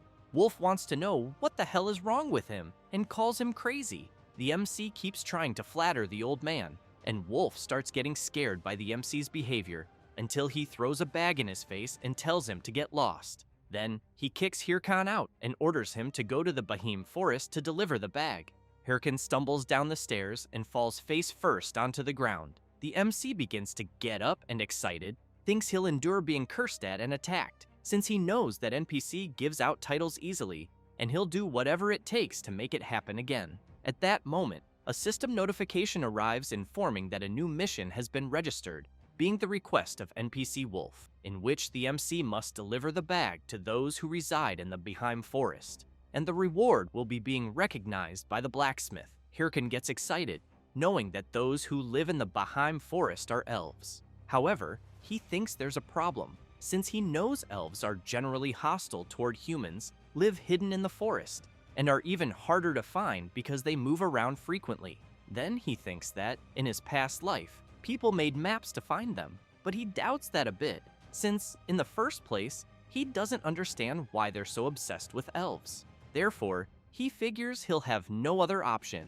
Thus, he goes to the city square, where there are several players, and starts banging his golden gong, shouting that he's buying information about the Bahim forest and offering up to 100,000 gold depending on the information. People start whispering to each other, wondering if that's the Haho mask and why he's there. Hirkan knows it's a bit embarrassing, but for now, it's the best he can do, since if he posted saying he was buying information, he'd risk the top 30 guilds recognizing him. So, he prefers to endure some embarrassment rather than spend the whole day in the mountains. Then, someone approaches, and everyone, including the MC, becomes startled as they see a man carrying a huge, completely defeated creature. This man says to the MC that he must be the so-called Haho mask. Hirkan is shocked, as he knows that the man in front of him is Pitbull Singh. As soon as the surrounding players realize who's there, they start asking if it's really one of the top 100 ranked players and why he's there. They quickly begin speculating that maybe Singh came because he plans to fight the Haho mask, who in turn knows he fought Singh in his past life and back then managed to defeat him, though he also knew that Singh was a very skilled fighter. However, he thinks he can't guarantee victory this time. One of the players asks if the Haho mask isn't strong enough to defeat Pitbull Singh. Another comments that Singh got the nickname Pitbull because of the cruel way he defeats his enemies, and that his level is much higher than the Haho masks. They keep saying that the MC doesn't stand a chance against him, and that they believe Pitbull Singh could defeat the Heiho mask with one hand. Hirkin goes crazy with rage hearing the other players' comments, and immediately yells at them to shut up or he'll eliminate them first. Then he's surprised when someone mentions hearing that he's buying information about the Behemoth Forest. Singh approaches the MC with a sinister aura and says he'll tell him everything about the forest. Hirkin wonders if the big guy really knows about the Behemoth Forest or if it could be a trap, so he decides to ask about his price. Singh starts talking about the price, and both Hirkin and the other players wait anxiously to hear what the big guy will say. However, the furious Pitbull says that the price is that he'd like to confess his love, which leaves the MC completely confused, not understanding anything. The players around them become embarrassed and wonder if the infamous Pitbull Singh is really confessing to the Heiho mask. After leaving the city and heading into the forest, the MC takes a deep breath and wants to know what the hell happened back there. Singh raises his hand and asks the MC to first calm down and control his breathing. Hirkan goes wild and shouts, wanting to know if he thinks he can calm down after such humiliation. Then he says that Singh confessed in the middle of the square, and now the whole city is in chaos, and that's why they had to run into the forest to escape the crowd. Singh tries to explain, but the MC interrupts him and makes it clear that he doesn't like men, and therefore has to reject his confession. As soon as he says that, silence fills the area, and Pitbull gets irritated, wanting to know what the MC is implying since he never confessed. Hirkin is confused, not understanding anything. Singh says that a few months ago, as usual, he was hunting around there until something caught his attention, and he saw that it was just a rabbit. Then someone approached the rabbit, saying it shouldn't be wandering alone. He was immediately impressed, and says that's when he met her, realizing she was the most beautiful being in the world they live in. But as soon as he tried to do something, she suddenly ran away as if terrified and never appeared again. So he waited for months in the same place, hoping she would return someday. Hirkin imagines the scene and can't believe it. Singh continues, saying that he gathered all kinds of information about elves from the local NPCs. The MC immediately wants to know if he wasn't being a stalker. However, Singh explains that even after visiting every place, the locals only said they had seen an elf once before, but he never found anything, until, when he was thinking of giving up, he heard the Heiho mask looking for information about elves, and decided to ask for help. Hirkin concludes that's why he acted that way back then, but he gets nervous, and wonders why he didn't just say that instead of starting with a love confession. Even so, he feels he's gotten involved with someone exhausting, but needs to finish the mission quickly since only he has a lead about the elves. Thus, he asks the big guy to take him to where the elves usually appear. Singh gets excited and says he'll take him. As soon as they arrive in front of a huge waterfall, Singh explains that based on what he heard from the residents, the place where elves most often appear is there, at Bikong Waterfall, and the other location where they sometimes show up is beneath the great oak tree. Hirkin thinks about what Pitbull said about the residents and quickly wants to know if monsters also appear there. Singh replies yes, especially large monsters. The MC smiles and thinks that then it's just as he imagined. Then he says they'll do as always, hunt some monsters. It doesn't take long for a massive snake to appear. It's a level 90 bark serpent.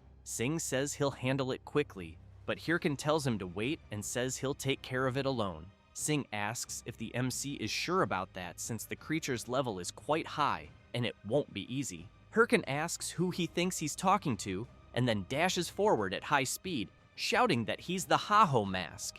The serpent, upon noticing the MC approaching, lunges to attack. Hirkin smiles, but the creature is very fast and ends up headbutting him, throwing him hard backward. Singh sees the MC on the ground and can't believe what he's seeing. Then he wants to know if the Heiho mask wasn't supposed to be amazing. Hirkin takes a deep breath and immediately starts screaming in pain, saying his nose hurts. Both Singh and the huge serpent can't believe what they're witnessing. While Pitbull wonders what the hell the Heiho mask is doing, the serpent charges at him again. Then he yells for him to dodge. Hirkan panics, thinking he's about to be eliminated. At that moment, an arrow is fired, hitting the serpent squarely, followed by more attacks striking the creature. Singh is very surprised. Hirkan laughs and comments that NPCs, known as residents, unlike players, don't fight monsters, since he knows that when they encounter monsters, they run for their lives. So he suspected that when the residents there are hunted and cornered by monsters, the elves end up appearing. Sing wants to know if the Ha-Ho mask predicted that from the start. Hirkin laughs and replies that it's something like that, and that he thought there was a chance. And apparently, it looks like the elves finally appeared. Then he goes up to her, introduces himself, and says he's there under Lord Wolf's orders. But while he continues explaining that he has a very important mission, an arrow is aimed at his face. One of the elves comments that, in other words, he deceived them. The other becomes furious and shouts that she told them not to trust humans. She then adds that humans are liars, disgusting and greedy creatures. Hirkin feels all those insults are directed at him. Soon after, one of the elves says there's no way Lord Wolf would entrust a task to a lying scoundrel like the MC, who begins to get nervous, wondering what to do and if he should try convincing them by force. Then Sing kneels down, which makes the MC curious to know what he's doing. Sing apologizes for deceiving them, but makes it clear that he needed to meet one of them since they had met before right there in the forest. She is surprised, and Sing continues, saying that back then, he fell in love with her at first sight. Then he extends his hand and gently asks the elf to give him a chance to get to know her. Hirkan can't believe what he's seeing since he knows the elves already hate humans, and now he's revealing that he's a stalker. However, the elf replies that it's fine, leaving the MC even more confused. They start talking and laughing, saying that Selene ended up charming a human. Thus, they begin taking Sing to their village, leaving the MC standing there speechless, still shocked, and not understanding what the hell the game is doing. However, in the end, the Ha-Ho mask completed the mission of finding the elves.